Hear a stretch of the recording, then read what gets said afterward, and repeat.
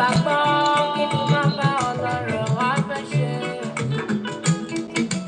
Lórí òtítọ́ ládùúró. Lórí òtítọ́ ládùúró lẹ́nu. Màá jálè tó.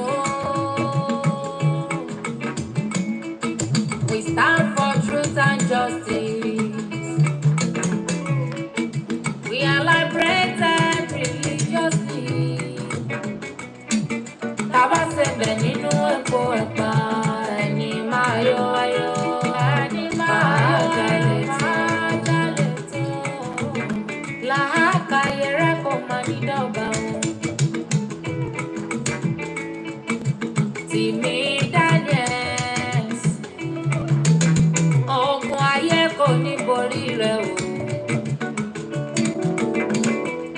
Ó máa ní tẹnu tó bí ọ̀wọ́. Ayé kò ní rí ẹ mú. Tìmí Daniels, ayé kò ní rí ẹ pa. Nítorí òtítọ́ ló gbé dání. Òtítọ́ ló gbé dání. Bá ṣe bọ́mọ náà èdìdì o. Èdìdì o. Ògo tó ń lọ èdìdì o. Rotimi Daniel. Èdìdì kò lè bàjẹ́. Èdìdì o. You speak truth, love and humanity over religions. Láàárín àwùjọ. Tìmí Daniels, ìwọ làwọn fẹ́. Ìwọ làwọn fẹ́. Ọmọ Ọlọ́run ọ̀gá ògo.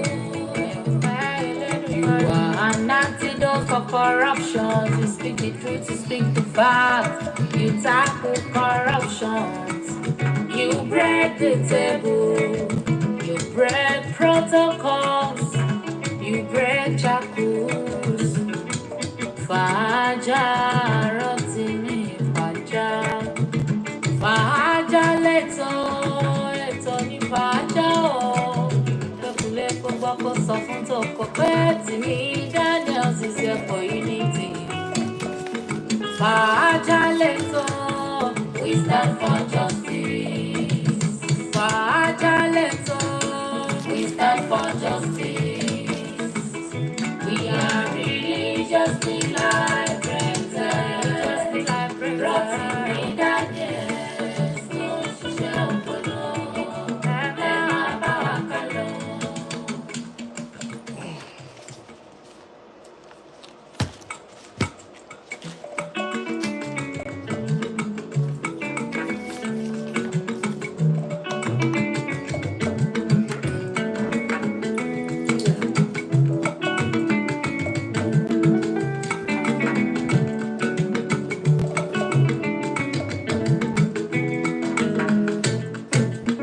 Fàájà lẹ́tọ̀, we stand for justice. We stand for justice over religion. Fàájà lẹ́tọ̀, we stand for justice. We are religiously liberated. Religiously liberated. Daniels ló ń ṣiṣẹ́ ọpọlọ. Ẹ bá wa ká o. Àwí kòkó lójú ọlọ́rọ̀. Akékaka létí ọlọ́rọ̀ kò gbọ́. Tọ́lọ́rọ̀ bá gbọ́ kí ni bàbá ọlọ́rọ̀ wá fẹ́ ṣe. Lórí òtítọ́ ládùúró lẹ́nu. Wàá jálè tó. We stand for truth and justice. Ẹ káàárọ̀, ẹ káàsán, ẹ káalẹ́ ní gbogbo ibi tí ẹ bá ti ń wò wá lénìí. A dúpẹ́ pé àwa la lọ níjọ́ náà lọ́hùn, àwa náà dẹ̀ la tún dé lénìí. Ọpẹ́ fún Elédùmarè. Ọba ò wí bẹ́ẹ̀ ṣe bẹ́ẹ̀, ọba ò ṣe èyí tó bá wù tí ò sẹ́ni tí ó bí. Tó jẹ́ wípé ọ̀rọ̀ àwa àti ẹ̀ bí ewúrẹ́ tó ń fẹsẹ̀ halẹ̀ ni. Kí ló fẹ́ folówó ẹ̀ ṣe?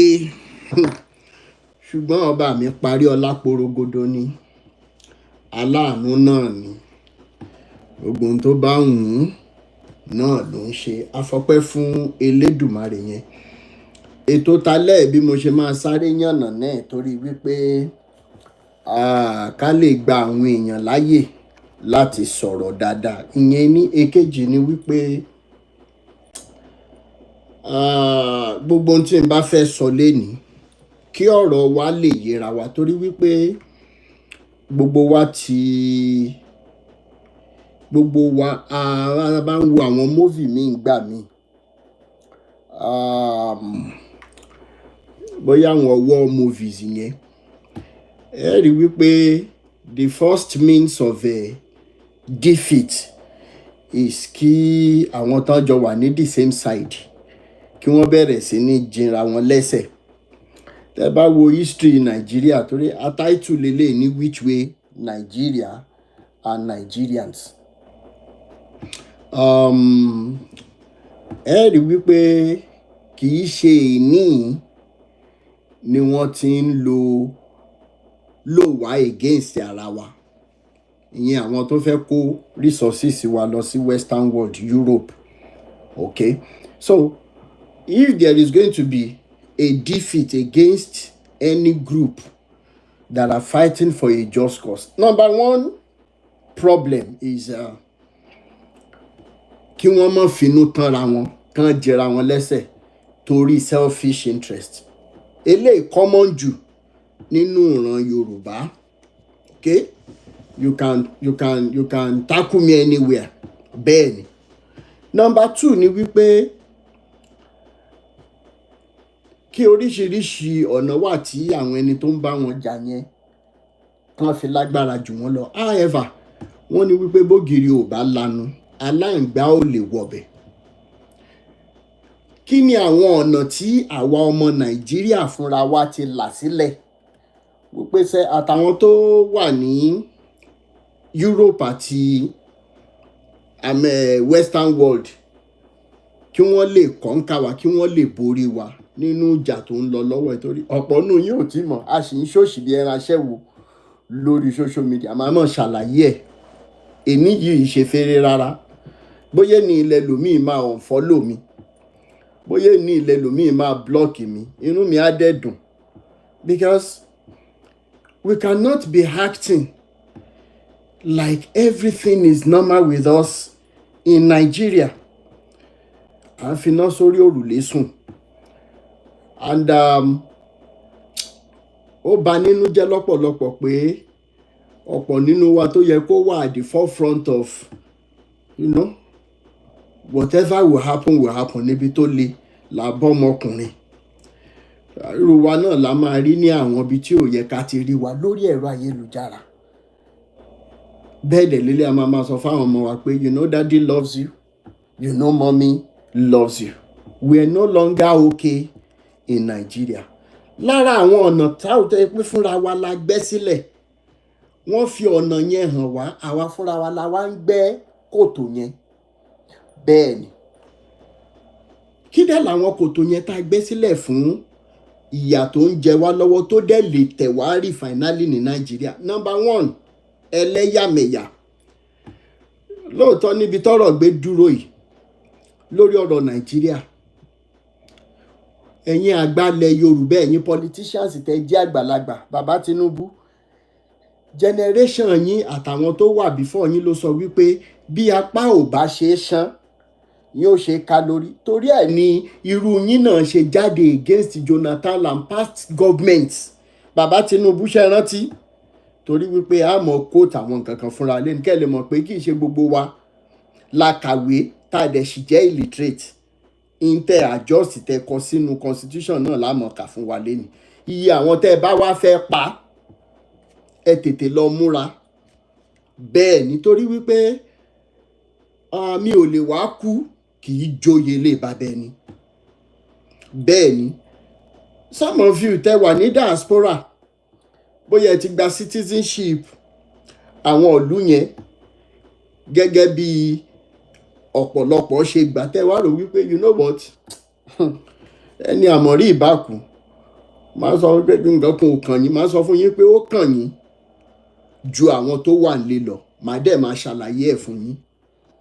Lọ́rọ̀ ẹlẹ́yàmẹ̀yà yìí, níbi tí ọ̀rọ̀ Nàìjíríà gbé dé dúró yìí, tá a bá wo nǹkan tó ń pè ní ìtàjẹ̀sílẹ̀ ní Nàìjíríà lénìí, any government of the world cannot fault anyone who is saying, you know what, because according to the definition of a nation, Nigeria is not a nation. Wọ́n mọ̀ọ́mọ̀ kó wa pọ̀ kí irú àsìkò ilé wa ni tí wọ́n fi pa wá tán. Unfortunately, they couldn't have been able to do that except by the acceptance of àwọn politicians wa tó jẹ́ wípé ìjọ ọ̀nà bá fẹ́, ìjọ Ògún bá fẹ́ mu ẹ̀jẹ̀ ni wọ́n bẹ̀rẹ̀ sí ní jáde látàsìkò yìí. Now, lẹ́yìn ẹlẹ́yàmẹ̀yà tí mo ti ṣàlàyé fún wa rí pé ṣé rí ẹ gbàgbé propaganda àti game tó ń play pé Haúsá ni o, Haúsá ni. Ọ̀pọ̀ nù wa gan ò mọ̀ yàtọ̀ láàrin Fúlàní àtàwùsá. Ẹ lọ wo history Nàìjíríà. Gbogbo àwọn tẹ́ ń pè ní Hausa president yẹn, they are actually not Hausas. They are actually from bóyá one tribe tí ò common ní Nàìjíríà, or majorly, predominantly the Fulanis. And that was why it is because that the politicians tó allege wípé ìjọba APC ni wọ́n kó àwọn Fulani herdsmen wọlé because they wanted to win election in 2015 at all cost. Tí mo dẹ̀ ti sọ fún wa rí wípé Jonathan Grant interview kan, gbogbo tí mo ń sọ yìí ó wà lórí social media, wípé ìjọba Obama, former president of US, ó lọ́wọ́ sí gbogbo géèmù tí wọ́n play yẹn. And you're going to be wondering, why is the US always interested in all of these things tó ń ṣẹlẹ̀ ní Africa with all this propaganda? Wọ́n wá ń wò wá láwò sunkún, àwa tó ń fi propaganda yẹn pa à ń wòra wa láwò rẹ́rìn. Nípa ẹlẹ́yàmẹ̀yà, ẹ̀yin tẹ́ ẹ̀ bá tí ì lọ sí North rí, ẹ jẹ́ n ṣàlàyé fún yín. Tí n bá tayé wá, tí n bá ní Buff Boys, thank you so much for subscribing me. Tí ẹ mọ̀ bọ́n ṣe ń ṣe yẹn náà lórí YouTube. Thank you so much. I just saw the comment now, or notification. Thank you so much. Now, what am I saying? Ẹ̀yin tí ẹ bá tí ì lọ sí North rí, mò ń sọ wípé tí n bá máa tún ayé wá, tí n bá ní opportunity àti dúró síwájú Elédùmarè, ibo ló fẹ́ yà sí, màá mọ̀ sọ fún yín lẹ́ẹ̀mẹwẹ̀wá. Tán bá béèrè lọ́wọ́ mi lẹ́ẹ̀mẹwàá, màá mọ̀ sọ fún yín lẹ́ẹ̀mẹwẹ̀wá yẹn wípé ilẹ̀ Haúsá ni mo fẹ́ lọ. Torí wípé mo wà ní Kano, mo wà ní Bauchi State ní 1997, 98, 99. Mo gbé láàrin àwọn tó ń pè ní Haúsá dáadáa. Ẹni tó bá ti gbé bẹ́ẹ̀ rí, ẹjọ́ ẹ wá já mi ọ̀rọ̀ tí mo fẹ́ sọ pé they are still the most peaceful and straightforward tribe in Nigeria. In tí wọ́n ní ṣe, wọ́n ní sọ fẹ́ pa wọ́n máa ṣe. Ẹ lọ find out. Thank you so much, Maurice Kojo. Ìyẹn number 1. Number 2 ni wípé àwọn ọ̀rẹ́ mi tí mo ní ilẹ̀ Haúsá ń gbà yẹn, ìjọ tí wọ́n bá máa, ìjọ tó kọ́kọ́ fẹ́ invite mi lọ́lé wọn, the guy Ibrahim Muhammad had 2 sisters. But torí bí èjì wá ṣe rí ngbà yẹn dẹ̀, nítorí wípé èmi gan fúnra mi ò fi bẹ́ẹ̀ kúndùn obìnrin, you know, we were very close. And torí wípé wọ́n ti trust mi dáadáa, I could come to their house. But mo notice pé wọ́n máa ń kọ nǹkan kan sí ẹnu ọ̀nà wọn. Wọ́n máa ń kọ báàṣìgá. Báàṣìgá means do not enter. So ìjọ tí n bá máa lọ sílé wọn, wọ́n á ti sọ fún mọ́mísí wọn. So the mọ́mísí will be inside her room. She will not come out. Tí n bá máa lọ 1 hour and bẹ́ẹ̀, for that period of 1 hour, she will not come out. Please, Sherry, live video ta fẹ́ ṣe lénìí, I want us to listen without distraction because we have a role to play in the way out. Ẹ má jẹ́ ká ṣe níṣe wípé ọ̀rọ̀ àwọn pásítọ̀ tá à ń sọ tá a dẹ̀ tún máa kúrò ń bẹ̀ tá à ní mú lò èní máa wà very important fún wa torí ẹjọ́ ẹ bá wa ẹ̀yin pásítọ̀ tẹ́ bá wà nulẹ̀ náà ẹ bá wa ṣíà ẹ̀ à ń bẹ̀ yín torí ọlọ́run inú bóòtù kan náà lájọ wà tá a bá wá ń jà tá a lọ gún bóòtù ní ọkọ̀ àti àdá tí bóòtù bẹ̀rẹ̀ sí ní jò gbogbo wa lájọ ń lọ o gbogbo ẹ̀yin àáfà tẹ́ bá wà nulẹ̀ ẹ má bá wa ṣíà ètò yìí gbogbo ẹ̀yin oníṣẹ̀ṣe tẹ́ bá wà nulẹ̀ ẹ má ṣíà ètò yìí toró kan gbogbo wa. Now wọ́n ní Báṣìgá and they were so honest to the extent that especially tó bá tó wá bá wọn jẹ túwó mọ̀ sára wọn túwó kìíní kan kẹjọ kọwọ́ bọwọ́ they see you as a brother. I am talking about the days when an Hausa person will not even remember that you are a Christian or you are one Ìṣẹ̀ṣe person or whatever. They just see you as a friend turned family. Emma Jamitin Bakparo. So our politicians made sure that they destroyed the general acceptance, which they themselves, àwọn olórí burúkú politicians yìí, àwọn náà ló fi sínú 99 constitution wọ́n dẹ̀ ṣì wà ń bẹ̀. So torí wípé kájà wá sọ pé wọ́n fẹ́ lo agbára wọn á mọ̀ kó tẹ̀ fún wọn ní kọ́tọ̀ lọ́pẹ́ ẹ̀yin olórí burúkú tẹ̀ sọ̀rọ̀ ayé the politicians in Nigeria táyé yín máa bàjẹ́ tọmọtọmọ both home and abroad. Kí ló wà nínú constitution tẹ káwọ́ sókè pé I swear and oath today to do this, to do that, to serve, to do this, to do that. Mo mẹ́yẹ bọ̀ lápò. Ọ̀nà míì tí wọ́n tún gbà níbẹ̀ and of course tẹ́ bá sọ pé Igbo èmi tẹ́ ń wò yìí èmi lẹ́jẹ̀ Igbo lára bàbá ìyá tó bí bàbá tèmi ọmọ Anambra State ni bẹ́ẹ̀ ni.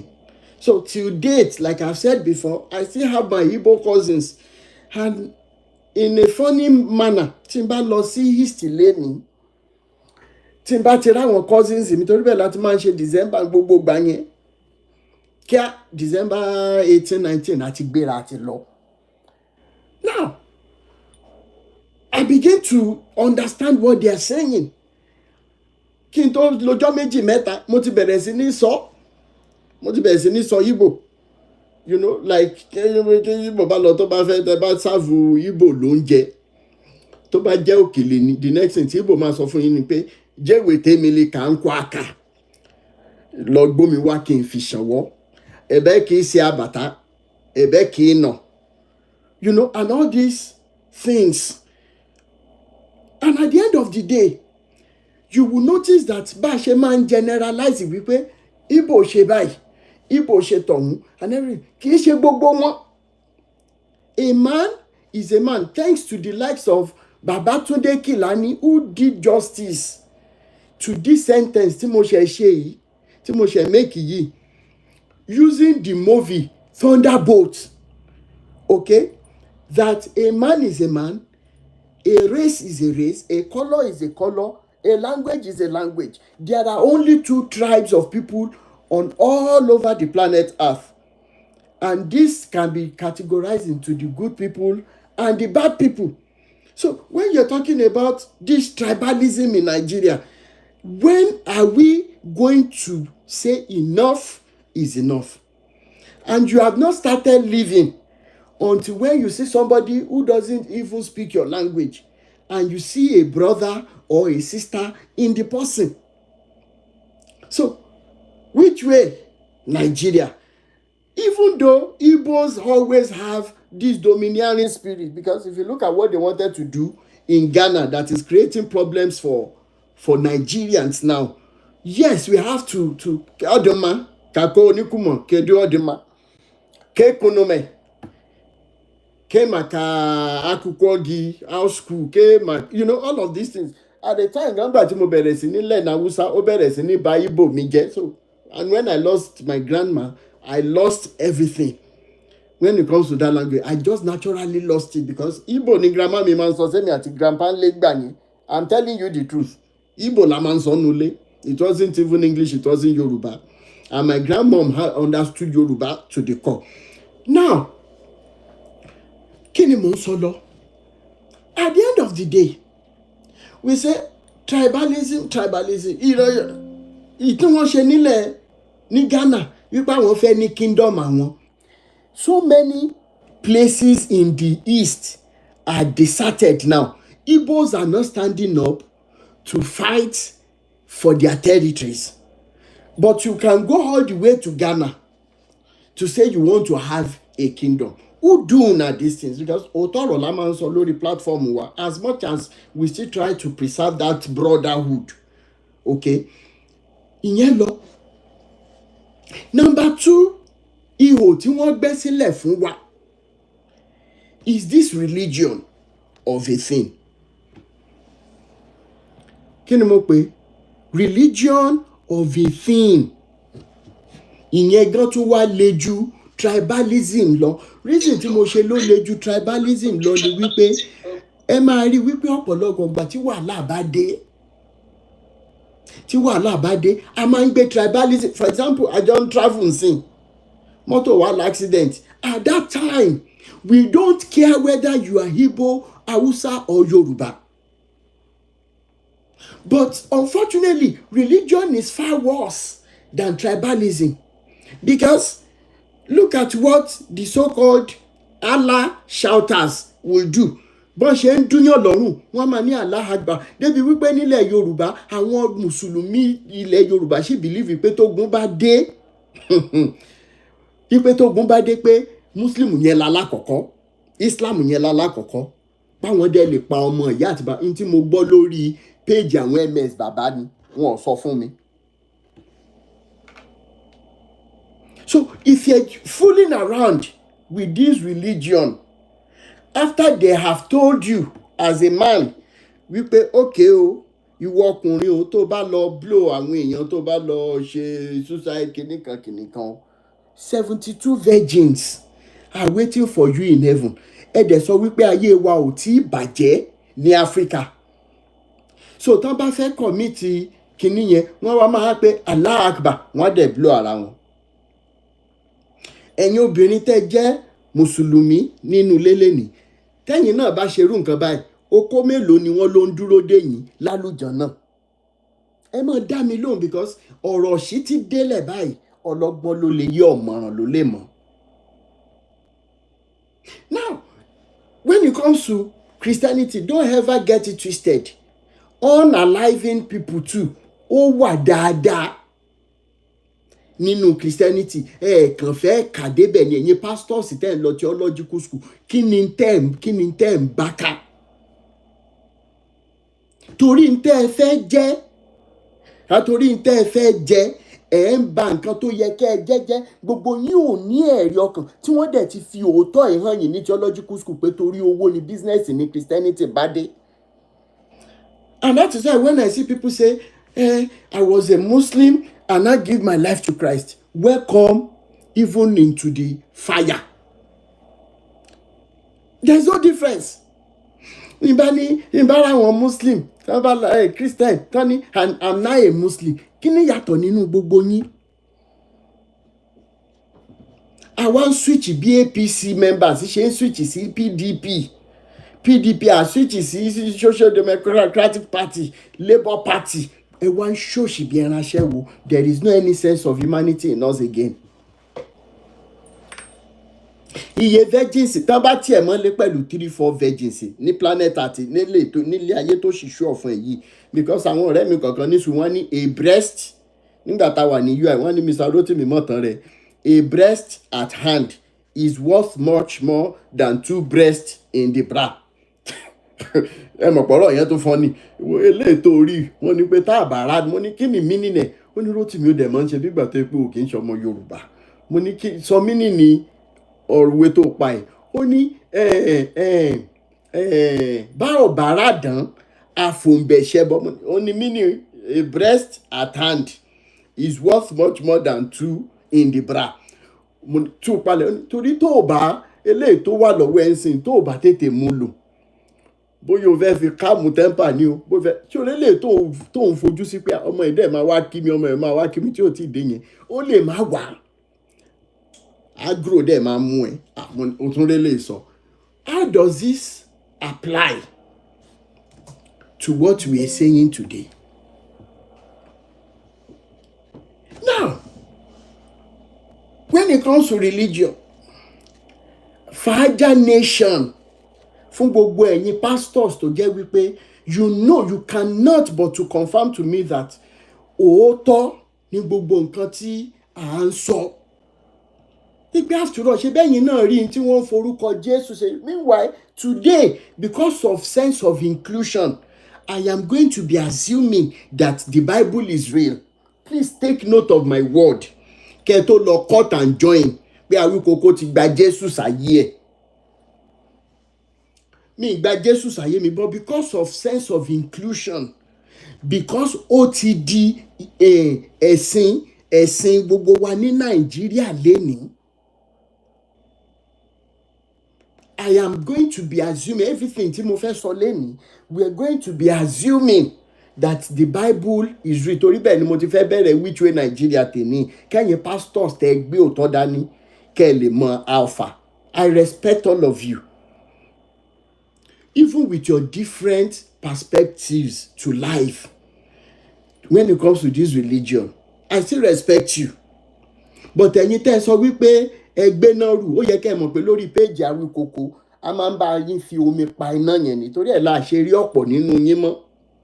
Torí ẹ̀ mọ̀ pé òótọ́ tá a gbé dání ò ṣe é dojúkọ.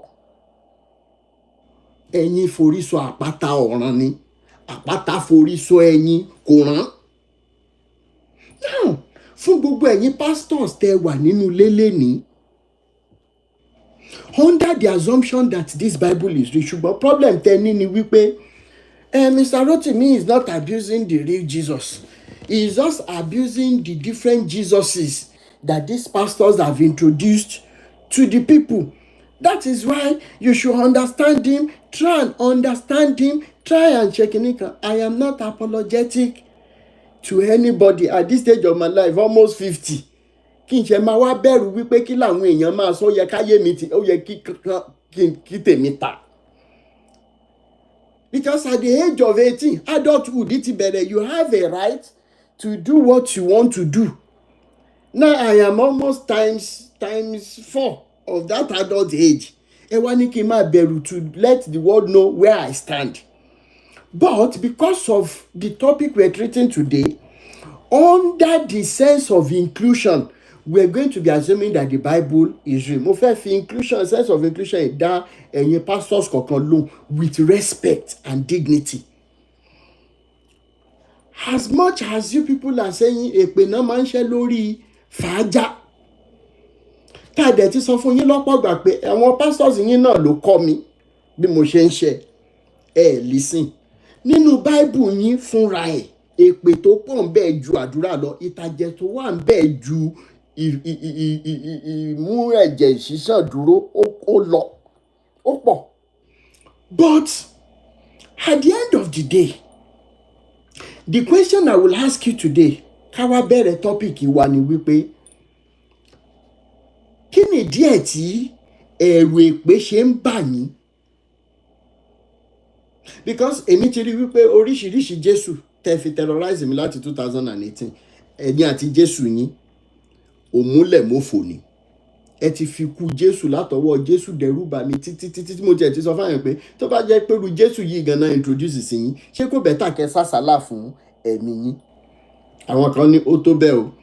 Recently gan lọ́dún ìṣẹ́ ti pàṣẹ olówó kéré ṣe rántí, ó ní Jésù sọ wípé 4 weeks lòun fún mi kí n fi apologize sí àwọn bàbá tó ń forúkọ òun tán fi ń jalè, tán fi ń gba pátá nídìí ọmọlọ́mọ, tán fi ń bàbèjì sùn. Ẹ̀dẹ̀ ní Nàìjíríà máa dà, a ṣẹ̀ṣẹ̀ bẹ̀rẹ̀ ni. Lẹ́yìn 4 weeks yẹn mo ṣe fídíò fún bàbá mi ìrímọ́ lórí app mi. So how can you be terrorizing people with the same name that you say it is a name, it is a saving name for the whole world, but in Nigeria we use it to terrorize? Ẹ wá là ń ṣépè fún Jésù, ẹ là ń ṣépè fún yín. Ẹ jẹ́ ká wá lọ fìdí èpè yẹn múlẹ̀. Torí ẹ̀yin àgbàlẹ̀ lọ́lẹ̀ sọ wípé ogun ló ń ṣi ni kó, èpè ò kì í ṣi ni jà. There was a story in the book of Numbers mo máa paraphrase because of time. There was a story in the book of Numbers. The children of Israel, they were passing by when they were sojourning from ibi tọ́lọ́run wọn sọ wọ́n sí lóko ẹrú ní Egypt. Wọ́n lọ sí ilẹ̀ ìlérí tó promise wọn, níbi tán ti máa lọ lé àwọn ẹni ẹlẹ́ni jáde. Okay, nínú story yẹn àwọn ọmọ Israel wá gba orí ilẹ̀ arákùnrin kan kọjá. Orúkọ arákùnrin yẹn ń jẹ́ Balak.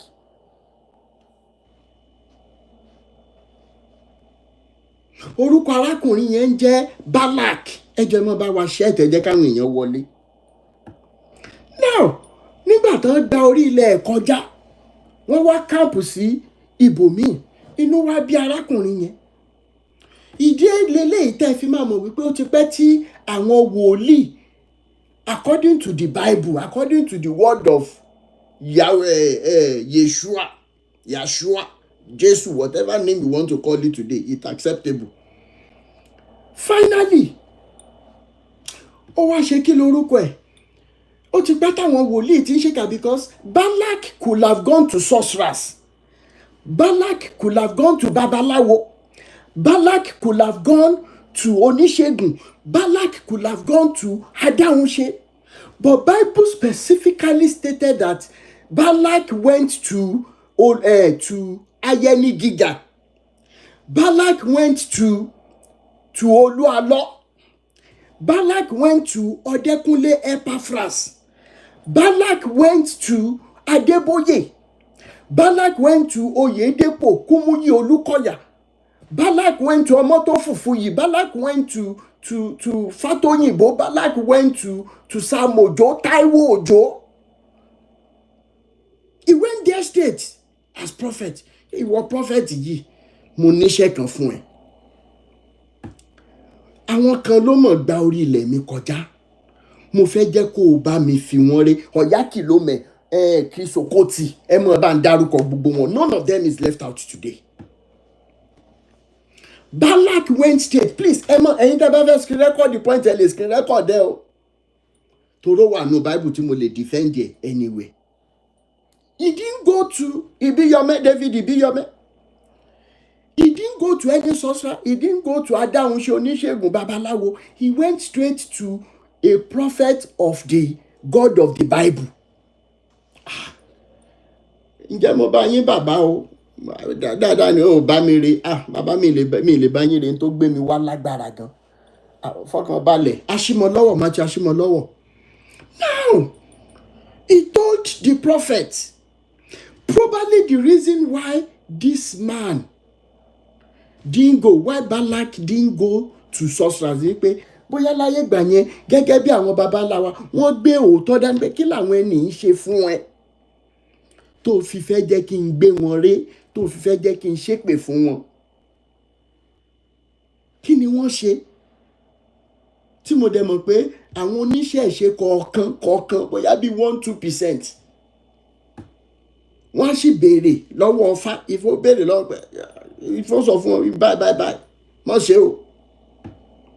But he went straight to prophet because ó mọ̀ pé owó lásán ni prophet àtọlọ́run prophet nílò.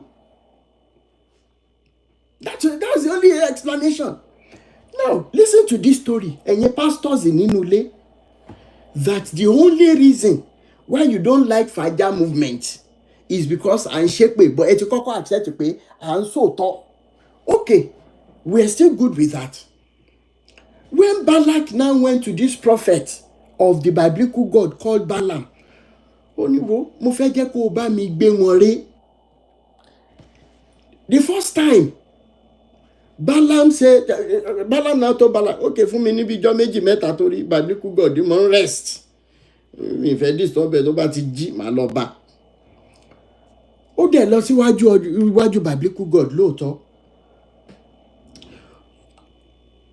Jerímóyámà, ó gbé tùràrí lọ. Jerímóyámà, àwọn áńgẹ́lì kún fàyọ̀ lọ́run. Biblical God wá dìde, eriwoyà.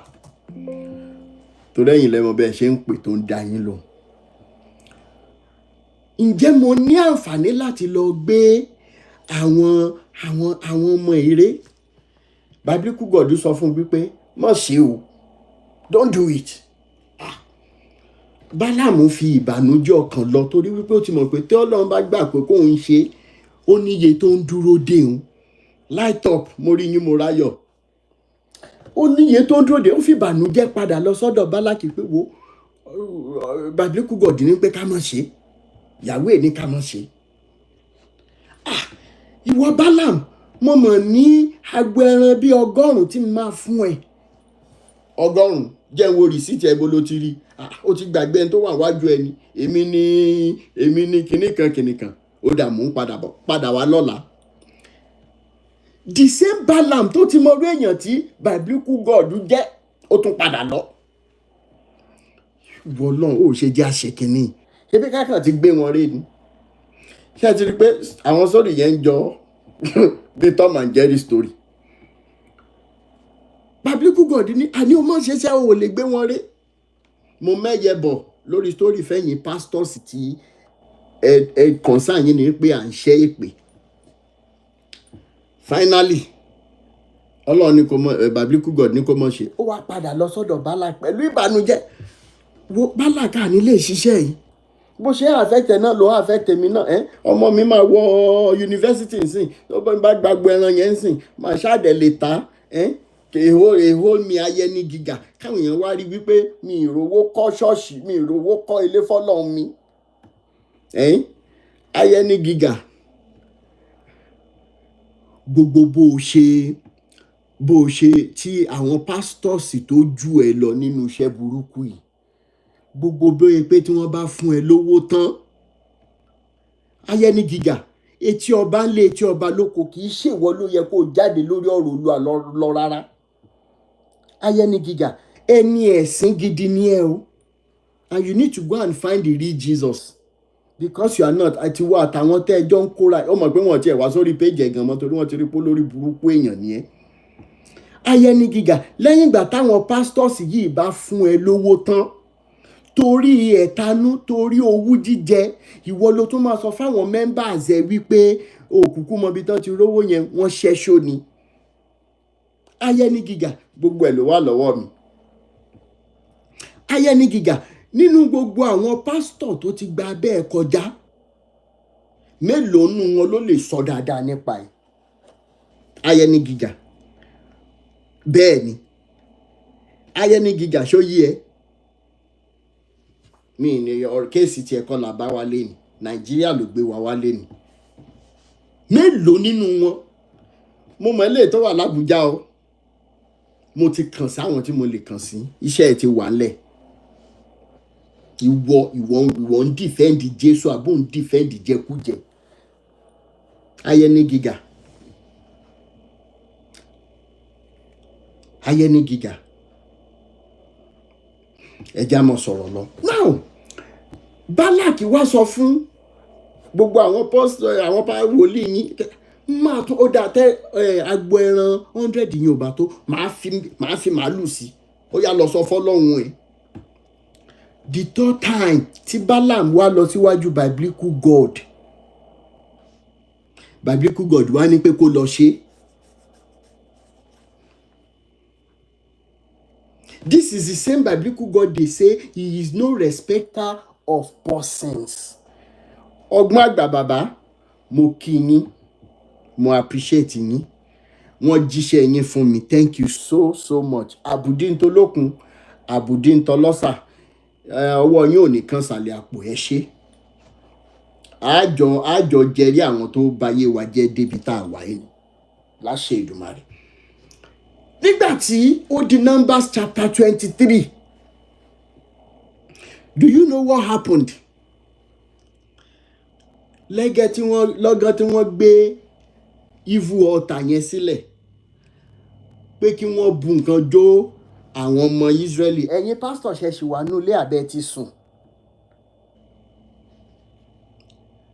Immediately that Balaam will open his mouth to start cursing the Israelites. Instead of curses coming out, do you know what happened in Numbers 23 verses 8 and 9? Immediately told them, how can anyone curse whom God has not cursed? How can anyone defile whom God has not defiled? Tó bá jẹ́ pé lóòótọ́ lẹ mọ Bíbélì, tẹ́ ẹ lọ theological school, tẹ́ ẹ sì gbàgbọ́ nínú Ọlọ́run Bíbélì, tẹ́ ẹ gbàgbọ́ nínú àwọn miracles yìí. Kí ni reason tí ẹ fi ń bẹ̀rù èpè tí arúkòkò ń gbé yín ṣẹ́?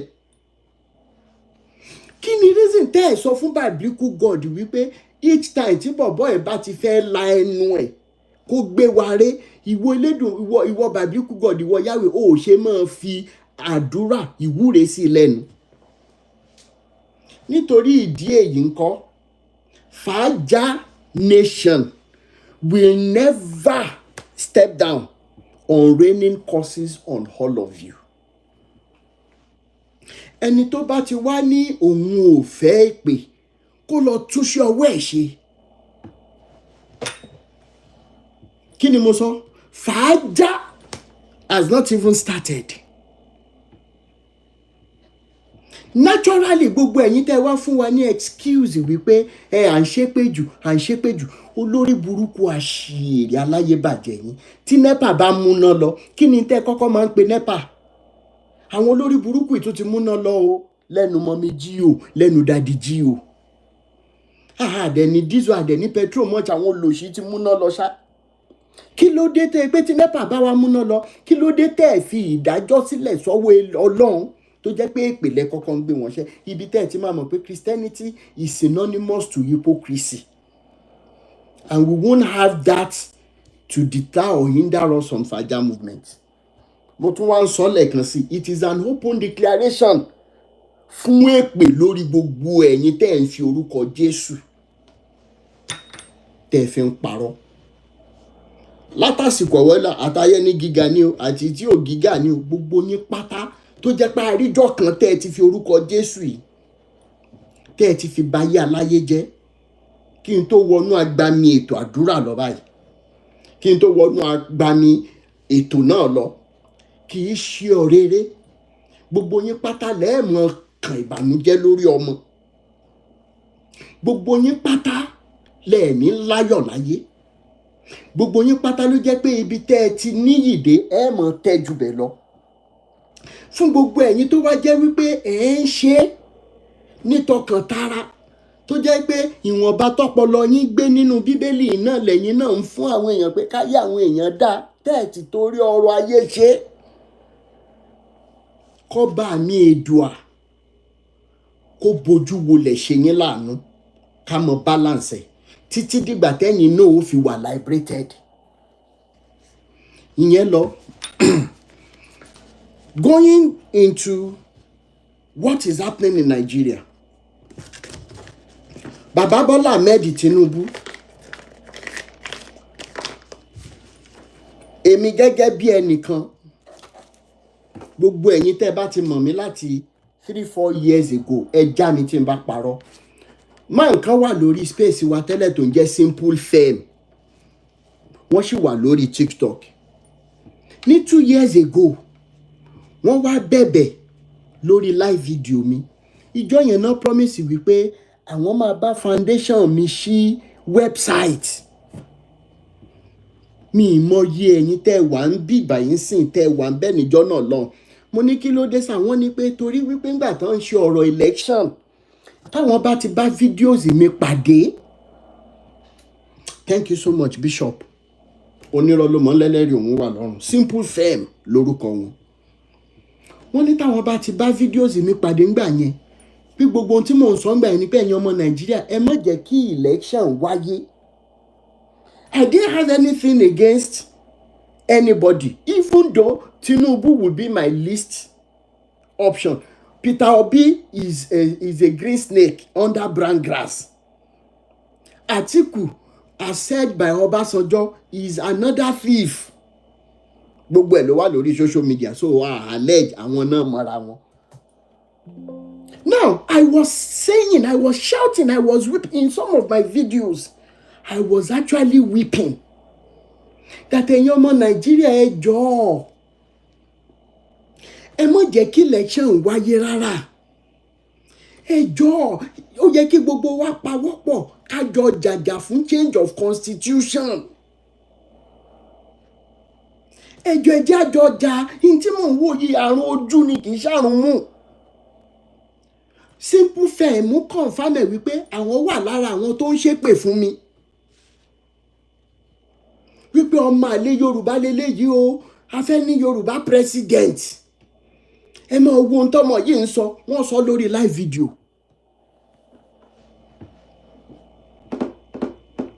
Wọ́n ní ṣùgbọ́n gbà tí election wá dé tó lọ, tí wàhálà kan ṣẹlẹ̀, tí wọ́n ti rí bọ́jọ́ láṣẹ máa rí lórí ọ̀rọ̀ election ìtàn ṣe. Ipa wọn ṣe ẹ̀wà gbá yìí pé àṣòótọ́ lọmọ yìí ń sọ. Wọ́n wá ní pé ṣùgbọ́n gbogbo owó, gbogbo èpè tí ń bá ṣẹ́ fáwọn tó dìbò ọ̀ tó jẹ́ kíbò wáyé, wípé ẹ̀rí ọkàn máa ń jẹ́ àwọn pé kí n jọ kí n foríjì àwọn ọmọ ní ọ̀dọ̀ Ọlọ́run ní ìforíjì wà.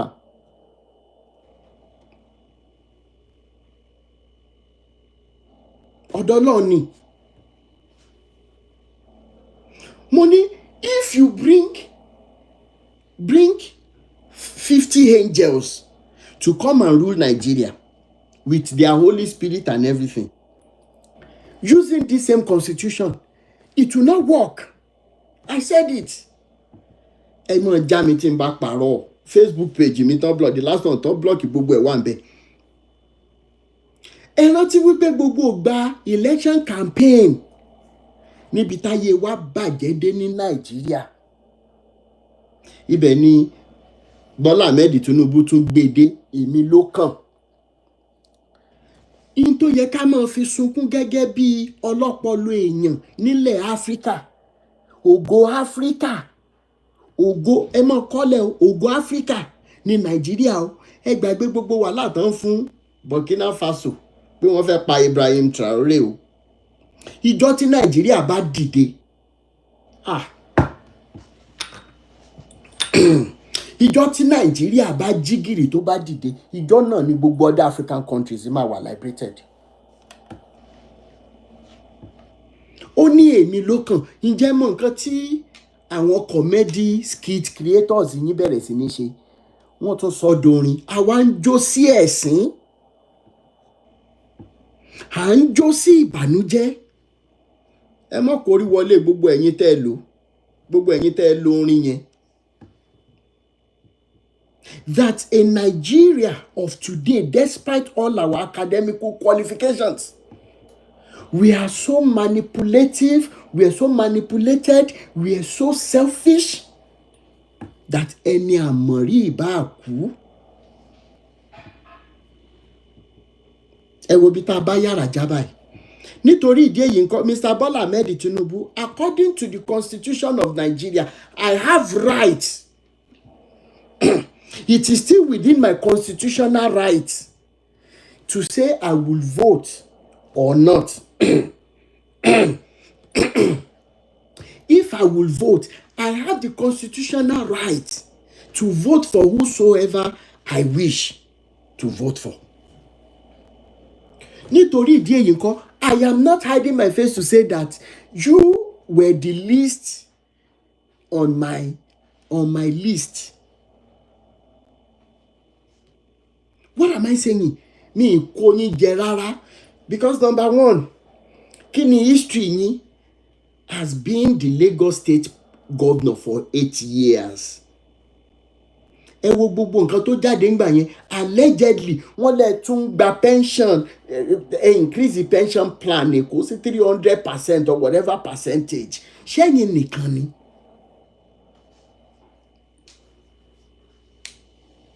Ẹ ń gbà, ẹ dẹ̀ tún máa gbà ti federal government. Ẹ wá wo Èkó tí wọ́n lè sọ di small London.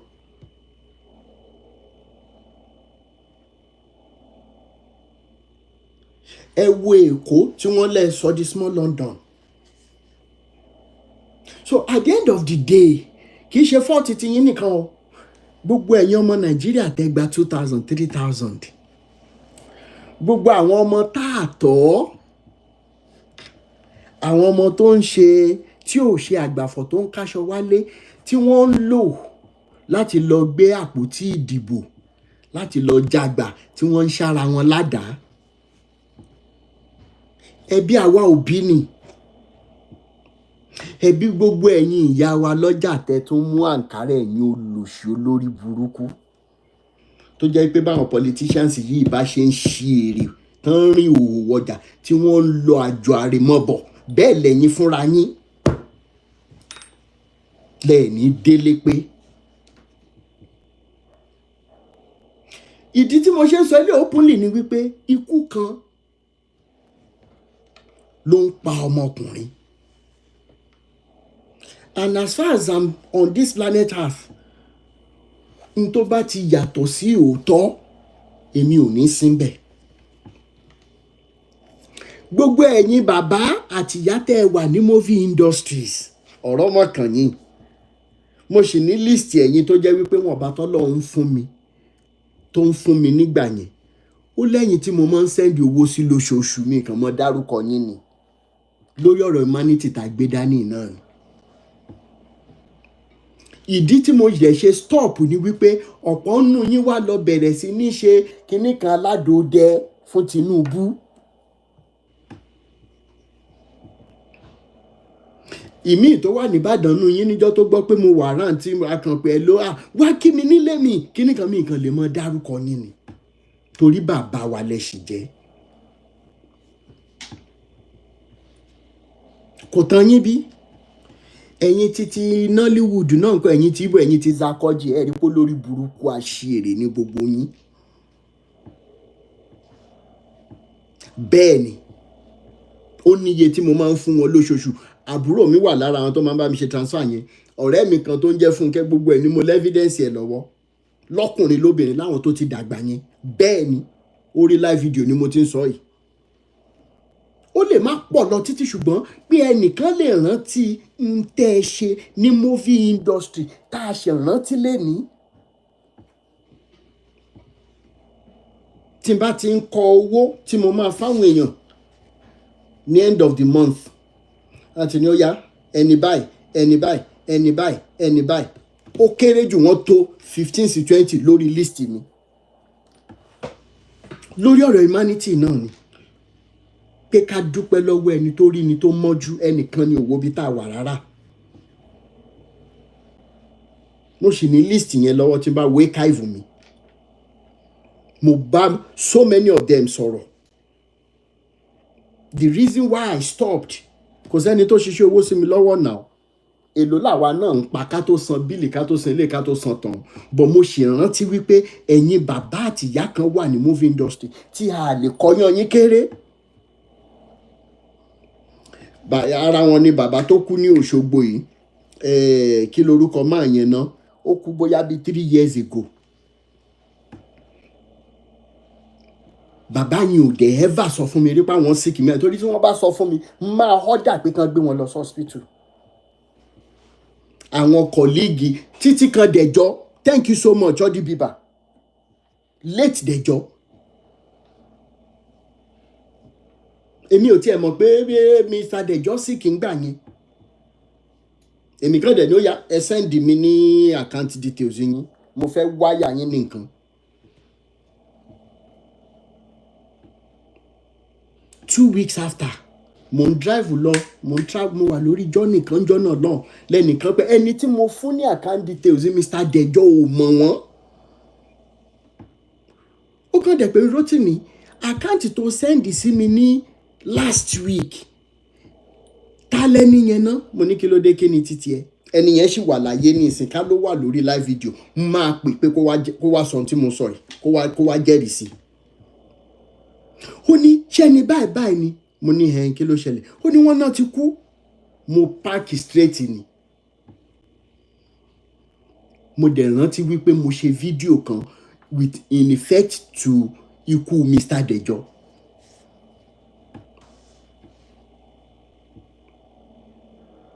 Bẹ́ẹ̀ ni náà kí là ń sọ lọ, gbogbo yín dìde ẹ sọ wípé irọ́ ọmọ wa ló kú o, ọmọ ẹni ò ní ṣèdí bẹ̀bẹ̀rẹ̀ ká filẹ̀kẹ̀ sídìí ẹlòmíì.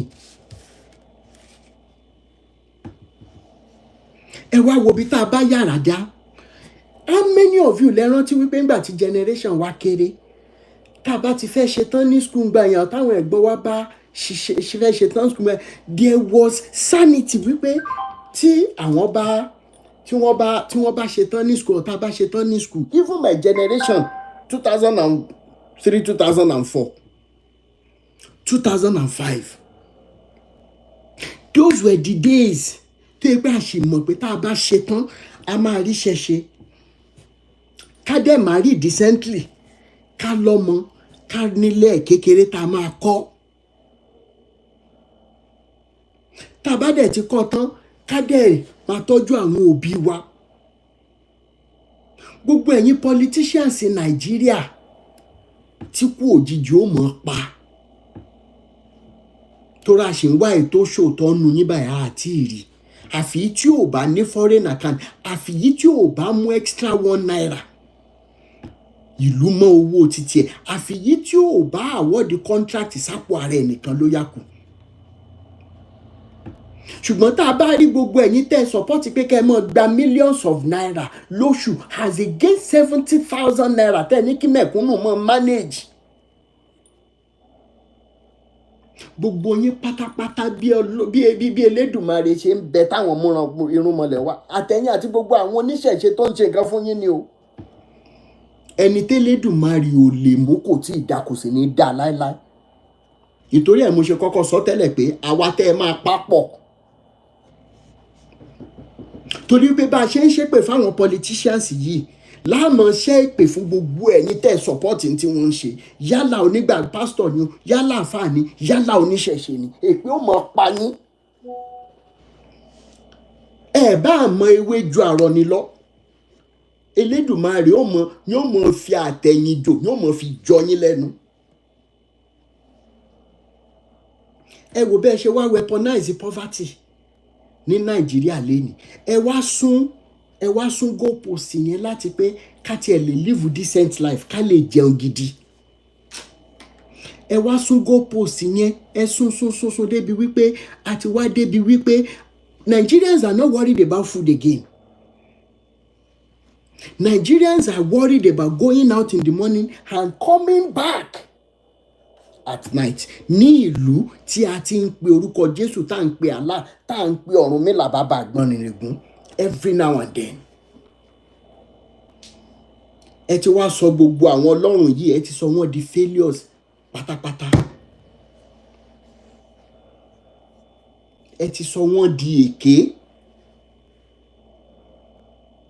What exactly are Nigerians asking for that we do not deserve?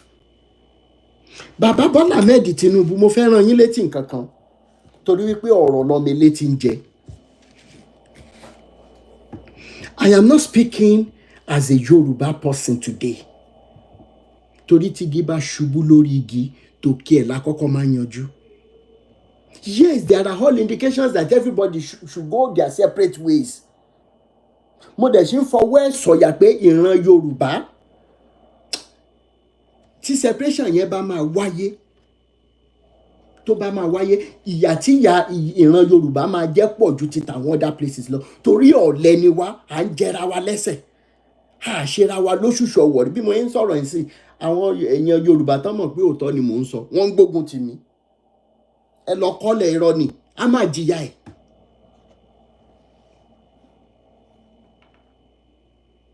A máa jìyà ẹ̀. Kọ́mọ ọlọ́mọ tó gbérí sókè pé òun fẹ́ ṣe nǹkan báyìí, kò ṣe é fún ara ẹ o. Ẹ̀yin ìran Yorùbá ẹ̀ náà lẹ máa dìde, lẹ máa ní kí ló ń ṣe, ṣóun nìkan ni, ṣé wọ́n ṣépè fún yín ni? Ṣé wọ́n ṣépè fún yín ni? Tán bá tiẹ̀ wá ṣépè fún ìran Yorùbá pé ká kú sígbó, àwa náà tún wá fẹ́ ṣègbọ̀nsẹ̀, à ń kọ̀dí sí inú igbó, à kọ̀dí sí títì. Òótọ́ ọ̀rọ̀ délẹ̀ ká sọ fúnra wa lénìí. Bàbá Bọ́lá Ahmed Tinubu, wọ́n ní ọ̀rọ̀ lọ́mọ ilé tí jẹ, ẹ lè dàgbà títí débi wípé ìyà tó ń jẹ wá yìí ká má lè sọ̀rọ̀, àwọn tẹ́ kàn máa pa ló pọ̀.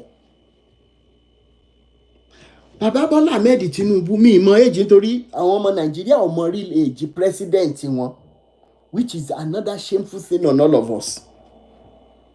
A generation, a nation that exalts the office of thugs in federal offices when graduates are roaming the streets. Bàbá Bọ́lá Ahmed Tinubu. Everybody máa jẹun sókè. Wọ́n ní ẹni tí ò nírú ẹni ò lè mọyì ẹni. Àní history yín, àmọ́ àwọn mate yín, àmọ́ anybody. Ẹ̀yin náà lẹ máa lẹ lọ school báyìí, ẹ̀yin náà lẹ máa ṣe báyìí. Bí mo yín sọ̀rọ̀ sí, mo ti ráwọn mate mi rí tó wá sórí live video. Tán láwọn àjọmọ́ra láyé UI.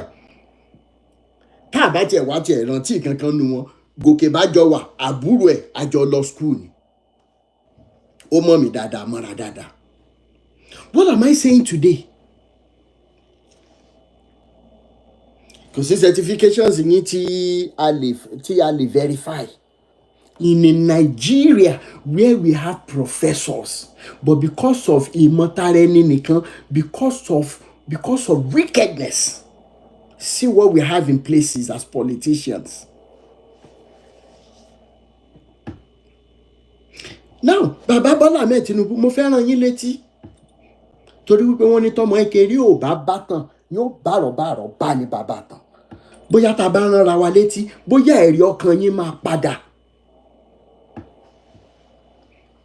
Ìyà ń jẹ ọmọ Nàìjíríà báyìí, ìtàjẹ̀sílẹ̀ pọ̀ tó báyìí, olórí burúkú àṣìírè yín ẹ ti ń gbètè pèrò 2027.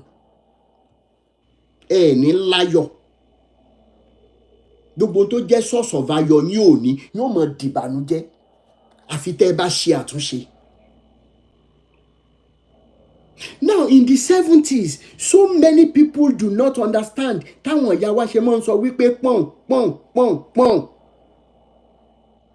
As I'm seated here today, I am speaking as a Nigerian, irrespective of the geological zone.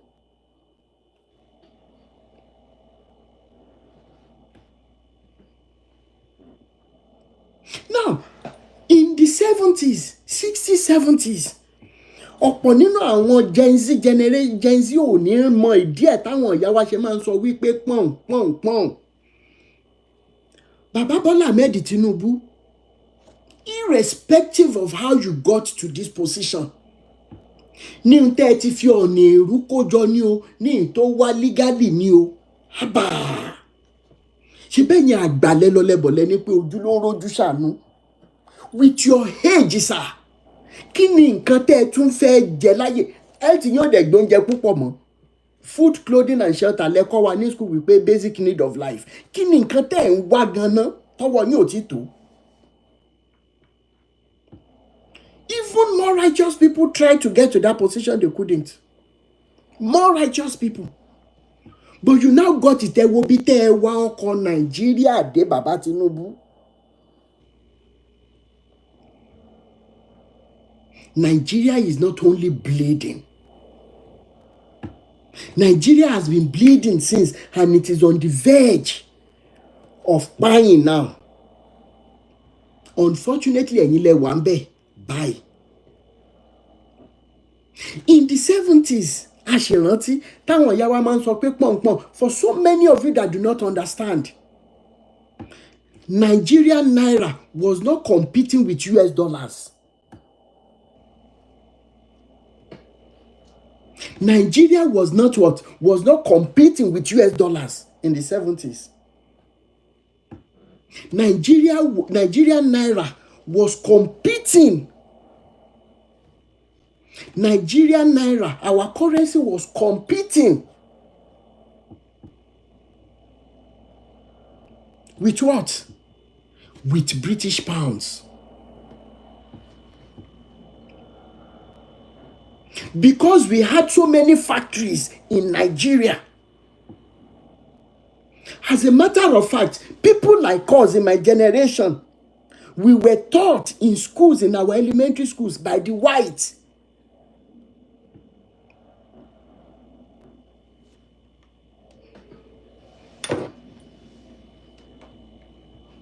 We were taught by the white. They were coming to Nigeria. So please don't get it twisted.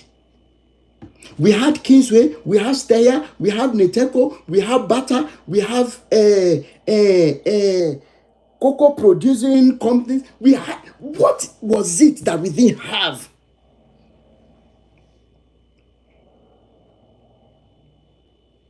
So at the end of the day, sir, ẹ̀yin àgbàlẹ́ lọ́lẹ́ ní wípé pápá ò bá ṣe san yóò ṣe ká lórí. The religious bodies are siphoning and are chopping companies raw. One jẹ companies using the pastors they put in positions with their evil teachings. Excite battery mi ní wàá yín tí sà. Leventis. Ẹ̀yin bàbá Tinubu yìí ẹ jọ̀rọ̀ Nàìjíríà. Ẹ wo bí tẹ́ ẹ bá Nàìjíríà jáde, olórí burúkú gbogbo yín wá ní oil blocks káàkiri allegedly bọ́n ti ń sọ bí ìròyìn ṣe ń jáde UTC. Leyland. Ẹ fẹ́ mú mi sunkún lẹ́nu. Those were the days that, how many of you lẹ rántí polo shirt kan báyìí tán máa ń tà pẹ̀lú jeans fáwọn ọmọ kéékèèké tó ní bíi dọ́lí lára báyìí? Àwọn ọmọ tó bá wọ̀ ń gbà yẹn olówó ni wọ́n. These people were coming to Nigeria to look for jobs.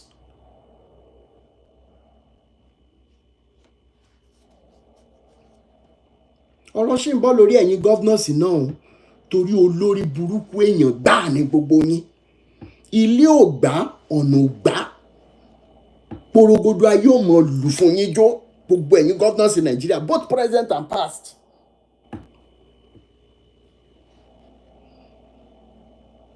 Láyé ìgbà tó jẹ́ wípé onípátá kan tán máa ń ṣe fún àwọn obìnrin gbà yẹn, mi mọ̀ bóyá ẹ rántí pé pátá yẹn tó ní kọ́lọ̀ rainbow báyìí ó lórúkọ tán máa ń pè é. Kí mo forúkọ pátá yẹn ṣe ná.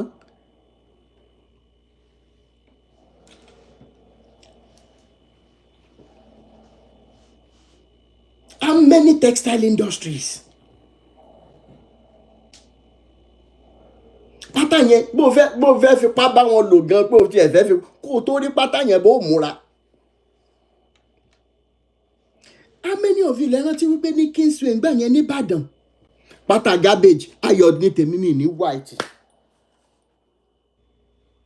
Unilever Leventis ní ọ̀nà Sango ń bẹ̀ yẹn ní Coca-Cola wọ́n ti sọ ọ́ di ibi tán ti ń ṣe church. Garbage. The cabbage dẹ̀ ni. Pátá yẹn strong báyìí ẹ ti mọ̀. Michelin tires, John Hoth, Oòduà textile, Oòduà investments.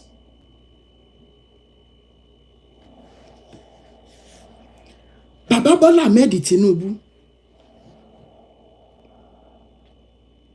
any opportunity kan to right whatever wrongs torí wípé tí ẹni tó rò pé òun lágbára tí wọ́n bá fẹ́ tì lu Elédùmarè, ìdí mẹ̀kúnnù yóò kọ́kọ́ mọ pàṣẹ pé kíyà mọ jẹ mẹ̀kúnnù ni. Yóò kọ́ mọ pàṣẹ pé gbogbo ohun tí ó mọ mú yà jẹ mẹ̀kúnnù ẹ̀ mọ̀ ṣe. Because tá a bá gba direction yìí, so many of us will not understand where we're coming from and what we're in time sọ lọ́wọ́lọ́wọ́ yìí. I remember predominantly àwọn white ló wà ní Àlàáfíà nursery and primary school tí mo kọ́kọ́ lọ láyé mi.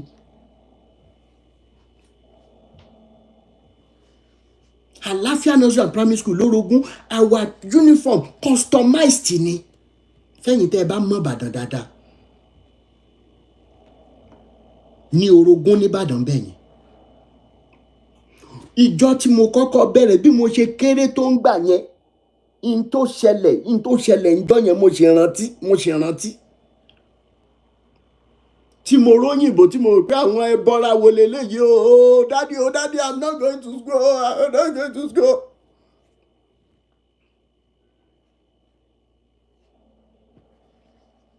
Till date àwọn expatriate tó wá sí Nàìjíríà in the 70s in the 80s tí wọ́n bá rí ẹ as Nàìjíríà wọ́n máa ń béèrè pé kí ló ń wá nílùú àwọn nínú òtútù yìí. ẹgbẹ́ mọ̀ já mi tí n bá parọ́. Bàbá Bọ́lá Ahmed Tinubu ẹ ti wà ní politics in Nigeria for how long? And look at where Nigeria is today.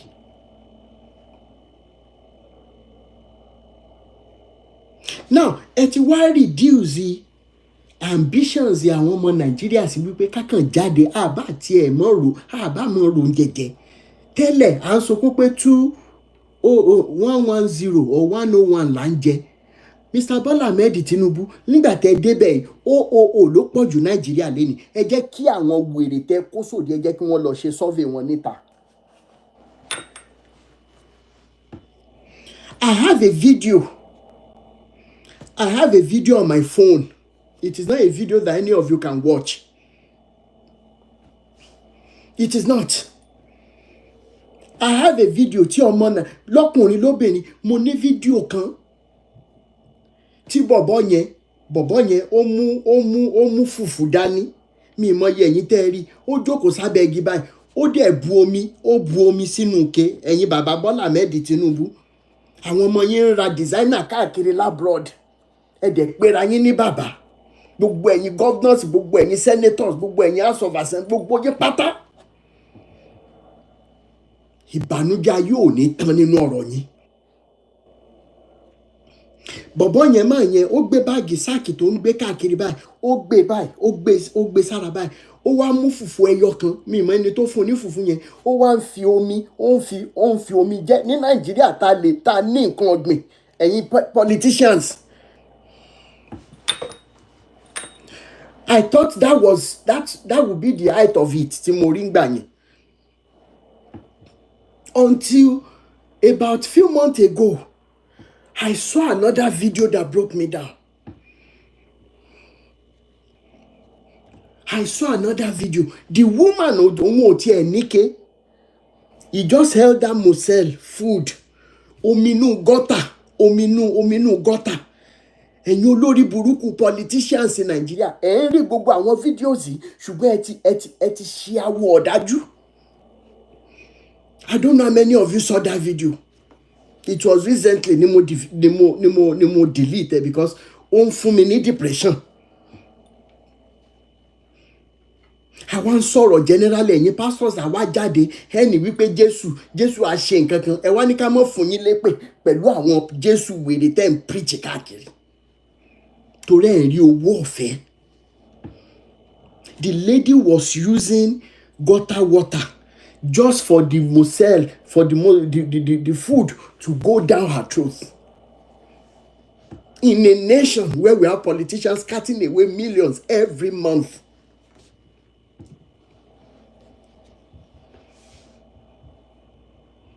Where politicians are having oil blocks pẹ̀lú àwọn family members in one.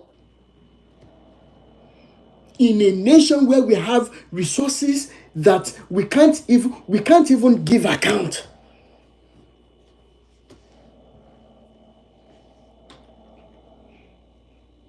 Now let's go back to policies ìtẹ́gbé sílẹ̀.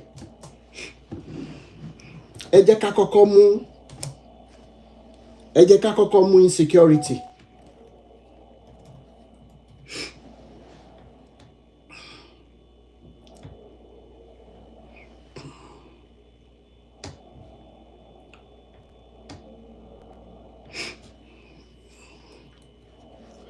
Mr. Bola Ahmed Tinubu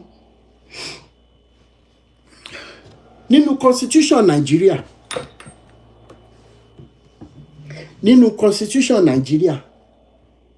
tẹ́ bá lọ sí chapter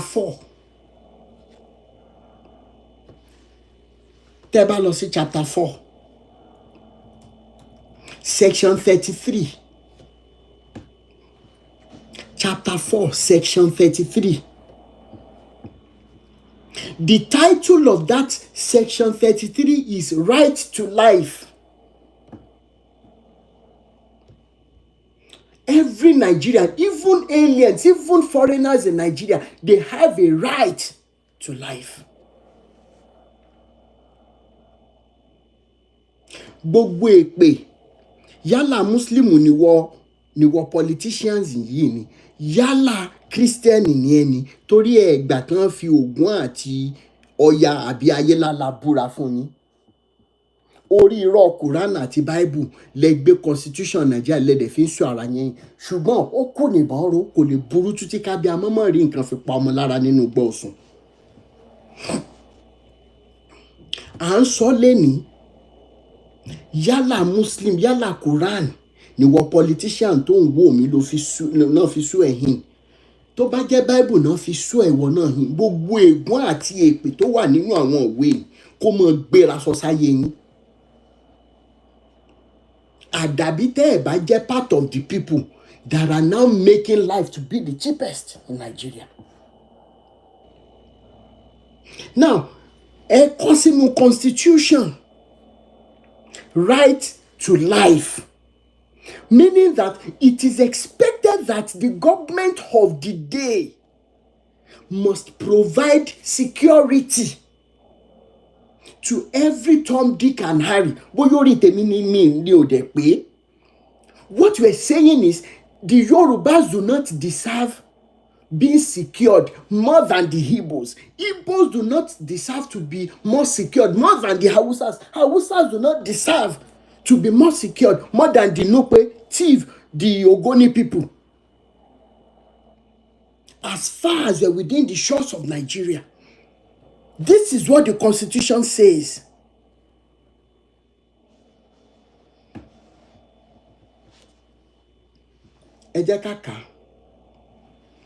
Every person, chapter 4, section 33. Chapter 4, section 33. 1. Every person has a right to life. No one shall be deprived intentionally of his life, save in execution of the sentence of a court in respect of a criminal offense of which he has been found guilty in Nigeria.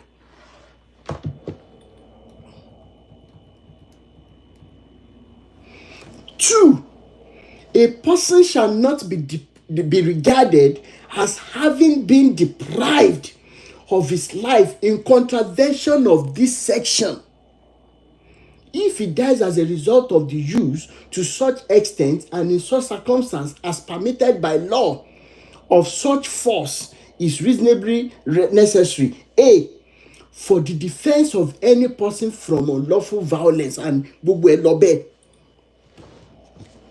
Torí àwọn ìyá wa àti bàbá wa tí ó kàwé, ó wà nínú ìwé òfin Nàìjíríà wípé any government whatsoever that comes into play must first and foremost provide security all over the nation.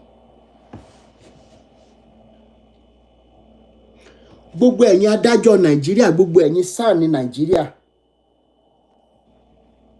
gbogbo yín pátá látòkè délẹ̀.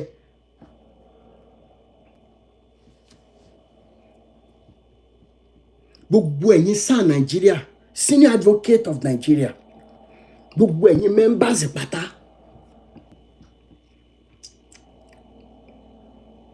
We are talking about right to life. How many people have you sentenced? Torí owó tán gbé fún yín. How many innocents are within the borders of Nigeria prisons? Àwọn ọmọ tí yín dẹ̀ wà labroad tí wọ́n ná owó ẹ̀jẹ̀. Nigeria judicial system. Èló ni wọ́n ń gbé fún yín lójoojúmọ́? Owó ìbànújẹ́ tẹ́ ẹ̀ ní ná. Owó tí ó mọ ti àwọn ọmọ yín sínú àgbàrá ẹ̀jẹ̀. Owó tó jẹ́ wípé àìsàn tí ó gbé yín dé apá owó ò ní ká. Bẹ́ẹ̀ ni. What exactly are Nigerians asking for? I want some right to life. Ó sì olórí burúkú yín dẹ̀ lẹ wà nídìí constitution yìí. Wọ́n fi yín jẹ oyè àwòdì ẹ lè gbé adìẹ. Does it mean that all Nigerians are now lacking conscience and anything goes as long as money is mentioned? Is that what you people are telling us? To the extent that àwọn tó bá tún wá fẹ́ sọ òtọ́rọ̀ maybe 1% or 0.5% tó bá fẹ́ sọ òtọ́rọ̀ ẹ̀ tún máa rán agbénipa pé kí wọ́n lọ pa wọ́n. Mo tún sọ lẹ́ẹ̀kan sí ìbànújẹ́ ò ní tán láyé gbogbo yín. Ẹ máa rí àwọn ọmọ yín láti èní lọ nínú àwọn situations tó ṣe wípé ẹ máa káwọ́ sórí sọkún lórí ọmọ, lórí ìyàwó, lórí àwọn girlfriend yín. Gbogbo àwọn girlfriend, gbogbo àwọn obìnrin tẹ̀ ń ná owó mẹ̀kúnnù lé lórí both home and abroad, wọ́n bẹ̀rẹ̀ sí ní wọnú làásìgbò látèní lọ. Àwọn ẹbí wọn ò mọ̀ fojú sunkún wọn, wọn ò mọ̀ kan wàhálà. Àwọn bàbá wọn ò mọ̀ fojú sunkún wọn, àwọn ìyá wọn ò mọ̀ fojú sunkún wọn. Wọn ò fi òbí lẹ̀ lọ sáyé gbogbo àwọn obìnrin yẹn pátá. Tí wọ́n mọ̀ pé ẹ̀ ń jí owó mẹ̀kúnnù, wọ́n dẹ̀ ń gbà lọ́wọ́ yín, ẹ̀ ń ra ilé fún wọn labroad, ẹ̀ ń ra mọ́tò fún wọn, ògùn ọmọ fẹ̀jẹ̀ wọn yílẹ̀. Ìní ò wá ní kú o as a result of accident, ṣùgbọ́n yóò wà nínú ìrora for years kó tó papòdà, tí ó mọ̀ rí wípé kò sí nǹkan kan láyé yìí. Bẹ́ẹ̀ dẹ̀ ni ó ṣe rí fáwọn ọmọ yín náà.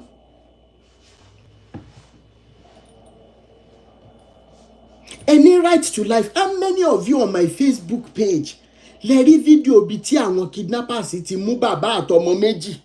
Àwọn politicians wa wọn ò dẹ̀ sọ nǹkan kan. How many of you lè rí fídíò bíi tí bọ̀bọ̀ kan ní even Abuja to Kogi lórí Federal Road, àwọn kidnappers wọ́n wọ army uniform, wọ́n fi ń kidnap àwọn èèyàn nínú ìjọba Tinubu.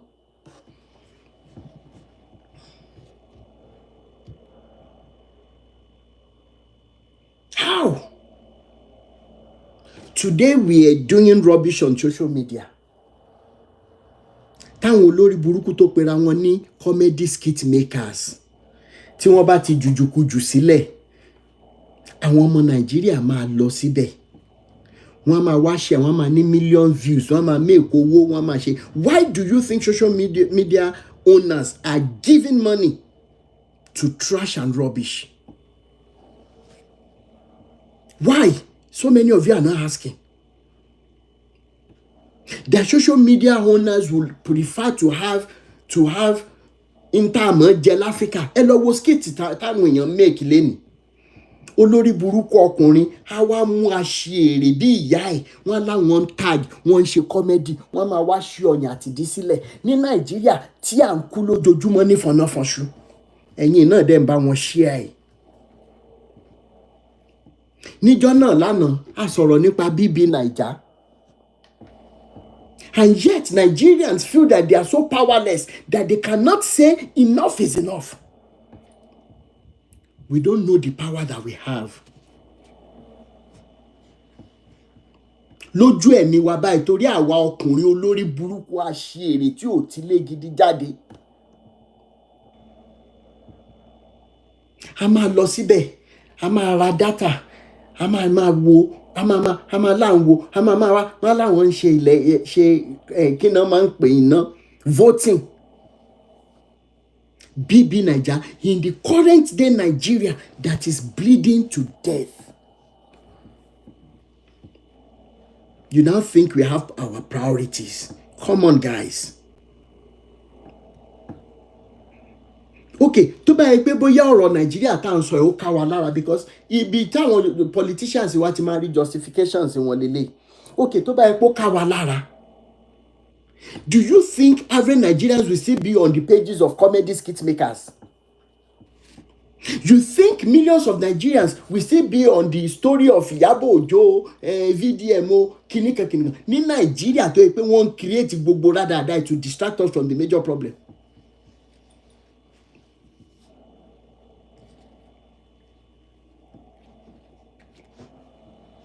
Ẹ wo bọ̀bọ̀ tí ó ń sin ẹja, olórí burúkú ẹ̀yin politicians, ẹ sọ wípé ọ̀lẹ ni wá. Bọ̀bọ̀ yẹn ò tún ṣe, kò jalè.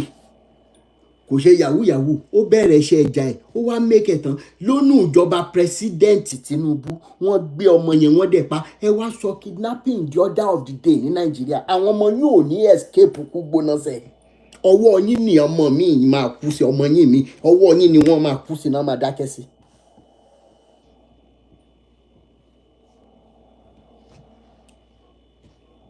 And some of you will say, hey, you're just talking. What have you added? What have you done for Nigeria? But ẹ má tiẹ̀ tí ì jẹ́ sọ yẹn. A sọ débẹ̀ nsìn. Ẹ jẹ́ ń gbé àwọn èèyàn wọlé. Way forward. Àwo kí lorúkọ ẹ̀? Àwo ẹ̀yin tẹ́ ẹ ṣì ń wo football, ẹ̀yin tẹ́ ẹ ṣì ń wo English Premier League or Spain League or La Liga or whatever. As Nigerians, you don't even know what you're doing to yourselves. Ṣọ́pọ̀ nù yín fẹ́ fẹ́ràn bọ́ọ̀lù tó mi ni. Ẹ jẹ́ káàbúrò mi wá sọ fún yín, èmi tí Chelsea bá máa play lọ́gànjọ́ òru kan ní pé eégún fẹ́ jáde ní àtẹ́gùn yẹn ó jọjà máa rọ́nà lọ. But when I traveled out, I saw how I was watching even these games, okay? How we empower them to be doing what they are doing to us. I told myself that day, no more. I will never be part of the people sponsoring the things that are happening to us.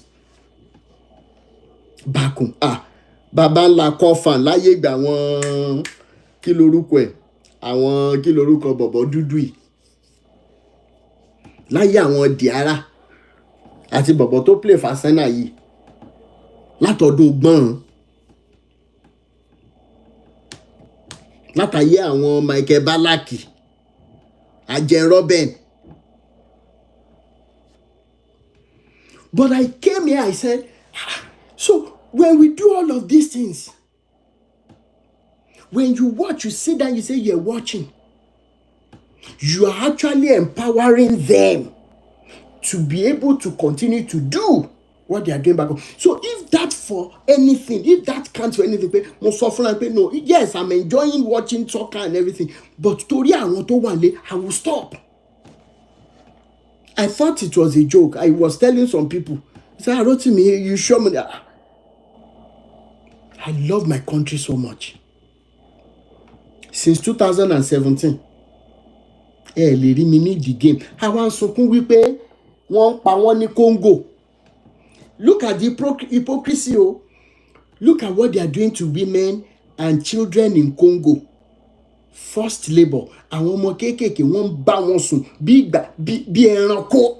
Have you imagined having your own daughter being treated that way? Can you put your own family members in the shoes? Yet African Union, United Nations, they are only but tools in the hands of Europe and Western world. Wọ́n máa wá sọ wípé World Cup tún wà. Africans will stand up and say they are going for World Cup. Ayé wa ti bàjẹ́ now.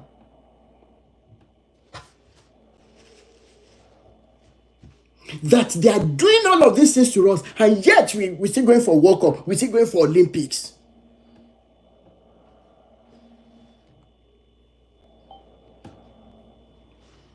Ọ̀rọ̀ mi lẹ́ni ó máa dàbí ọ̀rọ̀ àṣírí ni. But if I could say, you know what, if this is one way to sacrifice short-term enjoyment, short-term satisfaction, I'm giving them up for long-term liberation of Africa, Pan-Africanism, then so be it. Because each time you bring out that money to say you want to watch game, you are putting that money in their pockets to continue to sponsor whatever they are sponsoring in Africa. If you don't know, go and know. That's the truth. For some of you people that have asked me, hey, what have you done for Nigeria? In what way have you done? Mama Sofuni, if you're on Instagram, you want to call in, Mama Fuwalaye 3 minutes. Kale tètè yanjú program tèmi nítorí àwọn pastors yìí kan mọ́ rò pé bóyá ti lọ sinmi. kí n lọ gbéradì fún ọ̀la 3 minutes tó bá ti ń ju 3 minutes lọ màá mọ hand ẹ má bínú. If you're on Instagram, if you're on Facebook, if you're on YouTube and you want to contribute, even if you're on TikTok and you feel you don't want people to know who is speaking, the WhatsApp to hi me on, you first hi me that you want to contribute. The WhatsApp number is +234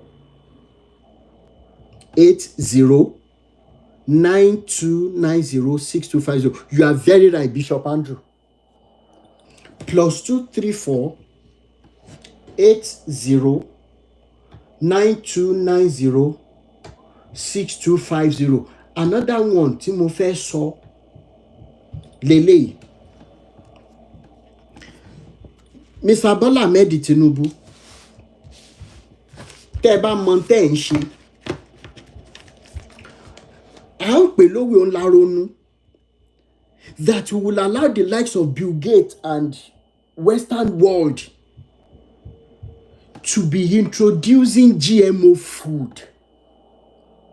Ẹ wá ṣe wá bí ìgbà tó yẹ pé àti ẹ̀ láwọn nutritionists láwọn agricultural scientists nílé mọ́.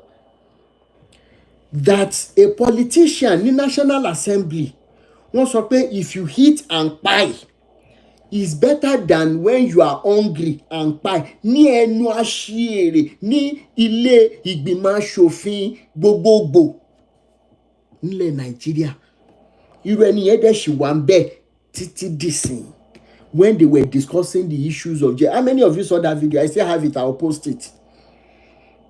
That a member of the National Assembly will say that it is better to eat and pie than dying in hunger. Àdẹ̀tí ìrí judiciary system tí ó pè lẹ́jọ́ pé in tó orí lọ́bẹ̀ tó wàrú ọwọ́ tó sọ̀rọ̀ ọ̀rọ̀ ìwà sọ níwájú nílé ẹjọ́. Ẹ̀yin EFCC olórí burúkú náà, ẹ̀yin náà máa wá mú àwọn yahoo boys káàkiri tẹ́ẹ̀dẹ̀ ń kó ìbọn tẹ̀lé àwọn politicians tó jẹ́ the greatest yahoo of all generations.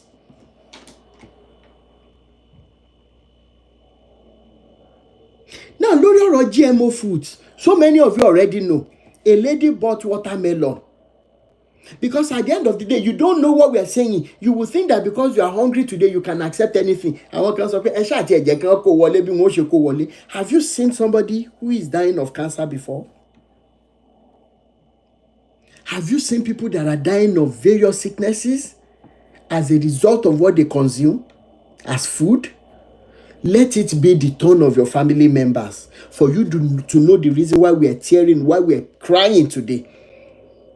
Now, if you give me one justification for introduction of GMO foods to Nigeria. How many of you have flown from Lagos to Port Harcourt before? If you have ever flown, láyé gbà àwọn Chachangi airline, láyé gbà àwọn Nigeria Airways, láyé gbà àwọn Sosoliso, àwọn airlines in 90s, early 2000, torí mi fly dáadáa ń gbà yín. Èmi ni máa ń lọ sáwọn branches wá káàkiri. Owó tí wọ́n bá pa tá a bá fẹ́ kàn gbé sí bank máa fly immediately. Abára ticket mo fly lọ nìyẹn. Tí n bá bá ẹ sọ̀rọ̀ lẹ́kọ̀ọ́ lẹ́nìí láàárọ̀ yìí, don't be surprised tí n bá bẹ sọ̀rọ̀ ní Port Harcourt lálẹ́. Àárọ̀ ọjọ́ kejì tí n bá sọ pé mo wà ní Kano, mo ti wà ní Kano. I had the pile up of those tickets lọ́wọ́ mi ń gbà yín. Bellevue airline, IRS, mo fly dáadáa. Now, there was one of the trips. We were flying from Lagos to Port Harcourt. Do you know what I saw? I saw thousands of hectares of oil palm plantation. The same oil palm tó jẹ́ kí Malaysia wà níbi tí wọ́n wà lẹ́nìí.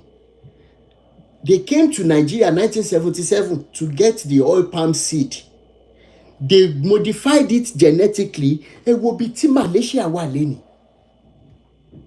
We had genetic scientists in Nigeria. What are they doing? Wọ́n ti di bus driver. Learned people are on the street. Illiterates are taking over the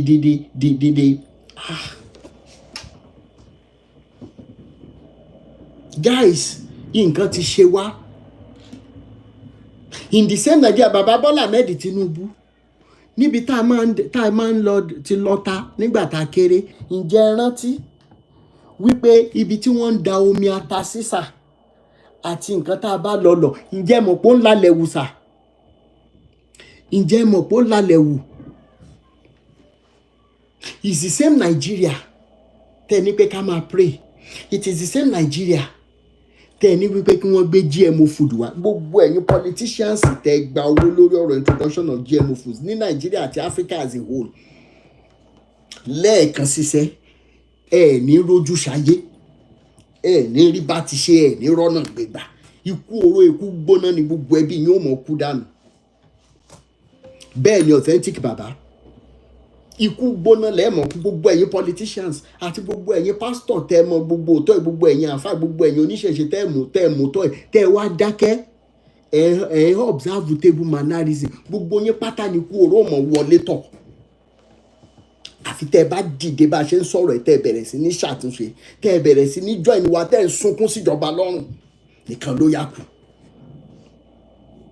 Gbogbo owó tí wọ́n bá wá ń gbé fún yín pé kẹ́ ẹ lọ sí ìletò kẹ́ ẹ mọ sọ fáwọn èèyàn pé Jésù àṣẹ, Muhammed àṣẹ, Ọ̀rúnmìlà àṣẹ, tẹ̀dẹ̀ ń jẹ́ kí wọ́n close down companies táwọn èèyàn ò rí ṣẹ́ṣẹ́. Gbogbo àwọn ọmọbìnrin wa ti di aṣẹ́wó tán sí gbòòrò 2,000 3,000 4,000. Gbogbo àwọn brothers wa wọ́n ti dàdàkudà sí gbòòrò. Bẹ́ẹ̀ dẹ̀ lélẹ̀, ìjọ ń bẹ níkùn àrọ ọmọ Nàìjíríà, ẹsẹ̀ ni ò sí. Àwọn èèyàn tó wá fẹ́ dáko, ẹ̀yin Bọ́lá Ahmed Tinubu, ẹ wo issue security ní Nàìjíríà. In tá a béèrè lọ́wọ́ yín lè ń fèsì sí. Tẹ́ ẹ bá ṣe débi wípé ọ̀rọ̀ insecurity lodò lọ́mọ mi, ẹ wá sọ fún wa bóyá àwọn èèyàn ní ẹ ní nídìí láti máa gbé ballot box sákàkiri ní 2027. Bẹ́ẹ̀ ni, ṣùgbọ́n lórí burúkú yín ti ṣàwọ̀ ọ̀dájú. Tẹ́ ẹ bá dẹ̀ ti pín Nàìjíríà tán láàrin ara yín ní Nàìjíríà pẹ̀lú àwọn tó wà lókè òkun, ẹ jẹ́ káwọn ọmọ Nàìjíríà mọ̀ ká wá bí gbà, ká kúkú mọ̀ pé oníkálukú wa gbọ́dọ̀ sàsàlà fẹ́mi ẹ̀. Bó ṣe ká mọ̀ lọ Togo ni, bó ṣe ká mọ̀ lọ Benin Republic ni, á mọ̀ lọ. Because ẹ wo bẹ́ẹ̀ ṣe pa wọ́n tán ní North. Mustapha, Chief Security Officer Abacha, ó tàṣírí kan lórí Bẹ̀rẹ̀kẹ̀tẹ̀ family ní 2018. Most Nigerians ò share fídíò yẹn, ṣùgbọ́n tíbi tán bá ti ń ṣó ọyàn, tán bá ti ń ṣó ìdí, níbi tí Nàìjíríà ti ń ṣẹ̀jẹ̀ lọ sójú ikú, àṣírí ọmọ Nàìjíríà tí ó mọ promote irú àwọn pages yẹn, ayé wa ti bàjẹ́. Ayé wa ti pokú lóru mùsù tí ò sí àtúnṣe. Àfi tá a bá jí gìrì. That fathers who have children at home will be on such comedy pages. Àwa mọ̀ nǹkan kan ju short time enjoyment. Èmi àfẹ́mí. Orí sex yìí náà ni. You think Facebook owners, you think they are stupid by allowing porn videos lórí social media? You think TikTok is stupid? You think Instagram is stupid? If there is any major distraction in Nigeria today, it is anything that has to do with sexual intercourse. Wọ́n mọ̀ọ́mọ̀ dá sí wa lágbàdá ni. Ẹ̀yin olórí burúkú àṣeyẹ tẹ́ ẹ dó lánàá kí ló dà lára yín? Mo béèrè ni. Ẹ lọ sórí àwọn pages yẹn. Ẹ lọ sórí àwọn pages yẹn. Ẹni ẹ lọ sórí àwọn pages yẹn, ṣé bá ń rí yín bẹ̀? Wọ́n ń wò wá láwò sunkún ìbànújẹ́, à ń wòra wá láwò rẹ́rìn. Wọ́n ń ṣe introduction of GMO food. Inú mi dùn ẹ̀yin National Assembly, torí wọ́n ní pé tẹ́ ẹ bá tún ṣe dáadáa náà ká tún wí. Fún gbogbo ẹ̀yin tẹ́ ẹ dìde tẹ́ ẹ sọ wípé sẹ́ it is a no to GMO food, tẹ́ ẹ suspend ẹ̀. Elédùmarè ó tún mọ̀ bá wa dá yín sí. Ẹ̀mí yín máa gùn. Ọkọ̀ ọba àdàbà ò ní ṣayín lẹ́sẹ̀. Ẹ mọ̀ rí bá ti ṣe, ẹ mọ̀ rọ́nà gbégbà. I saw that video and I said, well, that some politicians will stand up and say, enough is enough. Thank you so much. We appreciate you. Nigerians are saying thank you. Nigerians are saying thank you. On behalf of Nigerians, Faja Nation is saying thank you for putting a stop to that madness. Go and look at the deficiencies. Go and look at the disadvantages of GMO foods. When you plant them, soil it about planters in to new dada, and you cannot reuse the seed again. Ọmọdún mélòó ni irú àwọn president Bọ́lá Ahmed Tinubu máa wà láyé ìgbà táwọn baba ńlá wa ń ṣiṣẹ́ àgbẹ̀. Ẹ wá mú gbogbo àwọn farmers ní Benue State and nobody is standing up to speak for them. Nobody is standing up. Ẹ rántí how many years ago wọ́n wá ń pa àwọn farmers ní Benue State. Àwọn kọrin níbo ló lọ a ò rí.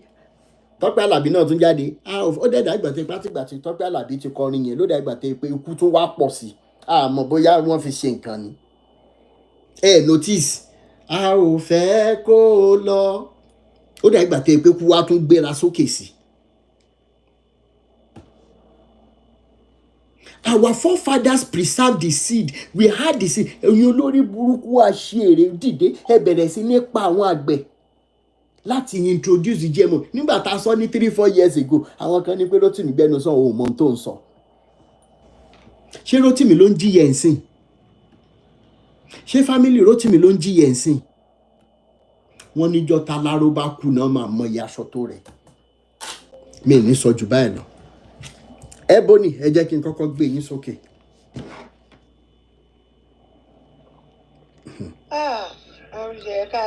Ẹ mọ̀ kálẹ̀ ìyá mi. Yes. Pẹ̀lẹ́ gbogbo Faja Nation, gbogbo yín ni mo kí o. Àkú àtàárọ̀. Ṣé ti rí ọ̀rọ̀ Nàìjíríà? Wọ́n kàn ti rí wa bẹ́ẹ̀. Wọ́n ti rí wa bẹ́ẹ̀.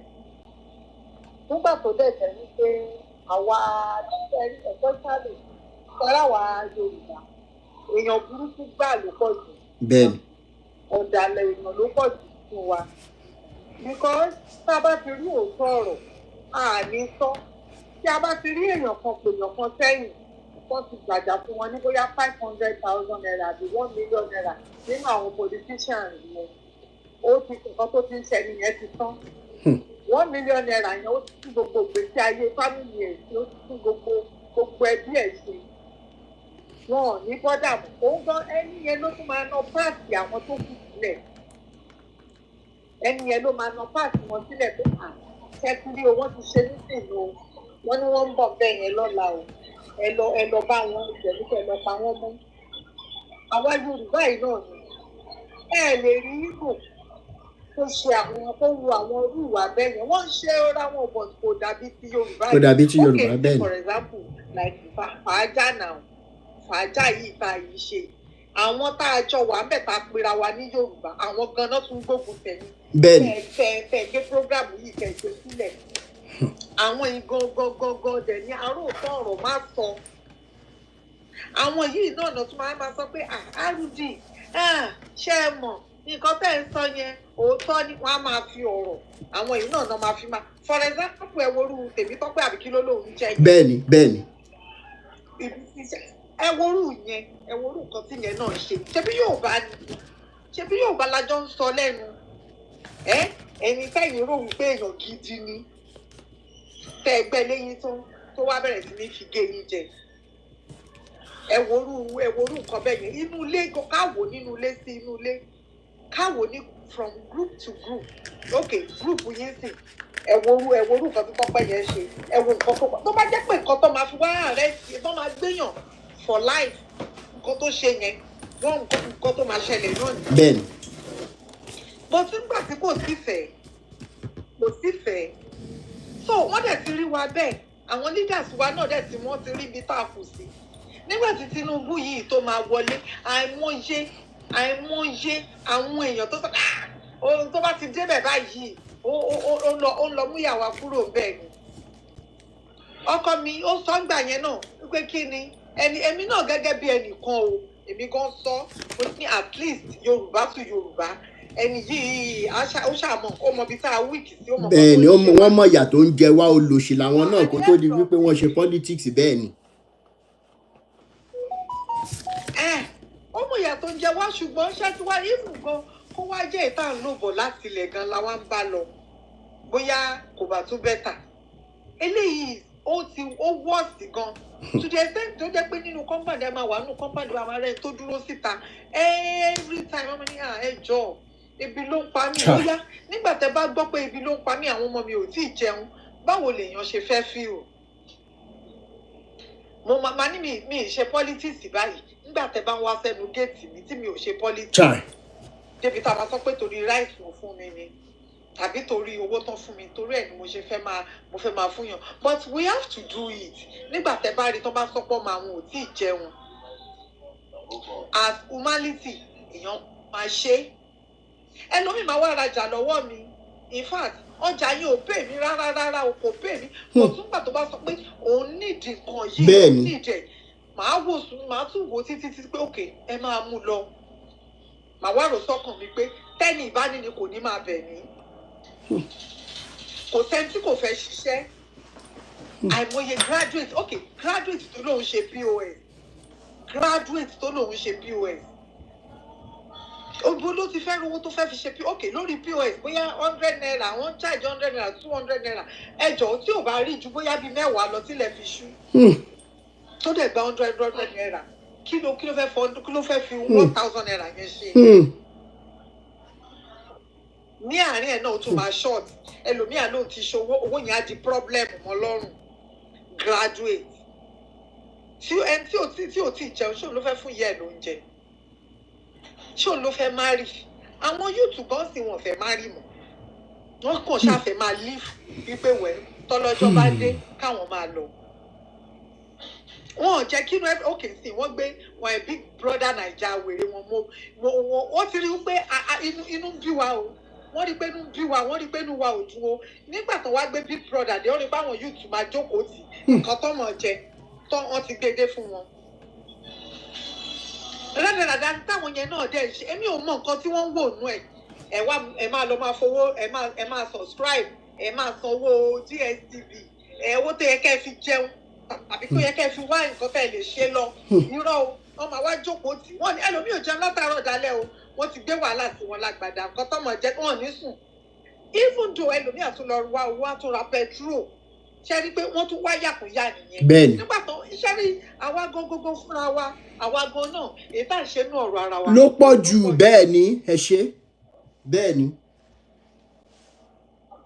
because wọ́n ti rí mi ń sìn nígbà tí èmi ṣókè sí mi ò jókòó ti TV mi ò jókòó tí mi ní interest mi ò dẹ̀ sọ pé mo fẹ́ wo Big Brother Naija because wọn ò fún mi lówó máa lọ ṣe business mi tí mo ti lè rówó wọ́n máa wá rí pé àwọn youth yẹn gan wọ́n ti rí pọ́lẹ̀ ni wọ́n o wọ́n ti rí pé ọ̀lẹ ni wọ́n àwọn náà wá jókòó ti tẹlifíṣàn wọ́n wá máa rùn pa síbẹ̀ tó bá wá pè wọ́n wípé ó yá wọ́n fẹ́ ṣe campaign àwọn náà máa wá rán wọn ò ní rò bóyá wọ́n máa dé padà délé àbí wọ́n máa kú sọ̀n tàbí wọ́n máa padà wá tó bá dẹ̀ ti gbé bí i 20,000 naira lé wọn lọ́wọ́ ó ti tán fún ilé ayé wọn.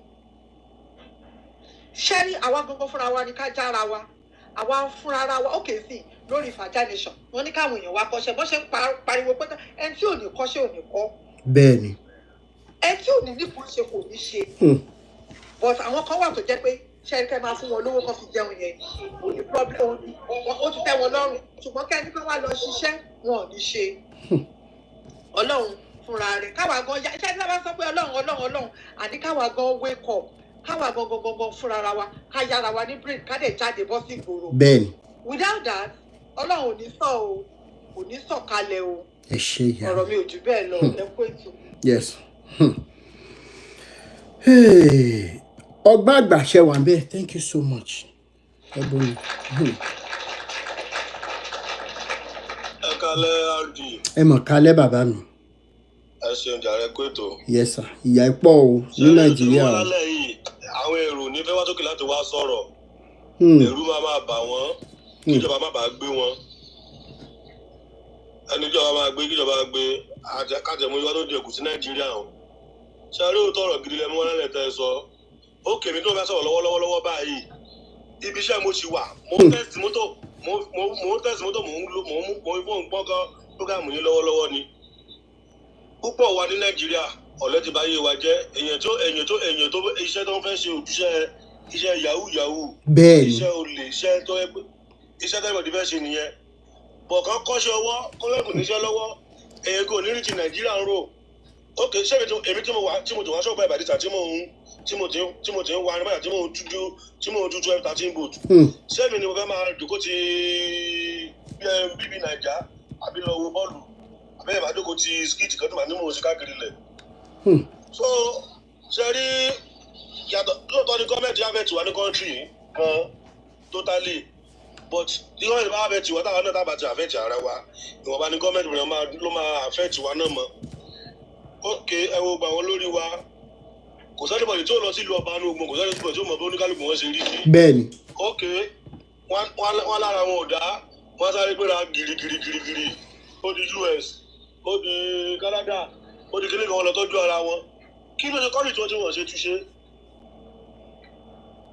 kì í ṣe pé kó sí owó lọ́wọ́ wọn láti lè fi túṣe o. sẹ́ńtọ́ dínlómi náà ẹ̀dẹ̀ tẹ́ bá wo ó tó mọ́tò bẹ́ẹ̀ni ó ní gàrájì fún àwọn classic car.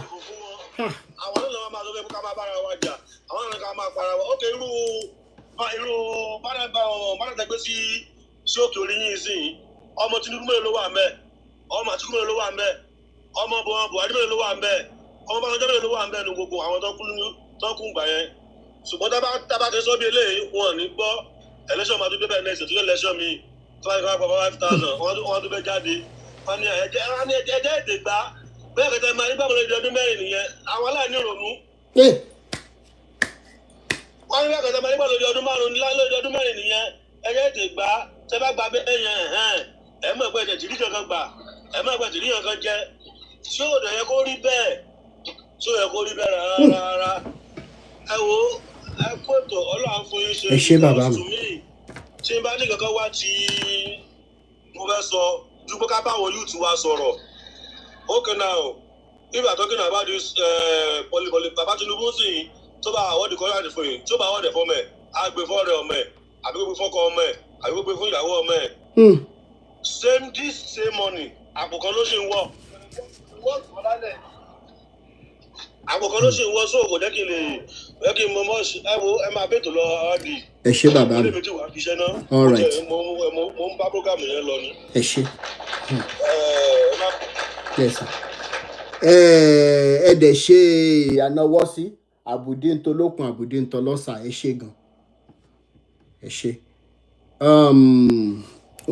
One point agenda kí ni mo fẹ́ sọ náà.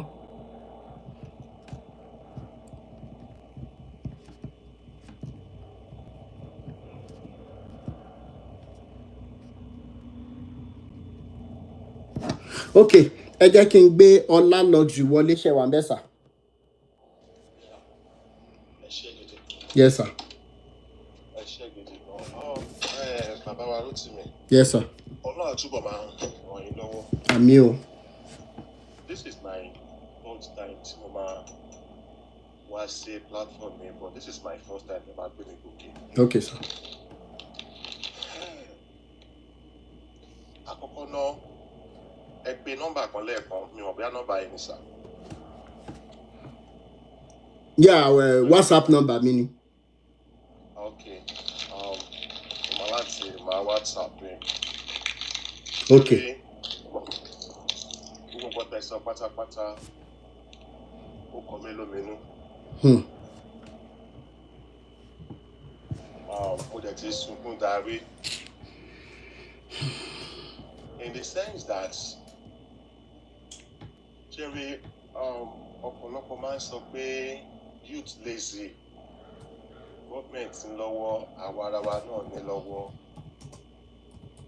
Ọlọ́run ti fún mi lórí ọ̀fẹ́ mo ti lọ sí Texas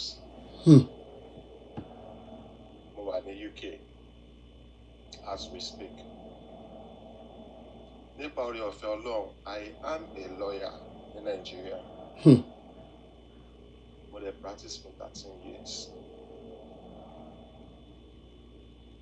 No more better. I'm doing well. But fear of the unknown, insecurity pushed me out.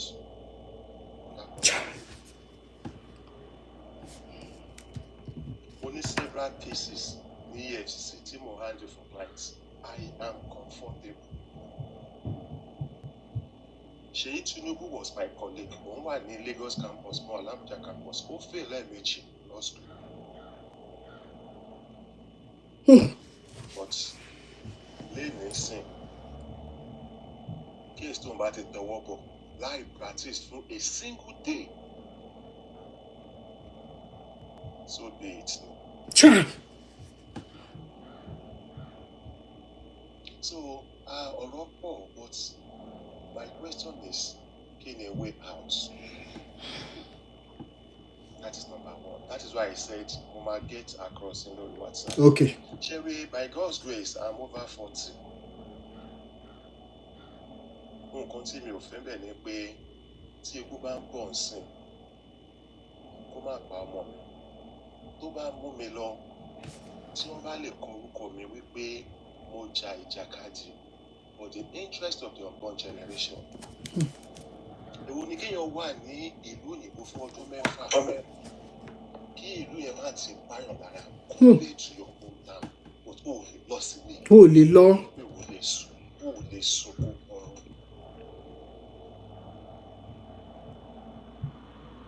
Colleagues mi, wọ́n pọ̀ rẹpẹtẹ tí wọ́n kó tó ń fọwọ́ kó ìgbẹ́ nílùú òyìnbó, wọ́n lè make ends meet. And these are people that spent years in university, one master's, one PhD, wọ́n fọwọ́ kó ìgbẹ́ nílùú òyìnbó. And we have vocal voices.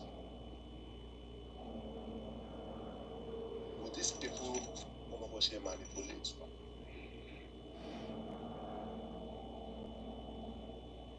You know, I will case G4M, upcoming artists. Yes sir. See, the best sọ ní a good example. Area yẹn Ìpàjà yẹn, ẹbí ọlọ́pàá wípé handset ní wípé mú báyìí lẹ́yìn pé wọ́n dẹ̀ ti ẹ̀tọ́ lọ kẹ́tọ́ kò ló méjì wọ́n ti jí. Ọlọ́pàá máa wá. Àtẹ̀yìntẹ́jú wa lólè yẹn wọ́n kó. Àtẹ̀yìn tó wà ní ìta wọ́n kó. Àtẹ̀yìn tó wà wájú. Àtẹ̀yìn tó rìn lọ ọlọ́pàá máa gbogbo wa pátá. Ṣé o understand? Now, over 2 years ago, ọmọ ènìyàn ló kú. Wọ́n dẹ̀ trade case pípẹ́ àti yẹ́lò. Wípé ọlọ́pàá fẹ́ ṣiṣẹ́. Torí pé wọ́n fẹ́ ṣiṣẹ́. You see, the problem we are having in that country is wípé everybody may identify one problem or the other. Solution yẹn gan àmọ́, but àwọn olórí burúkú àwọn ayé máa ń ṣàǹfààní yẹn. They believe they are always 10 steps ahead of us. Using our brothers. Àwọn olórí burúkú, I don't know the best way. Fish magnet. How handsome ọmọkùnrin. Kò fàwọ̀ rájà. Kò ṣe jìgòkò. Dẹ̀ ṣe iṣẹ́ kárakára.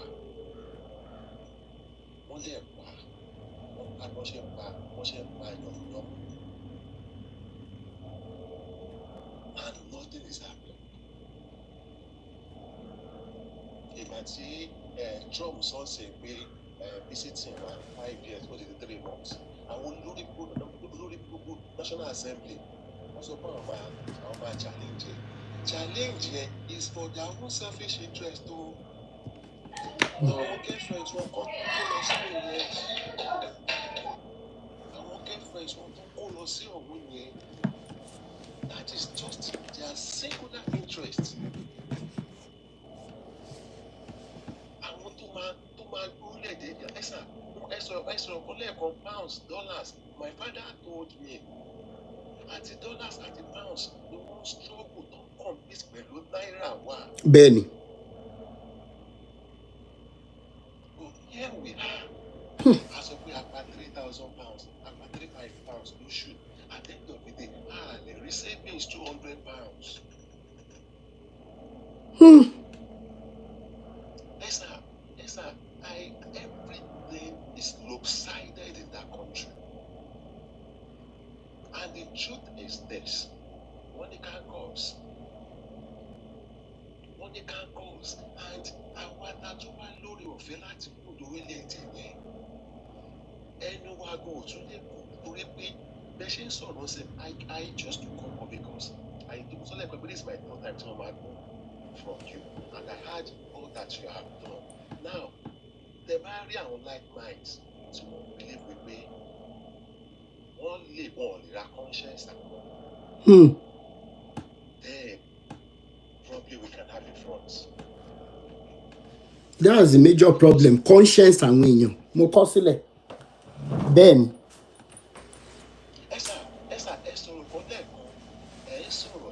That is one reason I choose to come up and take side. Sherry, MBA, so around but there's little they can do, sir. There's little they can do. Ibi tí olórí burúkú àwáyé máa ṣàǹfààní yẹn, ibi tó máa parí sí is always òun fún ẹ̀ṣẹ̀ judiciary yẹn kó ti mú wọn. Ó fi wọn sínú àpò. Ó ti fi wọn sápò bẹ́ẹ̀ ni. Ẹ wo pharmacy jẹ wa. The law is that judge only address publicly. A judge of an high court cannot publicly address. What's it called? He can't make a public address. Ẹ wo pharmacy jẹ wa bó ṣe involve in politics and even the government. Nothing NGC did to it. Ẹ wá wo ìyàwó kékeré ẹ̀kú náà. Wọ́n ti gbé sábẹ́. So fine, ẹ sọ̀rọ̀ about right to life lẹ́ẹ̀kan. They have violated the constitution, particularly that section 33, right to life. Yes, sir. Ìlú òyìnbó yìí, my first day to step into UK, that's about 7 years ago. If I would do it, would it be so ìlú lélẹ́yìí everywhere nonsense to be seen. Má bẹ̀ sí wí these things tabashe in Nigeria ó máa reduce kí ni later ọ̀pọ̀lọpọ̀ máa jí pé kán tó bí ẹ làwọn olórí burúkú tí wọ́n á jẹ lunch tó rí nǹkan tó dáa wọ́n kàn choose láti máa ṣe ni wọ́n choose láti máa ṣe ni ṣé you understand? So the truth of the matter is that you can challenge them in court. You can always have your say, but you can't have your way. You can have your way.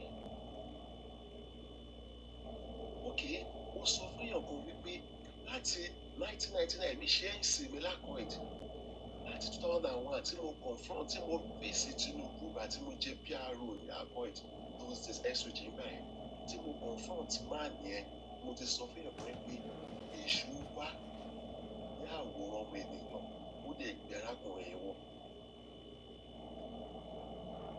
Èmi ti mọ̀ pé that very man mo ti detest them or anything. Now the other one sọ sí pé àwọn tó ń campaign fún ADC pé kí ni ìyàtọ̀ gbogbo wọn. Kò sí. Ṣé olórí burúkú sínítọ̀ wọn ní Kogi tó ń flaunt what's it called gas káàkiri. Dino Melaye bẹ́ẹ̀ ni. Kò dẹ̀ kí n ṣe ẹbí ẹ náà nǹkan tóun bá sọ pé òun ní garage then bàbá Tinubu fún rẹ̀ I don't know how to describe what he has. His own fleet of cars. Nigeria Nigeria ẹ̀sà mo wà ní Nàìjíríà ní February mo dẹ̀ ń sun ẹkún.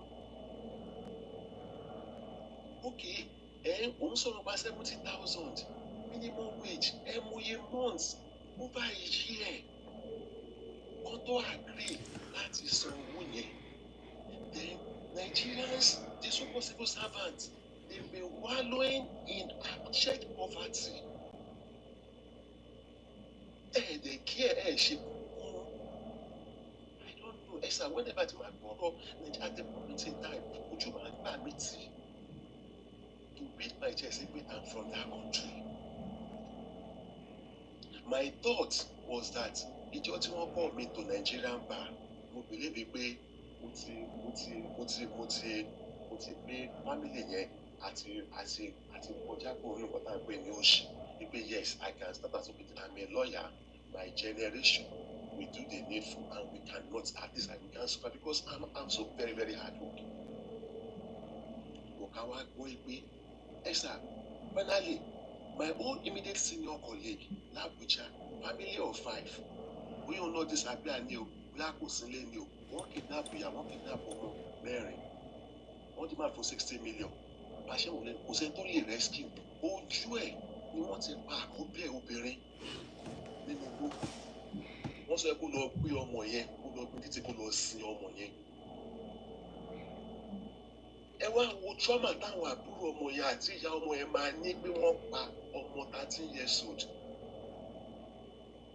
And nothing happened. Kò sí nǹkan tó ṣẹlẹ̀ dọ́là mẹ́ta. Wọ́n pa èèyàn pa gbé. So ọ̀rọ̀ pọ̀ because people are willing to talk. Ẹ ṣé bàbá mi, ẹ jẹ́ ká sọ̀rọ̀.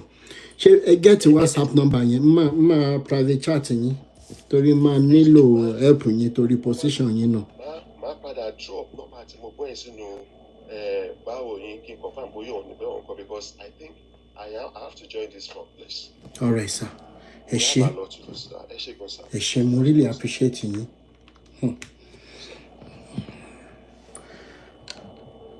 Ó ní 2023 mo wálé. Because some of you will think that this boy just wants to talk, he doesn't know what he's saying, but if only your conscience would be affected as a human, you will understand me so much.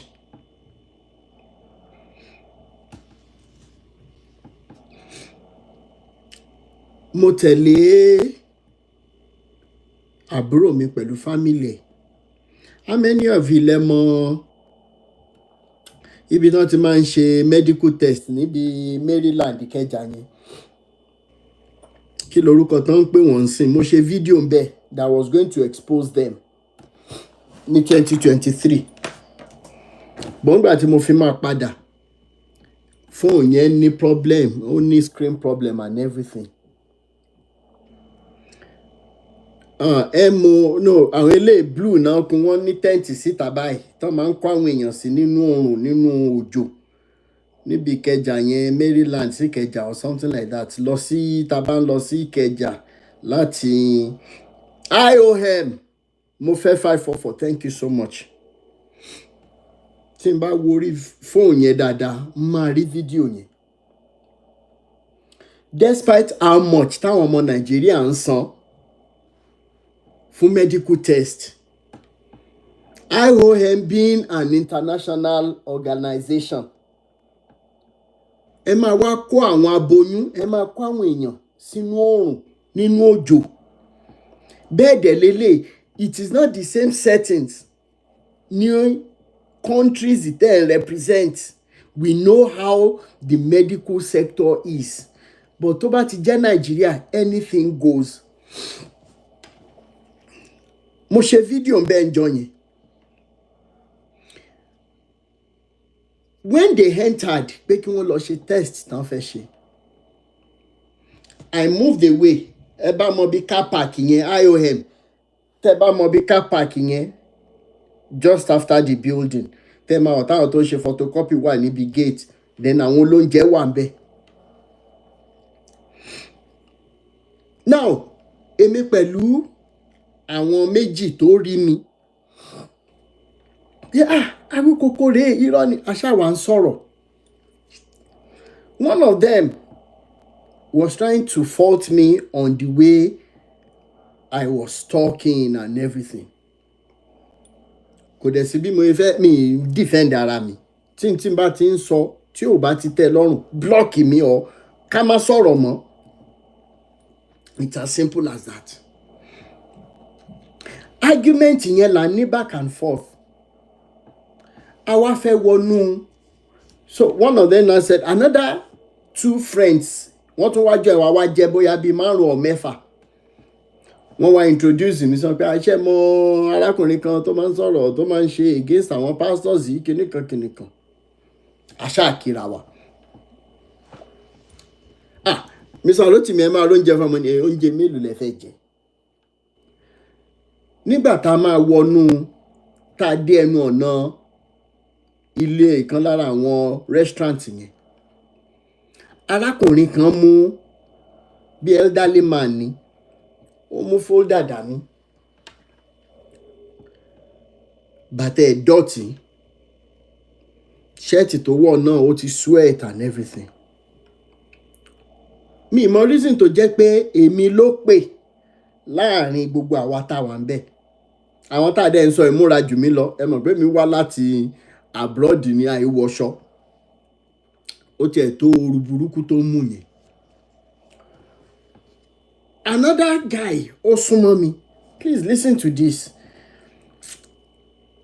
The guy now said, ẹ jọ̀ọ́ mi ìtọrọ owó.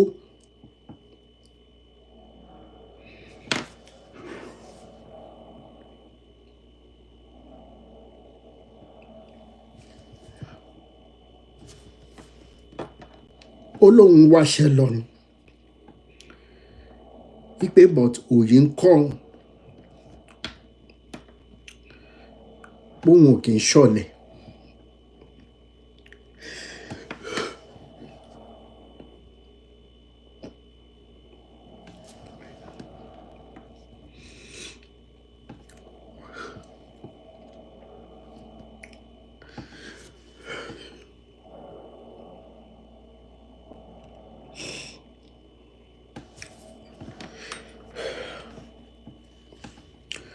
Ó ní tó bá jẹ́ fùfú kan ni mo lè rà fún un,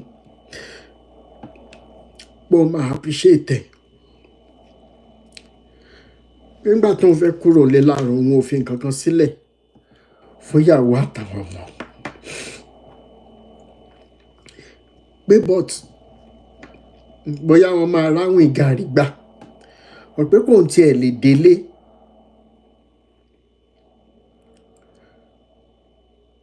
Ìbá jẹ́ fùfú kan,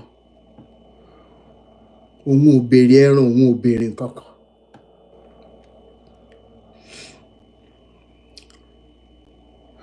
It was at this point gbogbo àwọn tá a jọ ń argue, tá a jọ ń sọ̀rọ̀, some of them too could not hide their tears. If you go on my other page,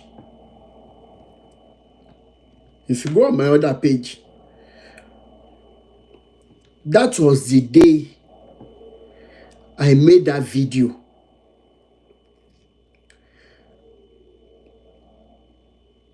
Where I was weeping like a baby. This was a master's degree holder.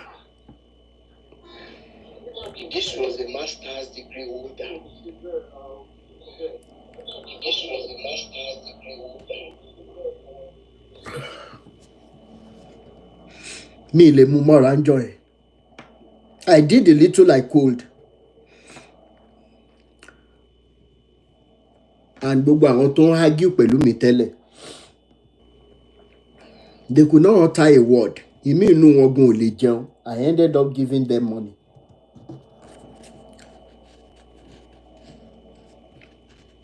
And you think that ẹni tó bá lẹ́rìí ọkàn ó máa ríru nǹkan báyìí, àwa dákẹ́. Unfortunately, 2023 has come and gone,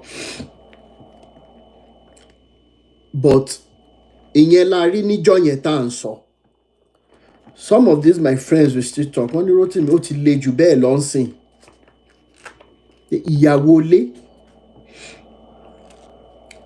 ilé ń ṣe àṣẹwó, ọkọ dẹ̀ mọ̀ pé ìyàwó òun ó ní láti lọ bá ọkùnrin mi sùn just for the children to eat.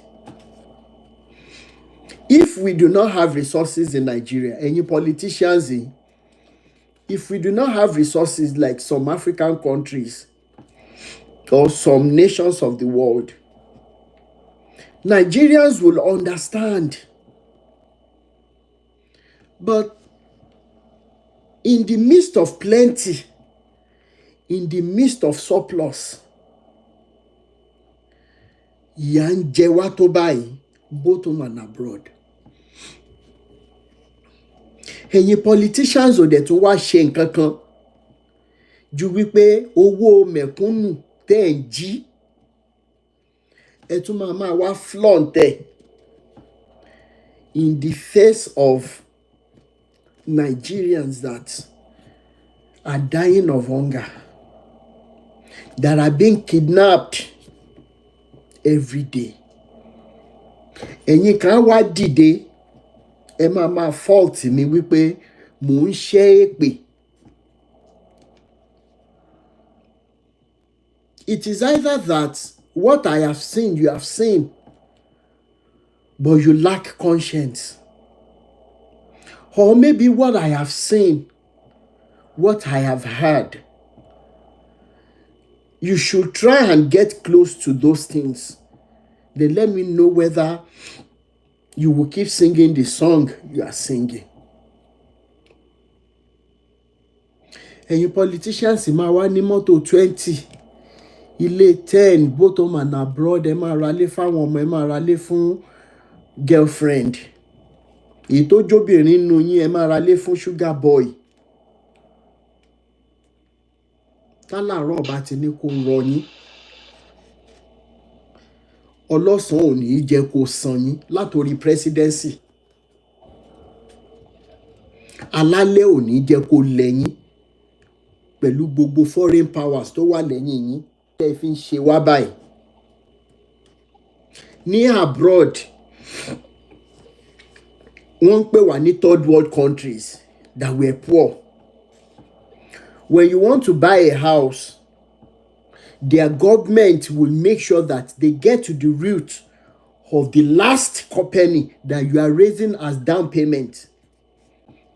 But these same countries will never ask the politicians from third world countries where they are getting money to buy 3, 4, 5 houses. They will never. Tẹ́ bá park síbì kan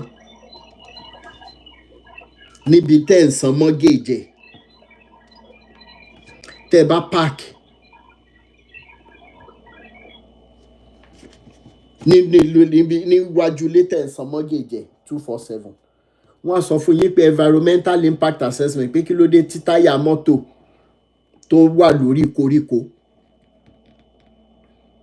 Níbi tí mo ti ń ṣiṣẹ́ ń sìn, they had a spillage. Wọ́n ní bóyá bí 3-4 years ago, you needed to hear how much millions they use in mopping the oil, the crude oil product.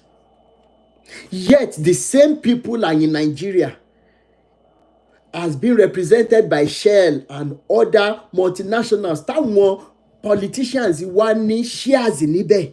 Ẹ wo nǹkan tẹ́ sọ waterline areas wá dà. The same areas náà tó yẹ kí large scale fishing business máa lọ, oil ti bà gbogbo mi yẹn jẹ́. And people around those areas are now dying of one ailment or the other. Nobody is speaking up for them. Ẹ̀yin ògbóni, ẹ mọ̀ rántí Kensaro Wiwa lẹ́ni. Even when he knew he was going to be taken out by Abacha regime, he stood up calling a spade. They said that the only thing I am asking, go and look at that interview, go and look at that court session on YouTube, Kensaro Wiwa. Said the only thing he was standing there for that day, even when he knew he was going to be taken out, was that his own people will be seen as human beings. Ṣé bẹ́yìn ògbóni náà lẹ mọ bọ́n ṣe mú kò sí mọ́lẹ̀ ní ẹ̀yin lẹ wà nínú ìyà yẹn. Gbogbo ẹ̀yin tẹ́ ẹ̀ fi kú lé Awíkoko káàkiri ẹ mọ́ kánjú. Ọ̀rúnmìlà ni ọ̀run ló mẹ́ni tí ó là kò sẹ́ni tó máa ju sáyé ṣùgbọ́n tírúwa ẹ̀ bá lọ lẹ́ni àti ṣe tíkú bá lòun dé lẹ́ni àti ṣe tán ẹ mọ́ kánjú. Gbogbo wa là ń lọ́run alákejì. But every drop of blood in me will be speaking for the poor masses, will be speaking for the children. Tẹ́ ẹ mú wá sáyé tẹ́ ẹ ń fìyà jẹ wọ́n. Gomez Baba, let me bring you up. Gomez.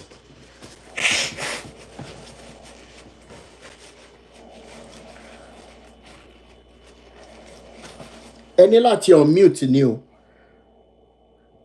Dúdú náà ti lọ. Gomez network. Gomez 745. Palms perfume. Ẹ jẹ́ kí n gbé yín sókè. Shit. Ẹ send request again, ẹ má bínú. Gomez, ẹ send request again. Palms perfume, ẹ jẹ́ kí n gbé yín sókè. Ẹ kálẹ́ ìyá mi. Ẹ kú ètò sà. Yes ma. Mo tẹ̀ ṣe wà yìí ẹ wò ó. Àyà gan ti ń dùn mí pẹ̀lú gbogbo ìdí ẹ̀sán látàárọ̀ yìí. I don't even know what to say. Inú mi ò dùn rárá.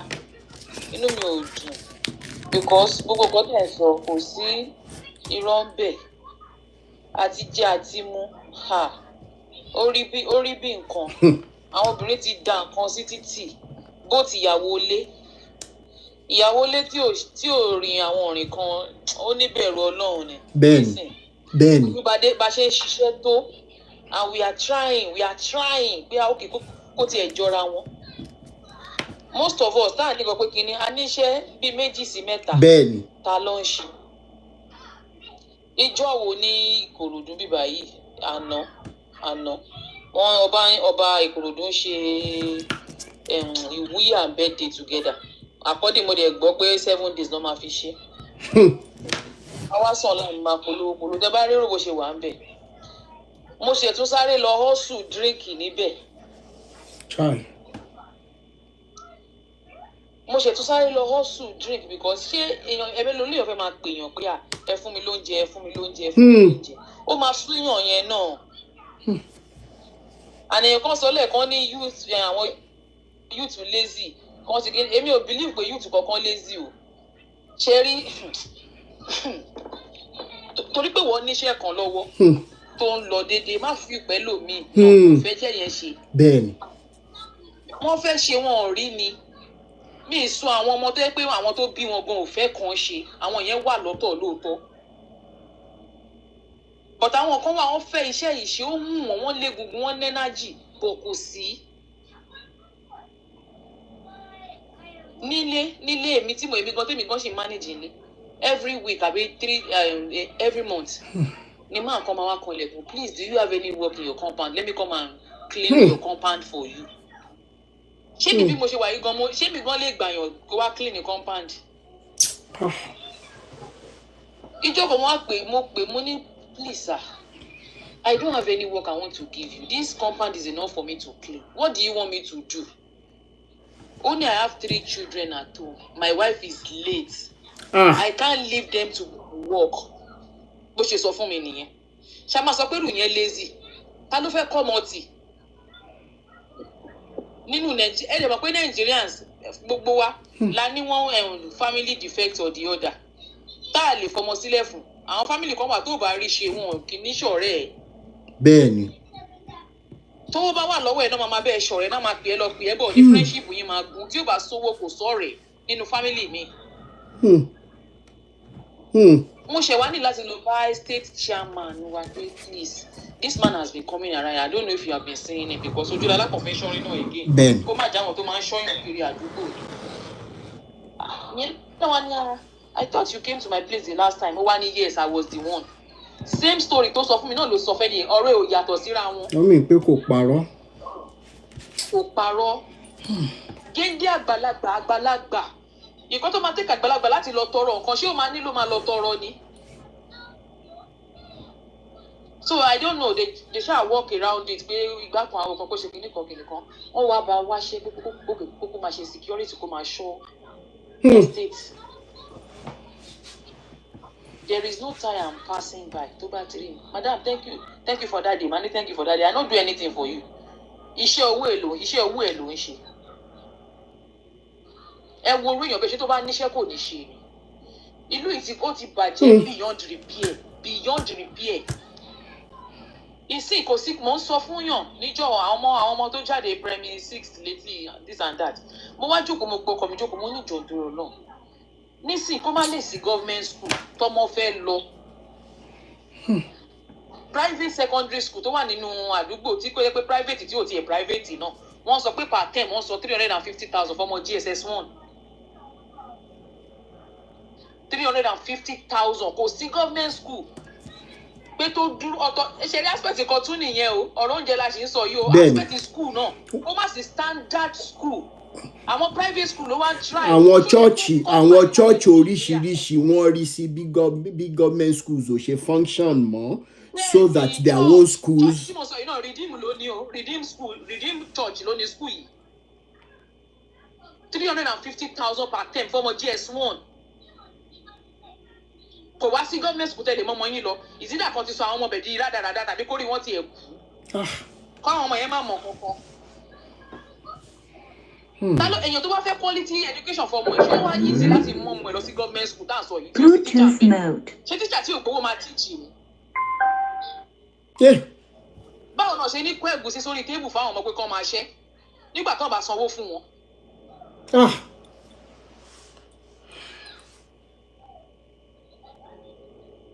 Everywhere kò sí school tẹ̀lé mọ́mọ́ lọ kò sí kínní kò tí ẹ̀ sí kankan tó ń work. Owó school tó tí private school máa send the list sí yín báyìí ẹ̀mí èèyàn máa fẹ́ bọ́ ni. Ẹ mọ̀ imagine kóbìnrin àwọn tó wà lọ́wọ́ bàbá ṣiṣẹ́ 3 ẹni tó wà Nàìjíríà kan ṣiṣẹ́ 5 iṣẹ́ 6 still náà kò tún ní ayé èèyàn ní mú yes. Iṣẹ́ 5 6 lẹ́yìn máa ṣe papọ̀ bó bá ṣe ń kiri lọ́bì kan wàá máa lọ́bì kan máa máa ṣe kinní wàá máa lọ ṣe àwo. Mo ti lọ bá wọn ẹja níjọra rí bọ̀dá Rótìmí àwọn tó bá yàn ha scale ẹja because I don't want to call anybody.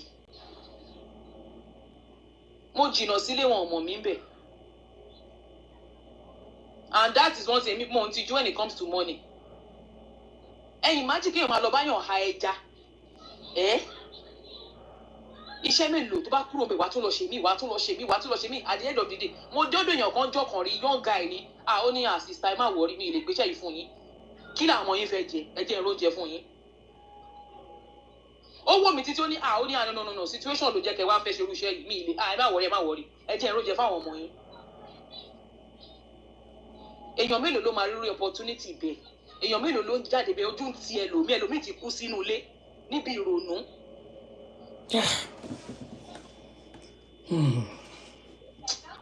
It is well. We have a lot to do. It is well. But come as a kind of lazy yẹn. Ṣé rí bíbí Naija olóṣì tó dálẹ̀ yìí náà distraction burúkú tó tó sí. Distraction burúkú ni. Tó bá ti gbé sọ̀kalẹ̀ báyìí gbogbo ẹ̀tẹ̀ bá ariwo tẹ́ everybody bá ń pa ní social media wà lọlẹ̀ wìm lẹ́ẹ̀kan náà. Ó wọ́n dàbí pé gọ́ọ̀mẹ̀ntì gan ṣiṣẹ́ pẹ̀lú bíbí Naija kò yé mi I don't understand. Tẹ́ bá dẹ̀ rí táìmù tí nǹkan máa ń jó Nigerians lára tẹ́ bá fẹ́ hear opinion yín tẹ́ bá fẹ́ sọ̀rọ̀ pa táìmù yẹn ni bíbí Naija máa bẹ̀rẹ̀ sí. Everybody orí gbogbo wọn kàn máa kú lọ ní fíámlẹ̀ ẹ̀kan náà. Wọn ò ní rí kankan sọ mọ́. Wọ́n wá dákẹ́. Táìmù tí yẹ kẹ́ fi máa fight ìjọba wọ́n máa lọ fún wo Big Brother Naija. A lè protest in peace. Àwọn aláṣọ dúdú ló máa bọ́ta síbẹ̀ náà máa ń múyàn. nínú street lásán imagine bóyá ló ti bí kọ́lọ́pàá máa wá sínú street wọ́n máa mú àwọn young boy tó ń sọ pé wọ́n ń ṣe ìyàwó wọn ò tún dúró sí títì mọ́ ó dà pé bóyá àwọn yẹn ti já gbọ́n wọn bọ́tà sí wọn lọ wọ́n wá kúkú wá mú wọn mọ́nú ilé wọn. ẹ̀dẹ̀ ń kó ìbọn ẹ̀ fi ń protect. Ìgbà tí mo ti ń ọlọ́pàá ní rádàbà Ìkòròdú mo wò pé kí ló ṣẹlẹ̀ ń bí àwọn ọlọ́pàá rú eléyìí ò sí bíbá yìí kí ló ṣẹlẹ̀ later ni mo ṣe mọ̀ pé wọ́n ń ṣe nǹkan nínú palace. So definitely àwọn kan wá sí palace yẹn tẹ̀ ń protect tẹ wá dúró sí títì but àwa aráàlú ẹ̀ lè protect wa. Báwo lọ̀bọ ṣe ṣorí tí náà kí o ṣe bẹ́ẹ̀? Tẹ bá rí uniform tẹ bá rí fully armed lójú títì.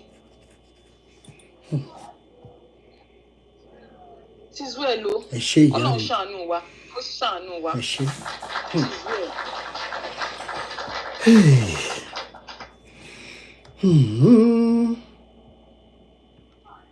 Àwọn kan béèrè pé kí ni way forward máa mention àwọn kọ̀ọ̀kan táwọn èèyàn bá ti sọ̀rọ̀ tán Ọlọ́run ò ní já sọ̀tàn Mr. Akala ẹ jẹ́ kí n sáré gbé yín sókè. Hello ọ̀gá mi o. Bàbá mi dáadáa. Ọ̀rẹ́ mi díẹ̀ kò jẹ́ kí n sọ̀rọ̀ lálẹ́ bọ̀ due to one or two things láti tọ́jú dẹ̀sẹ̀ lóru jẹ́ kí n fagídí request láti wá sókè. Ó máa kọ́kọ́ dùn mí táwọn èèyàn bá ń sọ òótọ́ ọ̀rọ̀ tó bá ń da everything lórí YouTube because èmi fúnra mi personally YouTube ṣì ń wẹ̀. And Nàìjíríà ò tí ì ṣẹlẹ̀ sáwọn kan ó máa jẹ́ kan sọ̀rọ̀ bákan. Tábà ní Nàìjíríà youth òṣìṣẹ́ kò ṣiṣẹ́ ọ̀lẹ ni wọn. What of àwọn tó ń ṣe ṣọlẹ̀ làwọn náà? Bára ẹni kan tó ń ṣiṣẹ́ tó ń try láti jẹyàn sọdílé wọn mú wọn clear kó lọ́nà. Okay fine Nigeria system ò ṣiṣẹ́ mọ́ kò ṣiṣẹ́ mọ́ ẹ jẹ́ ká sòótọ́ ọ̀rọ̀. Bẹ́ẹ̀ni. And àwọn èèyàn ń sọ̀rọ̀ nípa tribalism lẹ́ẹ̀kan pé Yorùbá kílẹ̀ kan. Èmi ò tún máa ń wish kẹ́ máa tún fẹnu ba Yorùbá wa jẹ mọ́. Ó ti yẹ kó síbi tí ò sí. Lóòótọ́ àmọ́ pẹ́ everybody ló ní lọ́wọ́ o. Yorùbá ní lọ́wọ́ bọ̀ kó síbi tí kíní yóò sì àbúdáwà fẹ́ máa tọ́ra wa. Tó máa ń dùn mí táwọn èèyàn bá ń dà síbẹ̀ yẹn dá lọ bọ̀ pé kíní kan. Ṣé tẹ́bí ti bá? Nàìjíríà bá wọ́n fine ọ̀pọ̀lọpọ̀ tó sá lọ abroad lé ni wọ́n lọ jókòó lá abroad. Ibi tí Nàìjíríà ti ṣẹlẹ̀ sí mi tó ti touch mi jù òun ni sísítà mi kan mo lọ sí sísítà yẹn níjọ́ Easter Monday gangan.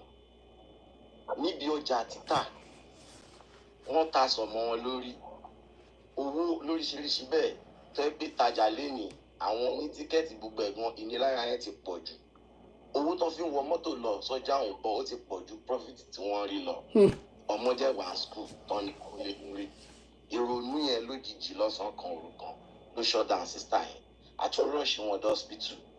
That same day we blame doctor now because doctor tó yẹ kó ṣiṣẹ́ 2 hours 3 hours kẹlómi ṣiṣẹ́ láti release stress brain. Doctor máa ṣiṣẹ́ látàárọ̀ ṣúlẹ̀. Ó tó stage kan doctor fún rẹ̀ sá lọ. Bàtí doctor máa dé lálẹ́ pátápátá doctor tí mo kúkúrú ti yó. Ó nátànà lóhun ti wà lẹ́nu iṣẹ́. Òkú ayé lágbẹ́ ní ìdé bẹ́ẹ̀ òkú lágbé kúrò. Tí kò lè tán nínú ẹbí wa.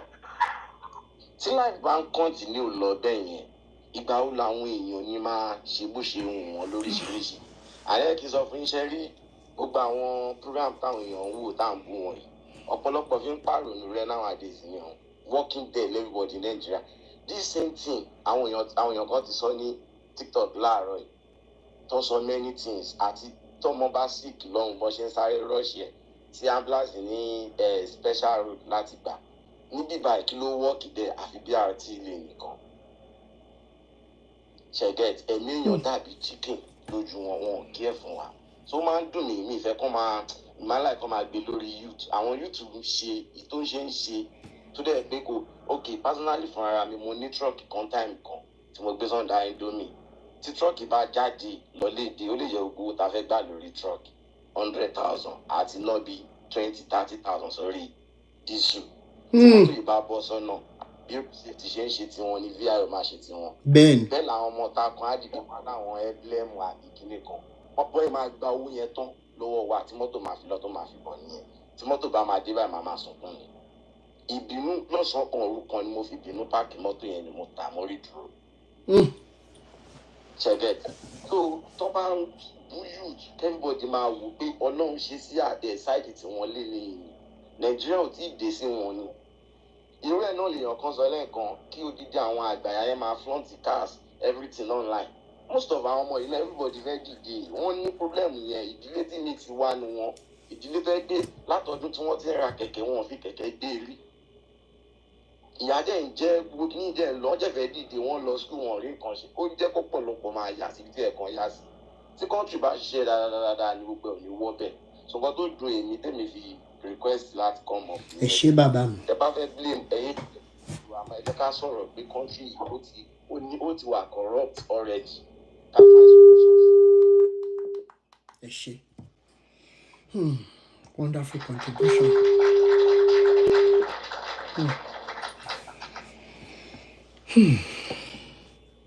Hello. Hello. Hello, sir. Kálẹ̀. Yes, sir. Ẹ kú iṣẹ́ ìlú. Yes, sir. Ọlọ́run máa fún yín ṣe. ẹ ṣé Èdùmàrè. Àwọn àgbà ní ọ̀pọ̀rọ̀ kágbọ̀n. Afẹ́fẹ́ ni mo ń gbé e lọ. Ṣé rí èmi gbọ́dọ̀ pé a máa ń blame náà ni a máa ń pass the buck in Nigeria ni we have used to it. But solution Nigeria from my own personal research ìkẹtọ fẹ́ sọ mi ní fẹ́ káwọn èèyàn believe mi màá fẹ́ kí kálukú lọ jókòó kó fún ní critical thinking káwá padà wá solution Nigeria bíi 2 sí 3 ni. Presidency is not Nigeria's problem. Senators are not Nigerian problems. House of Rep are not Nigeria's problems. The governors are not Nigeria's problems. Nigeria's problem is judiciary.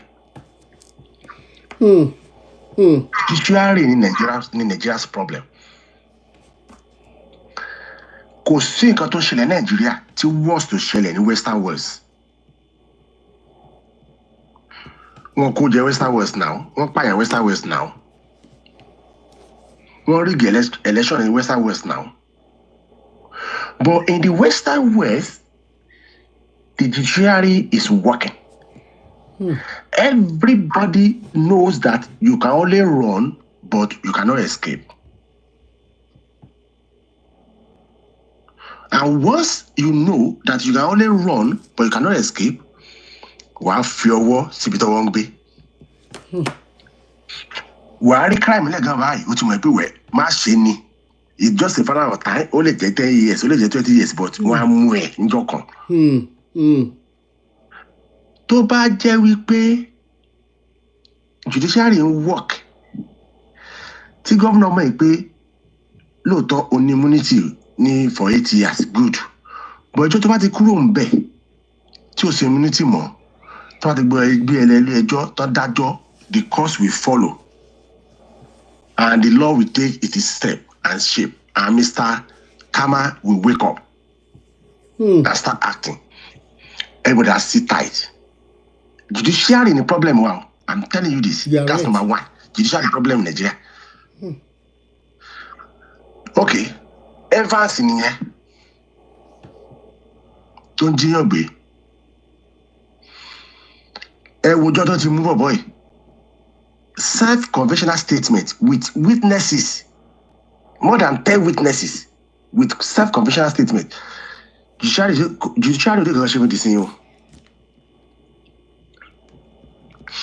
Man kan wà ní Ifẹ̀ mẹ́yẹn tọ́lọ́ náà pa boy kan tó wá ṣe masters ní Ifẹ̀ or something like that. Ogundoyin. Ben. There are so many evidences and witnesses to prove pé ó commit the crime yẹn. Judiciary dey go ṣe this thing o. Bọ̀bọ̀ Kogi tó ṣe kúrò ńbẹ̀ Yàyà Bello tó sanwó school ọmọ tí ò tí resume tó ti sanwó 4 years ahead ọmọ tí ò tí resume with evidences judiciary yóò tẹ̀sán ṣe fún dìsí yó. Bọ̀bọ̀ kan tó wà ní west tó wà ní charge pension board ọ̀bọ̀ Hausa kan báyìí tó kó bóyá 2 billion jẹ́ nígbà yẹn láyé Jonathan tó convince ẹ̀ judiciary yóò tẹ̀sán ṣe fún dìsí yó. And many like that. Ó dijọ́ tí judiciary bá dájọ́ wípé so person ẹ lọ hàngẹ̀ tádẹ̀ hàngẹ̀ ní same day or follow day. So person kó dáa báyìí padà kó dẹ̀ lọ sẹ́wọ̀n tó ti wọ̀nyí tádẹ̀ rí bẹ́ẹ̀ ó dijọ́ yẹn kí Nàìjíríà tó lálàáfíà. That's number one solution. The second solution is this. Until the youth of the north takes care of the idiots in the north, the youth in southwest take care of the youth of the idiots in the southwest. The youth in the east take care of the idiots in the east. Until then, Bashima Rojolo lọ́dọọdún rèé o. Àwọn àfi ọdún yìí ọdún ni o. And President Tinubu take a step yẹn. But instead, káwa massive support the step yẹn, if you take step yẹn rèé o. Only local government should be autonomous. Now, èmi ò ní mọ̀ bí local government ti wà autonomous tí gómìnà gbó lọ chairman mọ́ tí wàá jẹ́ councillor lẹ́yìn ilé mi bí báyìí tí wàá ti gbowó ọ̀nà tó wà níwájú ilé wa tó ò ní ṣe tàlejò mu bíà tí ìṣọ̀pọ̀ náà ò ní gbẹ́ni yẹn jọ kan. Abuja is too far for everybody to go and fight. Abuja is too far. So, number one solution to Nigeria's problem is number one, judiciary. Number two, the youth of each region should take care of the idiots of each region. Tẹ́lẹ̀tẹ́lẹ̀ àwọn yẹn pariwo youth labego rule and age. Our moment came by age is not our problems. Kí ni age Abelo? Kí ni age Ame Shima to the governor? Kí ni age Fayemi? Kí ni age Donald? And many of them like that. What was their age? Not the governors. What did they do? They are all embezzler. So judiciary ni kẹjẹ ká gbámú. Judiciary ni problems wa. Ibo láti fẹ́ bẹ̀rẹ̀ sí ní take judiciary accountable. Fine. Without very force. easy. Very easy. Ṣé ìlú tó bá ti wà tí wọ́n split the blood tó gba dependent ìlú yẹn ibi bẹ́ẹ̀ ní láárí. Lọ́wọ́ ẹ̀rọ la gba dependent pẹ̀lú ijó àti kìnìún la gba dependent. So kò jẹ́ ká máa value nǹkan tá a gbé lọ́wọ́. You don't know the value. That's the problem. How to tackle the judiciary is this. Ẹ jẹ́ kẹ́jẹ̀ kan dájọ́ wèrè kan. Káwọn èèyàn kan gbéra àwọn youth àti ìyàwó àtọkọ àti kan born everybody mọ́lé ń bẹ̀. Ìwọ ló dájọ́ ìyá àbí? Ìlú táwọn bọ́ ìláre àbí? Pẹ̀lú kó máa lọ àbí? No problem. Àwọn ní pọ́ìpọ̀ lẹ́yìn tó dá láre kó máa lọ láàfíà. But what to dá láre yìí? You are a gunner. I'm telling you this. I am telling you this. Ó mi rí pé ọ̀rọ̀ tá à ń sọ yìí náà ṣe mọ̀ pé everything goes back to general fight for the change of constitution ṣá. Ṣé rí constitution tó wà nílẹ̀ yìí sẹ́ okay ẹ̀rù ìgbà tí ṣebí the first olè tọkọ fẹ̀yìn ìtàgbà Nàìjíríà làwọn Oyèlúsì àbí Oyèlúsì. Nígbà yẹn for good 10 years lẹ́yìn ìgbà yẹn armed robbery àgbúrò Nàìjíríà ọtí tó fi wá tó bẹ̀rẹ̀ sí sọ pé human right number one a gbọ́dọ̀ kọ́kọ́ lé anything human right kúrò Nàìjíríà. Human right yẹn àwọn western world fi hold wa down ni wọ́n fi hold wa down ni ìgbà táwọn èèyàn kó jẹ táwọn èèyàn kú tó ń ṣe hospital táwọn èèyàn kú ibo ní human right wà. Ìgbà táwọn èèyàn tí wọ́n ṣe ọ̀nà tí wọ́n jíyàn gbé tí wọ́n pààyàn, where are these people? They won't talk. But wọ́n ti pé àwọn èèyàn wá bẹ̀rẹ̀ sí jà fún right wọn láwọn human right kan. Ìgbà tí China tó sọ fún wọn pé hey man, forget it. Anything human right, we don't want to hear about it. You go out of our country. We don't want to see you, man. Now the China tó lálàáfíà o. We serve the Korea.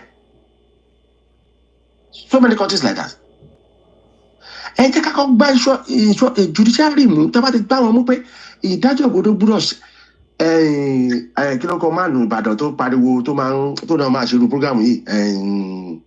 Yomi Hamzat. Oríyọmí. Òun ló gbé ọ̀rọ̀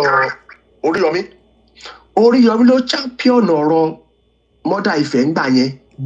Ọ̀rọ̀ bọ̀bọ̀ tó pààyàn fẹ́ yìí Oríyọmí ló champion ẹ̀ ńgbà yẹn tó bẹ̀rẹ̀ sí pariwo. Jùsárì bẹ̀rẹ̀ sí tọ̀nù kìíní yẹn wọ́n tọ̀nù wọ́n lọ gba bàbá Fálànà. Oríyọmí bẹ̀rẹ̀ sí bá wọn fà. Ṣé àbí wà tó gbádùn Jùsárì lọ́rùn mú wọn fi má nìyẹn lẹ̀ ọdún ẹjọ́ tó dá fún wọn ké fún wọn fi lọ́rùn lẹ̀ torí pé Oríyọmí gbádùn Jùsárì lọ́rùn mú. Ó gbádùn Jùsárì lọ́rùn mú bẹ́ẹ̀ yín àjọ mú kan lẹ̀lẹ̀.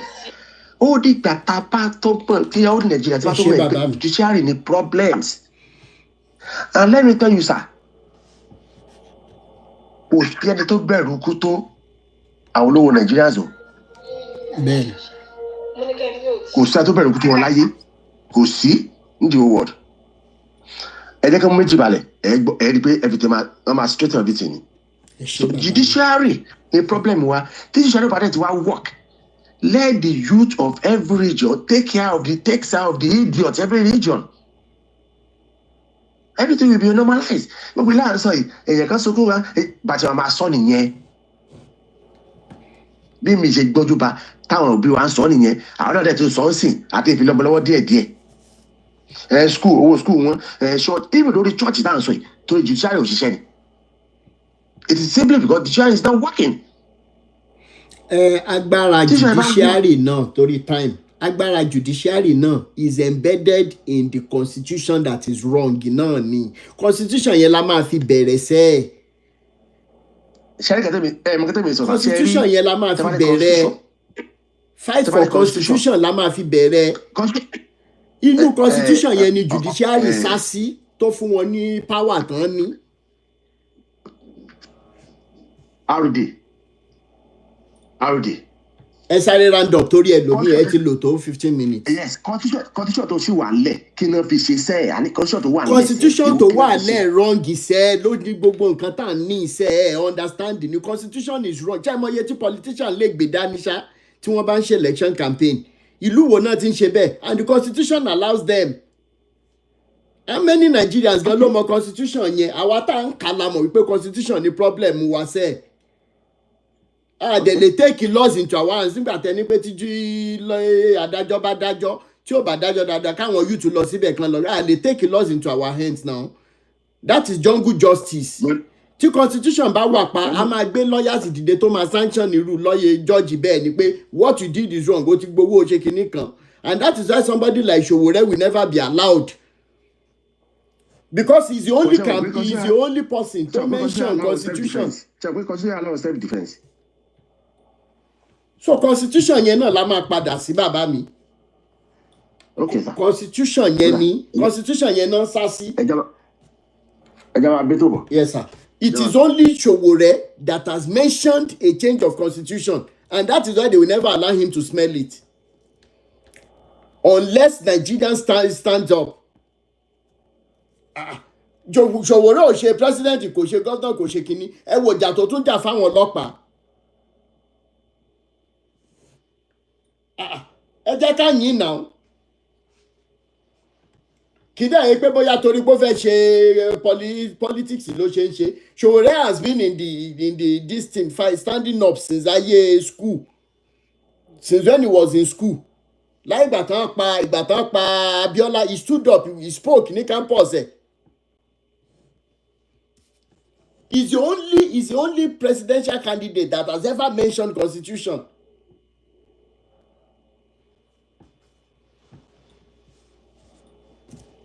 Dúdú ẹ jẹ́ kí n sáré gbé yín sókè. Dúdú ẹ ní láti unmute. Ẹ kálẹ́ bàbá mi. rd àti gbogbo ilé ẹ kálẹ́ ẹ kúṣẹ́ lù. Yes sir. Ìtẹ̀sílálẹ̀ yìí ẹ wo I'm bleeding inside. Ó lágbára sà. Ṣẹ́ni kìíní sà a ti ń sọ for so many years. I will keep talking about it. I'm privileged to be part of our first set free education. I went to Methodist High School, Ibadan. Methodist Grammar School, Bodija, Ibadan. Founded on the road that cannot move. So where am I going? I was privileged to be part of the free education. Madam tó sọ̀rọ̀ lẹ́ẹ̀kan pa owó school ọmọ ẹ wò ó lágbára sá. From here in diaspora, every month in bá gbowó oṣù, I have to set almost like 500 euro or pounds aside láti help ọ̀yàn nílé. That is how everybody are doing. That support Nigeria. When is this going to stop? I agree with you. It's the constitution. That constitution needs to be amended. Tí wọ́n bá ti ní láti jókòó láti tún constitution Nigeria ṣe. In constitution yẹn náà ni àwọn legislative wà, ibẹ̀ executive wà, ibẹ̀ judiciary náà wà. I agree with that man that just finished talking. That judiciary system, tí wọ́n á ní kọ́ bẹ̀rẹ̀ ibẹ̀ lọ́kọ́ ti bẹ̀rẹ̀ o. Constitution náà máa ti amend, tí wọ́n á amend it. And that judiciary must be given the utmost right to give justice to whoever the justice deserves. Irrespective of his political class, then. Ìbàjẹ́ governor, ìbàjẹ́ president ni. But they don't have the power. Ẹ wo wọ lọ́yà tó sọ̀rọ̀ tán láìpẹ́. He says the truth. Bẹ́ẹ̀ni. Ẹ wo wọn tó wà cabinet bàbá yìí lẹ́nu. There are one people or the other that he has in mind that he thinks he can do this thing. But ọwọ́ wọn ó lágbára. Allegedly bẹ́ẹ̀ ṣe máa ń sọ. Bẹ́ẹ̀ni. They cannot do wọn ò lè sọ ọ̀tọ̀. Conscience ò sí mọ́ nílùú yẹn rárá àtọ̀. Conscience ò sí mọ́. Ẹ wo minister of Bola Ige. Ọ̀rọ̀ minister of justice. Ẹ̀ẹ́dẹ̀gbẹ́ ẹ̀fà òsì nígbà ìwọ̀n ọ̀wá ìwọ̀n ọ̀mẹ́ tó pa. Wọ́n ti ẹ̀ mú ọ̀ ní sọ́jà dì. Ẹ wo finance minister láyé Ọbásanjọ́ màmá yẹn wọ́n lọ gbé ìjẹ́ wọn kidnap. For what? What's conscience wọ́n ní epo sí bẹ́ẹ̀? I keep talking pé ojú ọtí ìfẹ́ bá padà sí ìlú yẹn máa tó mọ́ o. Táàbà ti nífẹ̀ẹ́ ara wa ìlú yẹn ò lè go further. Ara ìfẹ́ yẹn náà ni pé ká tún constitution Nàìjíríà ṣe. Ká tún ṣe. Everything depends on that constitution. I agree with you. Àwọn executive wá jókòó síbẹ̀ yẹn. Àwọn legislative wá jókòó sínú house. Bẹ́ẹ̀ni. Wọ́n máa sùn lórí síìtì bẹ́ẹ̀. Wọ́n máa pe motion ní mímọ́ máa wò. What are they doing there? Àwọn wo ló appoint wọn síbẹ̀? We keep talking about these things. I've been abroad since 90s. Everybody fẹ́ padà sílé. We can't go back. We can't. We have so many things that we planned down that we want to do. We can't go back to go and do it. I'm bleeding. I'm crying inside. I can't lie to you. It's wrong. Wọ́n fẹ́ padà sílùú wọn ní padà. I have a brother now. Ó ti gbé gbogbo ẹrù ẹ̀ ní Israel. He's 60s now. Ó lè tó ń ṣe tó. He's been abroad since 1984. Ó lè tó ń ṣe tó. Gbogbo ọtọ́ pé sílẹ̀ tó tún gbé lọ sí Nàìjíríà. Wọ́n tó frustrate wọn pọ̀ tibẹ̀. They want to go into farming. Gbogbo wọn bá ṣe ètò láti lọ better life on humanity. They are frustrating them. Mo lọ́ọ̀rẹ́ kan. Even sọ̀rọ̀ mo ní so many stuff tí mo plan mo ní ọ̀rẹ́ kan. Ó sọ pé gbogbo tó fẹ́ lọ ṣe tó bá ti kọ́ mọ́ wọn legislative tó mọ̀yàn ní gọ́ọ̀mẹ̀ tó mọ̀yàn gidi gan. You can't go there. Pé ìlú yẹn ti I don't know where ìbọ̀kọ́ tó fẹ́ sọ̀sà ẹ má bínú. Ìlú yẹn ti di nǹkan. But ibo láti fẹ́ bẹ̀rẹ̀. Where we can start is kọ́wọn tó wà ní house yẹn kọ́ jókòó kọ́ tiẹ̀ ní pé àwọn fẹ́ ní compassion fún àwọn aráàlú. Àwọn fẹ́ ní humanity art fún àwọn aráàlú. Wọ́n yóò jẹ́ yàgàn o. I was in Nigeria in February with some of my friends. I walk on the street, I'm crying. You see so many people, in their eyes you see the poverty. They call the poor privilege ni o. mo wà privilege tí bá lọ fún bí náà wọn use school nígbà tí bá lọ wọn mate nígbà máa wò pé what is this àwọn tó brilliant tó pé first class bẹ́ẹ̀ni technocrats some of us ẹ̀wọ̀n tájú àbá ṣe iṣẹ́ bá school máa wò pé owó bọ̀bọ̀ yìí mo gbé fún if you see them back home at times máa wò wá kó máa bleed nínú ni gbogbo wíta ti ká fẹ́ kàdé phd ti fẹ́ kà professorship kò wúlò òyìnbó ò believe gbogbo nǹkan bẹ́ẹ̀ nígbà. But when we can make use of it is our nation to move people. Ní 90 but when she comes come by Emma Benisa, I just study it around up. We call that I did economics in Nigeria. They call it economic growth and development. But we lecturer I Dr. Dapo. Only pay there's what we call adaptive technology. My first point of call in Ibo is Amsterdam. When I got to Shibo Airport, what is this? They were walking. Actually, I traveled like every week. Man, Panama. Nígbà yẹn Amsterdam mo á wo báyìí mo á lọ káàkiri mo á wo airport Murtala Mohammed airport it is the same thing ni wọ́n fi develop Murtala Mohammed airport o the same prototype tó fi kọ́ Schiphol náà fi kọ́ Murtala Mohammed airport o every day in Schiphol they are working bẹ́ẹ̀ni they are next wọ́n ṣe punch on gate yẹn lọ ni. Nigeria Mohammed airport tó wà ní center ṣe ìtúnṣe kò kúrò lójú kan kò pass o. The same thing gbogbo ilẹ̀ tọ́kọ́ fi kú ṣe Murtala Mohammed wọ́n ti ta fún wọn lájà west wọ́n ta fún wọn lẹ́gbẹ̀dá wọ́n ta fún wọn ní ẹ̀yìn punch estate gbogbo ẹ̀ náà ti ta tán. So ìbúra ti bẹ́ẹ̀ that's adaptive technology o. Wọ́n á ti lọ síbi kan ní ìlú yẹn wọ́n pè bẹ̀ ní Bama wọ́n ti wọ́n gbẹ̀ nísìn àwọn ice scraper àwọn bíi 1,004 ẹni wọ́n kọjọ sí gbogbo ìlú yẹn ní gbogbo àdúgbò yẹn.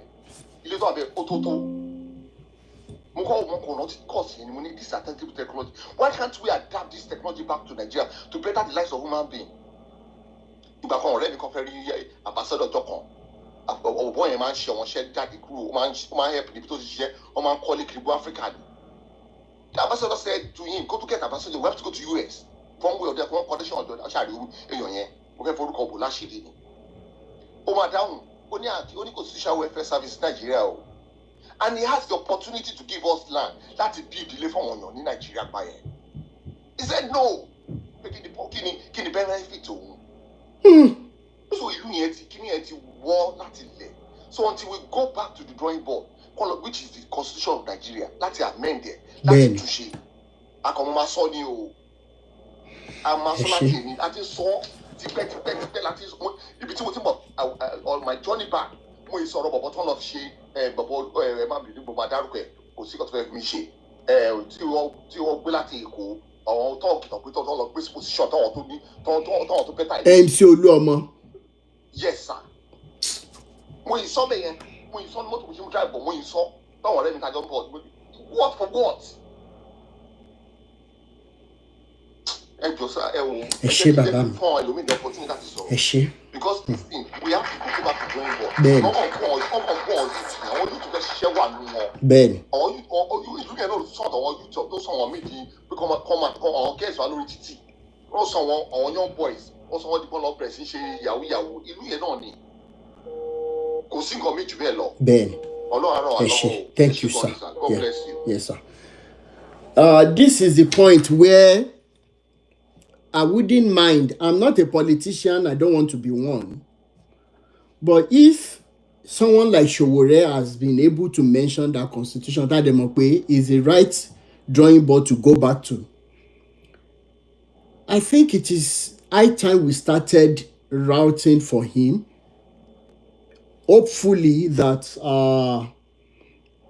maybe something can come out with the other plans táwọn ẹlòmíín ní wípé maybe kí Nàìjíríà pín ní kíkiní kan because our multiculturalism alone is supposed to be our source of power. Mo mọ nǹkan tí mò ń sọ bẹ́ẹ̀ ni but ẹjọ́ ìwọ̀nba tá a bá lè ṣe to appreciate what Sowore is doing. I won't lie to you, he will become a figure that eventually, if he ever gets there, we will have to start protecting him like they are protecting Burkina Faso president Ibrahim Traore, because the West would fi ojú ẹ̀ dánrin because gbogbo nǹkan táwọn politicians wá ń ṣe yìí kò ṣẹ̀yìn West àti Europe. That's the truth. If you want to hear, you hear. But ẹ jẹ́ ká máa wò bọ̀. If coming out all for him, you know what? You mentioned constitution. Bó o bá débẹ̀ jọ nítorí Ọlọ́run mọ́ kọjú wa sọ́ra. Change the constitution not because of us but because of the coming generation. Bẹ́ẹ̀ ni ní sọ́jà and náà bá dẹ̀ fẹ́ jẹ́ kán gbé ní gbígbóná náà. Kò sọ́nà àbáyọ náà gbígbóná. Somebody like Tinubu has led protest before ta ní gbogbo evidences ẹ̀ nígbà tó débẹ̀ lò ní protest is now illegal gathering. I am telling you the truth. At the end of the day, the judiciary is just looking. When evidences are there, because the constitution allows them to keep quiet and observe a table mannerism. Ameye Bolapo, ní jẹ́ kó sú wa. Wúrà Ọláṣẹ́ wà bẹ́ẹ̀ mà.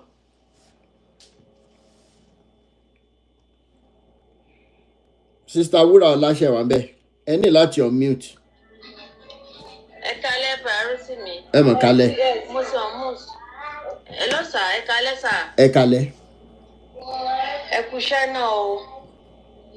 Ẹ kúṣẹ́ takuntakun náà. Yes. At least mo ti sọrí pé tá bá rírú ẹ̀yin bíi méjì mẹ́ta sí at least ó dà pé Nàìjíríà máa bẹ́tà etí àwakọ̀. Àwọn púpọ̀ tún máa là dáadáa. Cause to me, mo rí pé Nàìjíríà wa youth náà la lè ṣe. In the sense that pé ẹ mọ̀ pé àwọn youth kọ̀ọ̀kan ní sè ní Nàìjíríà yìí but wọ́n decide láti keep quiet. Bẹ́ẹ̀ni. Tó bá ti rí any youth tó bá ti move closer to the government side báyìí tó bá wọ against wọn tẹ́lẹ̀ bọ̀dá Rósìmí tó bá ti move sí wọn báyìí ó máa pohùn dání. Example Eniola Badmus. Ṣó máa lóhùn ọmọ nǹkan tó ń lọ ní street bó ṣe pẹ́ tó ní street tó. Ṣàkó gbogbo nǹkan tó ń ṣe nígbà tó wà in power ó keep quiet ó decide láti má sọ̀rọ̀. Táwọn èèyàn bá decide láti drag ẹ̀ gan kò sí ẹ̀rí dáwọn lọ àbí kó máa. Ta ló ń jẹ́ Eniola Badmus? Ó máa ń ṣe fíìmù nígbà kan tó tóbi báyìí. Tó ti ṣe sọ́jú ẹ̀sìn tó ti. Èmi ò mẹ́ni tó ń jẹ́ bẹ́ẹ̀ ṣá. Tó ti lọ́lẹ̀ jẹ́ báyìí. Eniola Badmus ó ń ṣe fíìmù àwọn èèyàn máa mọ̀ dáadáa. Tó close mọ̀ ṣe yìí Tinubu báyìí. Irú ìyẹn lè ń dárúkọ. Ẹ sọ nǹkan mi. Ẹ mọ̀ dárúkọ rú àwọn èèyàn bẹ́ẹ̀ yẹn jọ. Ẹ sọ nǹkan mi àwọn èèyàn kẹ. Òun náà ni mo sọ pé ṣe rí pé àwa youth náà púpọ̀ wà lọ́wọ́ wa láti ṣe. Mo fi ìpá wa la lè ṣe. Sensitization wá ń sìn lórí ọ̀rọ̀ ti constitution yìí. A máa sensitize àwa youth náà ní báyìí. Bóyá pé ká máa lo pages wa láti route láti sọ̀rọ̀. Ó dà pé yẹn ló máa wá fẹ́ bẹ́tà nǹkan tó kù tó yẹ ká ṣe gan nìyẹn. Bẹ́ẹ̀ni. Cause àwa youth ẹ jẹ́ kó dìgbà election nísìn gbogbo wa complain orí ń ta mí ara ń ro mí o. Ìbẹ̀lẹ̀ ti máa ráwọn kan tán ti máa fún 5,000 tán bá ti gba 5,000 yẹn tán wọ́n sì rí pé 5,000 ó ti tán ṣòro yẹn ayé àwọn fún 8 years tán máa lò bẹ́ẹ̀ yẹn. Tẹ bá decide tẹ bá sọ̀rọ̀ against àwọn people yẹn ní time yẹn tán ti gba 5,000 yẹn wọ́n lè bẹ orí èèyàn sọnù ní time yẹn. Ẹjọ́ táwa ló wá ń jìyẹ ṣé báwa youth yẹn náà là ń jìyẹ. Ọmọ oníná ló ń tan náà ní Nàìjíríà nísìnyí tó bá ti lówó tó dẹ̀ mọ̀ èèyàn kò useless. Obìnrin kan ni wọ́n gbé lọ ní side ilé mi street ilé. Nínú Toyota Sienna. Wọ́n kàn drive lọ́kàn wọ́n park wọn lẹ́gbẹ̀ẹ́ wọ́n dẹ̀ gbé lọ wọ́n fi mọ́tò ẹlẹ́sìbẹ̀ àti mass com woman ya àwọn nǹkan tó máa ṣẹlẹ̀ sí báyìí bóyá wọ́n máa béèrè fún ransom ni àbọ̀ máa pa olóhùn tẹ̀lé jẹ́ kán pa. So gbogbo wa náà la rí pé à save ní Nàìjíríà ìmọ̀ àyìn àwa mẹ̀kúnnù omi ò sọ tàwọn olówó yẹn o bàwa mẹ̀kúnnù à save ọ mo fi pé àwa youth náà la lè ṣe àwa náà ní tá bá cooperate. Discussion ta nílé nísìnyìí ó máa jẹ́ ká mọ ibi tá a máa wá nọ́mbà sí àtàwọn calls tá a máa make kò sí wàhálà. Bẹ́ẹ̀ni. Tí ò dẹ̀ ní já àwọn alátẹnujẹ. Bẹ́ẹ̀ni. Tọ́ máa ṣe ń bí ṣe lọ́hùn yẹn torí problem wa náà nìyẹn aláìkí ṣe ń bí ṣe lọ́hùn ká máa ṣe ṣekúṣẹkẹ iṣẹ́ yẹ especially àwa Yorùbá á ti ẹ̀bàjẹ́ níyẹn níbi àtẹnujẹ yẹn báyìí. Tá a bá ti ń jó lọ síwájú tó máa ti gbẹ nìkan padà tán ti fún lówó báyìí kò gbọ́ nǹkan kan mọ́ bó ṣe máa lọ́yìn àwọn tó kù sí sáìdì ẹni òun náà máa wá ẹ̀dẹ̀ mọ̀ tẹ́bí bá ti pààyàn náà lápàjù kò sí nǹkan tẹ́yìn ò lè ṣe nítorí. Wọ́n mọ̀ọ́mọ̀ weaponize poverty ní bẹ́ẹ̀ni bẹ́ẹ̀ni. Ẹ ṣe ìyá mi. Mata ìyàwó youth ọwọ́ wa ló kù sí. Àwọn bàbá yẹn rọ̀ ni wọ́n at least tá bá come together tá a ṣe one Nigeria at least ẹ wò tá bá jáde fún protest tá bá ṣe election yẹn ẹ wo owó sí gba election tó ṣe last ẹ̀ náà bó ṣe dàǹbarú gbogbo ẹ̀ yamayama nígbà yẹn náà woman kankan wà ládùúgbò mi báyìí tó support ẹnìkan èmi ò ní voters card I'm not ready to vote for anybody tí woman yẹn máa sọ fún mi ẹni báyìí ló máa ṣe ẹni báyìí ló máa ṣe ṣe nígbà tẹ́ni yẹn wọlé tán tó bá pè mí gbà ìyá alágbájá ẹ̀dẹ̀dẹ̀ òun ò 500 naira bẹ́ẹ̀ máa ní ẹ̀bí ṣáwọn èèyàn yín ò fún yín lóúnjẹ ni tí láwọn èèyàn yín ló máa ṣe ẹ jẹ́ kó máa fún yín lóúnjẹ lọ ẹ jẹ́ kí èmi fowó mi sápò èmi náà wà lẹ́gbẹ̀ẹ́ ara mi gbogbo orú nǹkan bẹ́yẹn àwọn èèyàn dẹ̀ ń sọ́fà gbẹ̀dáró sí mi àwọn èèyàn ní Nàìjíríà ojú ń rí ká tó sanwó ilé owó skul owó oúnjẹ owó igbá owó àwo ó tẹ̀ táwa tí a ti wà jẹ́ wídò báyìí things are very hard oúnjẹ in fact ó le o àti tanná nígbà míì gan láti repo ńgbà míì gan má wà lókùnkùn fún 1 week ńgbà míì tí kò ní síná tí kò ní sí anything Nàìjíríà ti bàjẹ́ náà àdẹ̀mọ̀ wípé ọwọ́ wa ló kù sí à ń lọ church ṣé ni la ṣe ń bẹ náà nípa Olúwa bá wa tún Nàìjíríà ṣe ẹ wo gbàdúrà wa tá a máa sọ tó bá yẹ kó bá rí ìṣòbó yẹ kọ́nà nǹkan ti dìde kó ti ràn wá lọ́wọ́ gbogbo ẹ gbàdúrà fún Nàìjíríà lẹ́ni Nàìjíríà ń mọ Olúwa olùkà ti ṣe bọ̀ sí irọ́ ni gbogbo ẹ̀ ẹ ṣe ìyá mi ni opinion mi tí mo ní kí n sọ fún yín nìyẹn o ẹ ṣe ẹ pé ètò náà sà.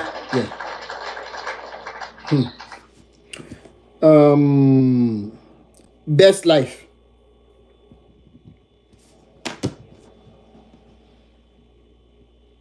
Kálẹ̀ gbogbo lé o. Ẹ mọ̀ kálẹ̀.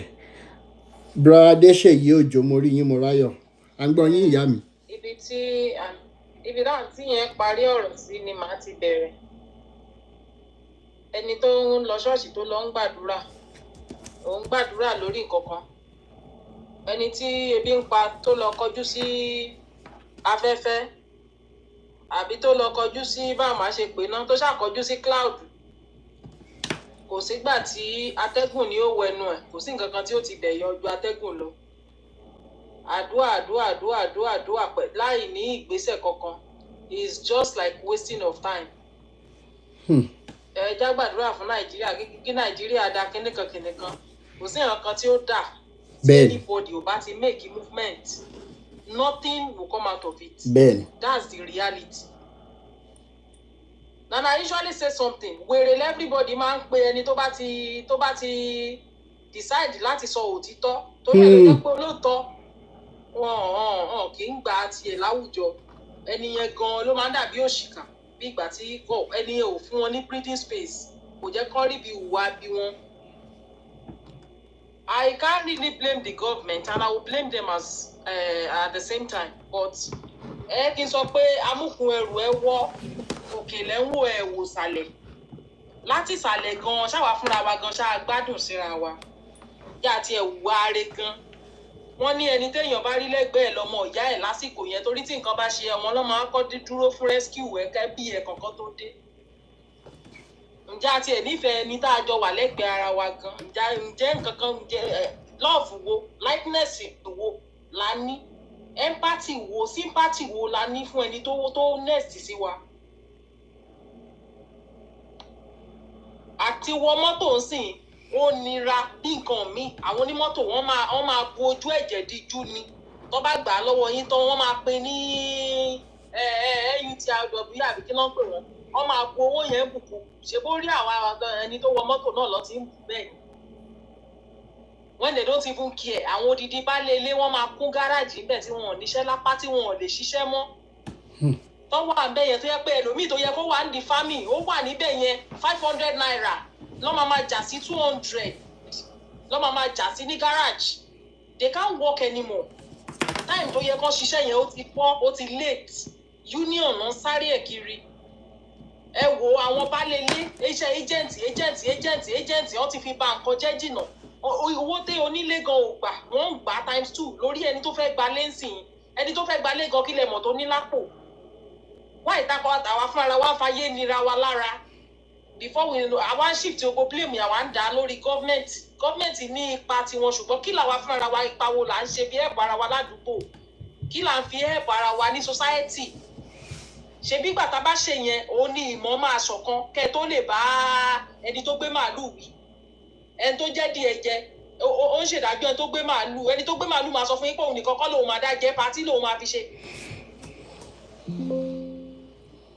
ní ẹdìyẹ tó wọ́n gbé ìwọ nìkan ló fẹ́ dá jẹ́ nìyẹn rẹ̀ ṣùgbọ́n màálù tó ń gbé òun nìkan kọ́ lòun á jẹ́ ibi tẹ́jọ́ máa kú sí nìyẹn. And it's true, which one person cannot eat a whole cow? Ibi táyé máa yí sí nìyẹn fún yín. So ó kàn mí, ó kàn ẹ̀yin náà. Kí la fi help ara wa? Kí ni nǹkan tá à ń ṣe? Ọmọ tó tẹ máa ní kó lọ kọ́ṣẹ́. Are you ready to help that child? Bí tó bá kọ́ṣẹ́ yẹn tán, máa set up business fún àbí ó máa ra irinṣẹ́ fún. Ó máa bẹ̀rẹ̀ iṣẹ́ yẹn. Ọmọ tó lọ sí school, kí ni ó pẹ̀ tó bá kúrò ńbẹ̀? Why are you wasting the money there when you don't know the outcome? Òbí tó máa ní kọ́ ọmọ lọ kọ́ṣẹ́ aṣọ, lọ kọ́ṣẹ́ kinní kan, lọ kọ́ṣẹ́ kinní kan. Ṣé ti ready láti set up tó bá ṣe tán? Don't call the youth lazy. Youth are not lazy. Mi sọ pé àwọn mi ò lápá wọn ọkàn wà apá má ṣiṣẹ́ lọ ní. But don't tell me pé ẹni tó ní rheumatism tí nǹkan ń ṣe ní àgọ́ ara. Ẹ máa expect pé iṣẹ́ tẹ́ni tá rẹ̀ dá tó lè ṣe nírú ẹni yẹn lè ṣe.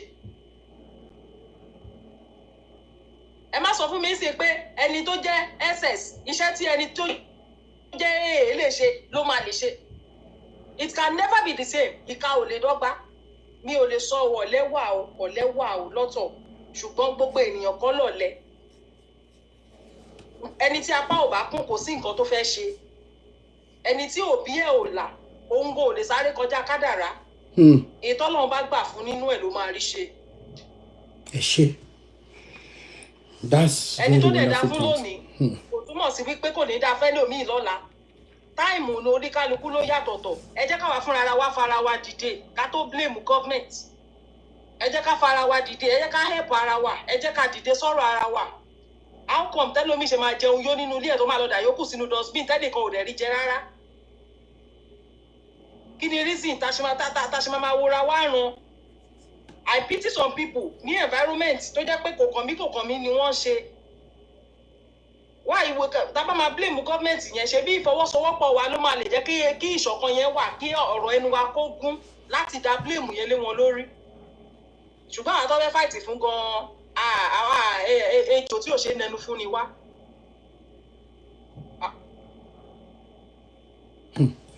Náà ló tún padà wá ló lọ gbẹ̀yìn bá nǹkan jẹ́.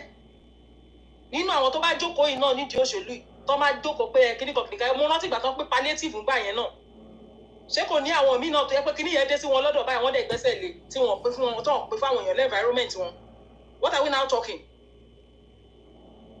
Gọ́ọ̀mẹ̀ntì ipa ìtàn bá lè ṣe lọ́ máa ṣe ń bẹ̀. Ẹ ṣé ìyá mi, thank you so much. Ó pọ̀ ju ti gọ́ọ̀mẹ̀ntì á ṣe fún wa lọ. Èyí tá a lè fojú rí tí gbogbo ayé lè tètè rí òun ni ti gọ́ọ̀mẹ̀ntì o. Eléyìí tó kù àwa fúnra wa la lè kó ipa tó pọ̀ jù nínú ẹ̀. Ẹ ṣé, God bless thank you sir. so much. Another wonderful perspective. Tá a ṣe ń preach truth, love and humanity lórí page wa látijọ́ tí wọ́n láwọn ò fẹ́ mẹ́ni tó kú. Alájà ìrọ̀rùn Manchester jẹ́ kí n gbé yín sókè mà. Ẹ jẹ́ àṣẹ pápápá ká lè lọ sinmi. Ọ̀la is another day. Ẹ kalẹ́ mà. Yes ma. Gbogbo ilé ẹ kalẹ́. Àwọn èèyàn ti sọ̀rọ̀ tó pọ̀. Audi, inú mi dùn gan fún ètò tó gbé tó ń ṣe lálẹ́. Ẹ ṣé mà. Inú mi tún wá dùn pọ̀ ní ìdàkejì fún what people living in that system have been saying. Ṣé rí ìkà ní gbogbo wa? Gbogbo wa ò fẹ́ràn ara wa. Ìgbà tébí bá ń pa wá, ìgbà tọ́pọlọ wa máa ń ṣiṣẹ́ nìyẹn. Mo sọ tó gbé ṣe rí Nàìjíríà, Ọlọ́run ọ̀rọ̀ Nàìjíríà ti kọjá wàdùà. But we keep on deceiving ourselves. Wọ́n ní kí ni government? Wọ́n ní government of the people, for the people, ruled by the people. Abi? Bẹ́ẹ̀ni. And where the government come from? Ṣé bínú ilé ẹnì kọ̀ọ̀kan wa náà ti jáde? Nǹkan tá à ń produce náà ni à ń bá. We are all the same feather. A lot of people come to abroad, they are still doing dirty, secret job. Tí ẹni tó wà níbi tó ń ṣe odò tó bá dé Nàìjíríà, ó máa fọ̀nà. Ṣèbáwa náà láàrin recycling ara wa. Áńgẹ́lì kankan, áńgẹ́lì máa lè ní ibi àṣàkẹ́. No angel, no angelic calm down. It's we. Ṣé rí èmi ò gbàdúrà torí a ti gbàdúrà. Tó bá jẹ́ àdúrà ni, Nàìjíríà ló yẹ kó wà on the top of the world. Bẹ́ẹ̀ni. Pastor keep on gbàdúrà. Aláàfáà gbàdúrà. Àwọn kan wà ní kámpù lọ́wọ́lọ́wọ́ bá a ṣe ń sọ̀rọ̀ ẹ̀ máa. Bẹ́ẹ̀ni. Gbàdúrà. Yorùbá dẹ̀ sọ̀rọ̀ ní tá a bá gbàdúrà, wáì tá a fi yá àyà sẹ̀kùn. Gbogbo wa kàn tanra wa jẹ. Ìlú tí àwa wà, ọjọ́ tẹ̀mí ti wọ̀lú yìí àti airport ni mo ti sọ fún Ọlọ́run ní decades tó ti pọ̀ pé ṣé mo máa ní nǹkan tí mo fẹ́ lọ padà sí Nàìjíríà ṣá. And Nigeria is okay then. 20 years ago, Nigeria is fine. But bóyá mo struggle kí n tó gòkè, so mo wá wò pé ìlú kan la fẹ́ sí yàn ẹ̀jẹ̀ àfihàn lẹ̀. Ṣé rí tèmi máa ń sọ lọ́kàn mi pé nǹkan tó ṣẹlẹ̀ ní South Africa, Sister Medro, yóò ṣẹlẹ̀ sí politician kan. Tí ṣòkòtò fi máa bí àwọn èèyàn ṣe sọ lẹ́yìn kan, ẹ̀rù kò bá àwa tálíkà, àwọn olówó lẹ́rù ń bà. Lórí owó tí wọ́n ti kó sọ́wọ́, wọ́n ti ń wò pé báwo làwọn ṣe fẹ́ ná. Tí wọ́n dẹ̀ mọ̀ pé tí wọ́n ti gbà pé tí àwọn bá kún sí owó yẹn wọ́n ní ṣe 1 naira máwọn. Èmi gbàdúrà what happened to Samedo in South Africa pẹ̀lú ògo Ọlọ́run, pẹ̀lú ẹnìkan nínú àwọn tó ń darí wa wọ́n máa go through rẹ̀. Ẹ̀kejì, wọ́n jí wọn gbé ni o, àwọn ọmọ yahoo ń gbé wọn ni o, yóò bọ́ sọ́wọ́ àwọn ọmọ politician kan máa bọ́ síbẹ̀. Àṣẹ Èdùmàrè. Torí wọn feel the pains yẹn o, they don't feel the pains. Mo fẹ́ kí wọ́n feel the pains yẹn, kán wo nǹkan tí ẹni tí ò ní ẹnì kankan tí wọ́n sọ pé kó lọ mú 1 million wá, ẹni tí ò lè dá ní 100 naira tán bá jí gbé. Ẹ̀wọ̀n orúkọ wà tán náà gbé lánàá lápáta yẹn, ẹ̀rù ń bà mí di bí mo ṣe wà ní nígbà tó jẹ́ pé mo rí ìsọ náà bẹ̀ ni. Irú ìlú wo la bára wa? Kò sí free education mọ́, kò sí free oúnjẹ, kò sí free hospital, kò sí nǹkan kan, gbogbo ẹ ti lọ. Ṣé ẹ rá wa fúnra wa? Kì í ṣe pé we don't take laws into our hands. Nípa ẹnìkankan, ṣùgbọ́n kí gbogbo wa ká máa fi ọkàn wa sọ. Torí ọ̀rọ̀ istagafurula, ọ̀rọ̀ wa ti sú Ọlọ́run ní Nàìjíríà, ẹ méjì àtàrà wa jẹ. Torí àti pé ó tiẹ̀ fẹ́ dáwọn míì lóhùn, kí ló dé tó jẹ́ pàwọ́ nìkan làjẹ́ òsì nínú. Mo sọ, ṣé ẹni pé mi sọ pé mo gbàdúrà nǹkan tó ṣẹlẹ̀ ní South Africa á ṣẹlẹ̀ Nàìjíríà. Ṣé wá rí constitution? Ní constitution, gbogbo judicial everything ti fail. Ṣé wá rí mo tún wá gbà ládùúrà pé Ọlọ́run ó jẹ́ kí alágídí sójà ológun kan kó kọ́kọ́ dìde náà, kó kọ́kọ́ mú gbogbo wọn, kó kọ́kọ́ yìn wọ́n pa náà. Ó máa ṣẹlẹ̀ pẹ̀lú ògo Ọlọ́run. Mo fọlọ́run sọ ní. Ẹ ṣé ìyá mi. That country is finished, right?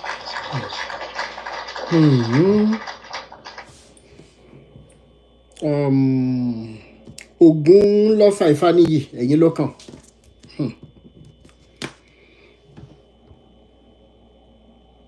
Ògún lọ́lá Ifáníyì. Ògún lọ́lá Ifáníyì ṣe wà ń bẹ̀. Ok, sísítà mi Ìdòwú, ẹ jẹ́ kí n sáré gbé yín sókè. Ìdòwú Jẹ́gẹ́dẹ́ ṣe wà ń bẹ̀ mà. Sísítà Ìdòwú. Ẹ káàárọ̀ sà, ẹ káàárọ̀ gbogbo ilé o. Yes ma. Ṣé ẹ gbọ́ báyìí torí mò ń drive ni? Ẹ jẹ́ kí n ṣe mute yín nọ́mbà yẹn tẹ́ bá ti park. Ok, all right, yeah. torí ariwo yẹn. Olú.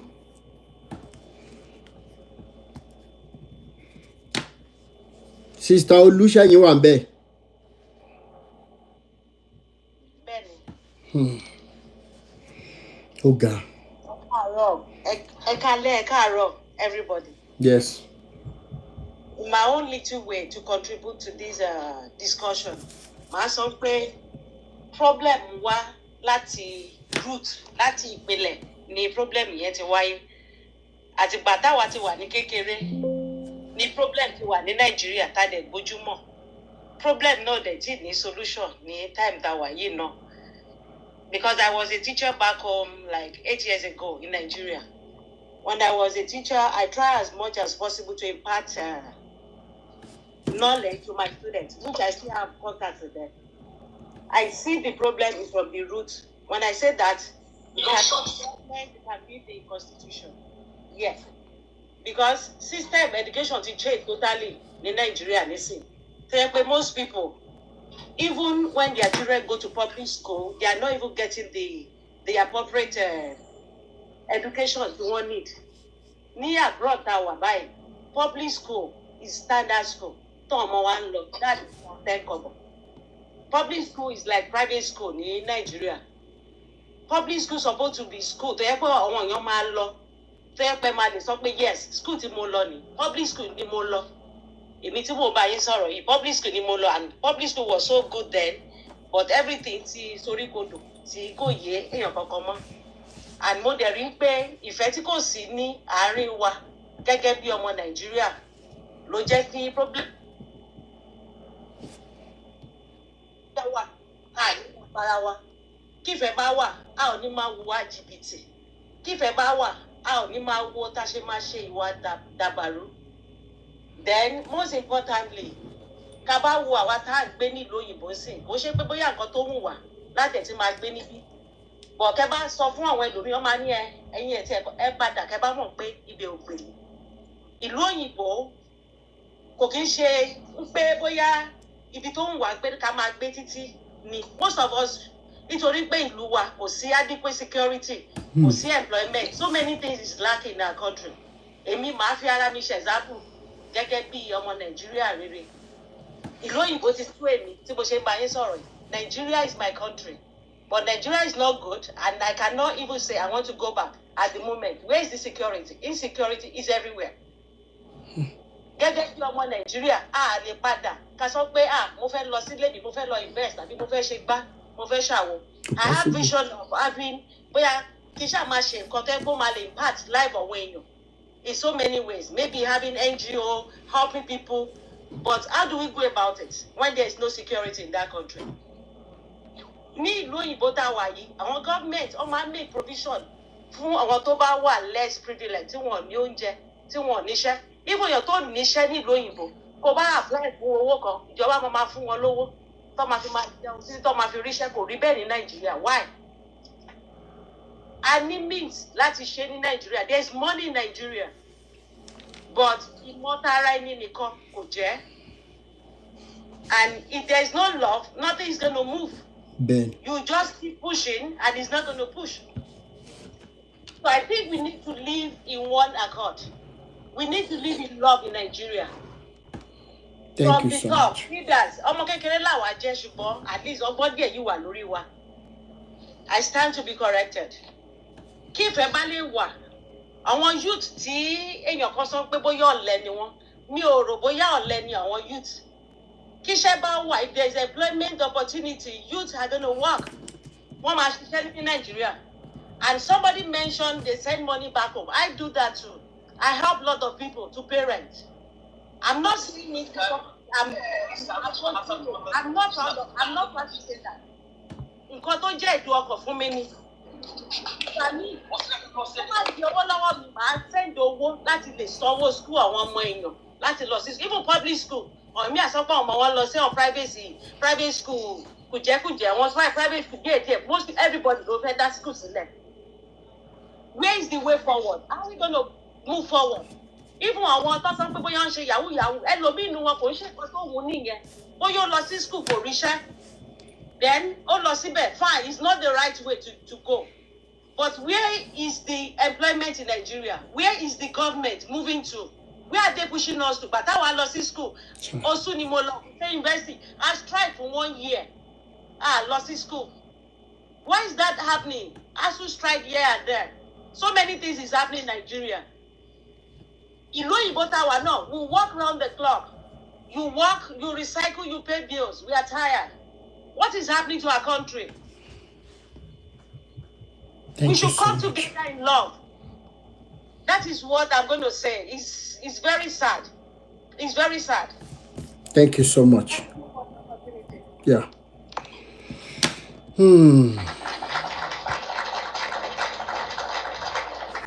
Ẹ jọ̀ọ́ máa fún wa ní grandpa ẹ̀yin ló kàn. Grandpa. Mo dúpẹ́ sà. Yes, sir. Ẹ kú iṣẹ́ Ọlọ́run. Ẹ kú iṣẹ́ ọmọ ènìyàn. Mi ò fẹ́ wá sókè, mo kàn fẹ́ enjoy yín lálẹ́ yìí. Ṣùgbọ́n nígbà tẹ́ sọ wípé kí ni solution sí ìlú mi ni mo ṣe ní kí n try. Sà, ẹ jọ̀ọ́ nítorí Ọlọ́run ẹ dáríjì mi o nítorí mi ò mọ irọ́ pa. Ẹ dáríjì mi o àti gbogbo ìwọ tó bá ń gbọ́ mi lálẹ́ yìí. Mo fẹ́ bẹ̀ yín pé ẹ jọ̀ọ́ gbogbo wa ẹ bá mi press pátápátá, ẹ bá mi kọ sójú ojú fọ́nrán yẹn pátápátá. Màá wá sọ ìtumọ̀ ẹ̀ fún yín. Ẹ bá mi sọ pátápátá síbẹ̀. Gbogbo àwọn tó bá ń gbọ́ mi lálẹ́ yìí ẹ bá mi kọ pátápátá. Ẹ ṣé. Ẹ wá bi mí léèrè pé kí ni ìtumọ̀ pátápátá yẹn. Nígbà tí mo wà ń kékeré ní boarding house, nǹkan senior mi sọnù. Mi lè rántí bóyá gẹ́ṣà ẹ̀ sọnù nínú lọ́kà ẹ̀. Ẹnìkan ló gbé. Gbogbo àwa junior wọn wá kó wa ní Abẹ́òkúta grammar school gbà yẹn, wọ́n kó wa àwa kúnlẹ̀ sí ẹ̀gbẹ́ bẹ́ẹ̀dì senior yẹn. Ó bá ní ká sọ pé pátápátá. Àwa náà bá ní pátápátá ló bá kọrin fún wa. Ó ní pátápátá gbogbo yín ló lè àtọ̀gá àtọmọṣẹ́. Ìdí tí mo fi sọ bẹ́ẹ̀ ni wípé gbogbo wa tá a wà ní bíbá yìí tá a ń gbóhùn mi lónìí, ìkà pátápátá olè oníjẹkújẹ wọ̀bìyà aláìmọ̀kan aláìní ìbẹ̀rù sí ẹlẹ́dàá.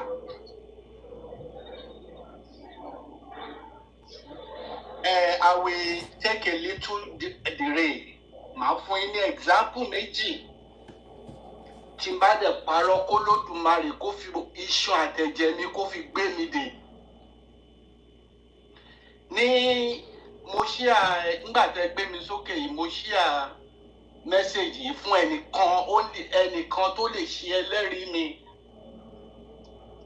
Ní 2019 mi ò wá sọ eléyìí o, mi ò ṣe pastor, mi ò dẹ̀ ṣe wòlíì. Ṣùgbọ́n mo ní àròjinlẹ̀ ni, tí ìwọ náà bá rí àròjinlẹ̀ ojú arí imú. Mo ní 2019, I think that was when I went home last. Níwájú Ọlọ́run, bàbá mo share kíní yìí pẹ̀lú ọ̀gbẹ́ni kan, Olùṣọ́ Samuel ló ń porúkọ ẹ̀. Òun nìkan ló lè jẹ́rìí mi ní ọ̀rọ̀ tí mo fẹ́ sọ yìí. Nígbà tí mo wọlé, tí mo land ní Nàìjíríà, oorun tí mo sùn mọ́jú, mo wá rí wípé bí erosion gbé gbogbo ènìyàn àtàwọn ọmọdé àti ìyá àti bàbá lọ. Àwọn ọmọ wa wọ́n ké bí aláìní bàbá. Tí ọ̀gbẹ́ni yẹn bá wà lókè ní orí fọ́nrán ìjọ sọ síbẹ̀ pé mo parọ́ ni. Lẹ́yìn ẹ̀ ni COVID dé.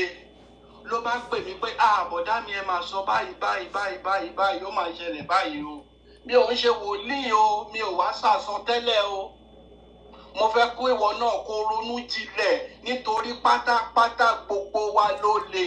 Àtọ̀gá àtọmọṣẹ́ àti president o àti wọ́ tó bá ti bẹ̀rẹ̀ school. Ní èkejì, bọ̀dá tẹ́ gbé sókè ní last appearance yín lórí fọ́nrán ìyẹn Uncle Yomi. Ní last year July, mo wà lórí tábìlì wọn. Wọ́n sọ̀rọ̀ Trump. Wọ́n bu, wọ́n ṣe gbá, wọ́n ṣàwo. Wọ́n sọ pé báyìí ni kò ló máa ṣẹ̀wọ̀n. Ó ṣe yẹn, ó fàdíyà, ó jẹ́ owó dá. Mo fọwọ́ lẹ́rán. Bàbá tá a bá dẹjú àárí mú. Mo wá dìde, mo ní bàbá yìí ò ní ṣẹ̀wọ̀n. Ó ní bo ni ìlú wo bo lèmi wà, ó bú mi. Mo ní o ṣé o.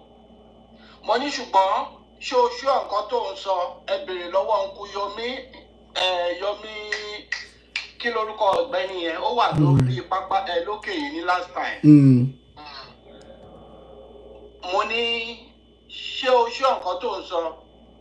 Ó ní bo ni ìlú wo ló wà? Ó ní ìsọkúsọ lẹ̀ ń sọ. Mo ní kò burú o. Gbé $1,000 sí èmi, á gbé pounds sí. Kí n má fa ọ̀rọ̀ gùn. Nígbà tí mo padà rí lórí fọ́nrán yìí, mo wá dá ọ̀rọ̀ yẹn lẹ̀. Ojú ẹnu di yànranyànran ni.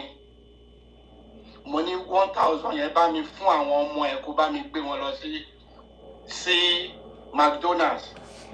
Ohun tí mò ń sọ ni wípé tí a bá jọ ronú jinlẹ̀, tá a bá ronú jinlẹ̀ wàá mọ̀ wípé èmi àti ìwọ la bà ìlú yẹn jẹ́. Mo fẹ́ bẹ̀ yín mo fẹ́ bẹ̀ kan ń tẹ̀dẹ̀ ń ṣàkíyèsí ni. Ní ìlú tá a wà yìí, mo bẹ̀ yín ẹ jọ̀ọ́, báwo ẹ ti rí ibi tí èèyàn kú, tí wọ́n ń ṣe òkú ẹ̀, kí ni wọ́n máa ń kọ́kọ́ ń ṣe? Àmú fúláwà wọ́n á lọ gbé sí ibi tó kú sí. Wọ́n á, tó bá dẹ̀ jẹ́ wípé àwọn ti other outside wọn ò lè débi òkú ẹ̀, wọ́n á wá síbi public gathering kan, wọ́n á máa lọ di flower síbẹ̀. Wọ́n á máa kọ ọ̀rọ̀ oríṣiríṣi. Wọ́n á máa bí ìtùnú pé you've gone to sleep. Súnre o, say do this, meet you in the other side of the world and all that. Mo wá fẹ́ sọ fún wa ní ìsìn wípé ohun tí èmi àti ẹ tá a lè tí the question is ẹ jọ̀ọ́ ṣé Nàìjíríà lè dá? Ẹ jọ̀ọ́ ẹ foríjì mi o. Tá a bá ló dá ní ọ̀nà wo? Ọ̀nà kan lèmi mọ̀ ní tèmi.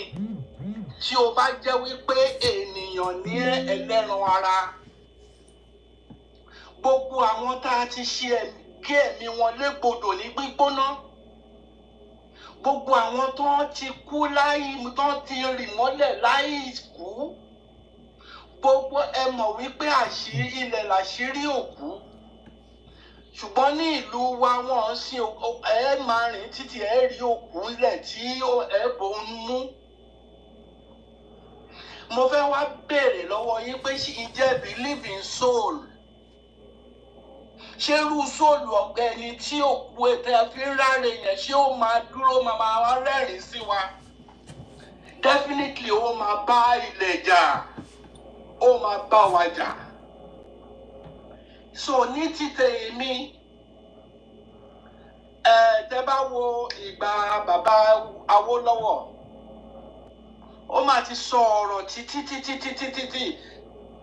Ṣùgbọ́n kàkà kí ewé ẹ̀ di kó dẹ̀, ó máa tún lé sí ni.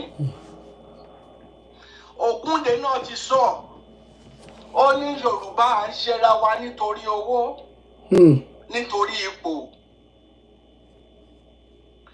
Then ẹ wo bọ̀dá African uncle wa bàbá 70.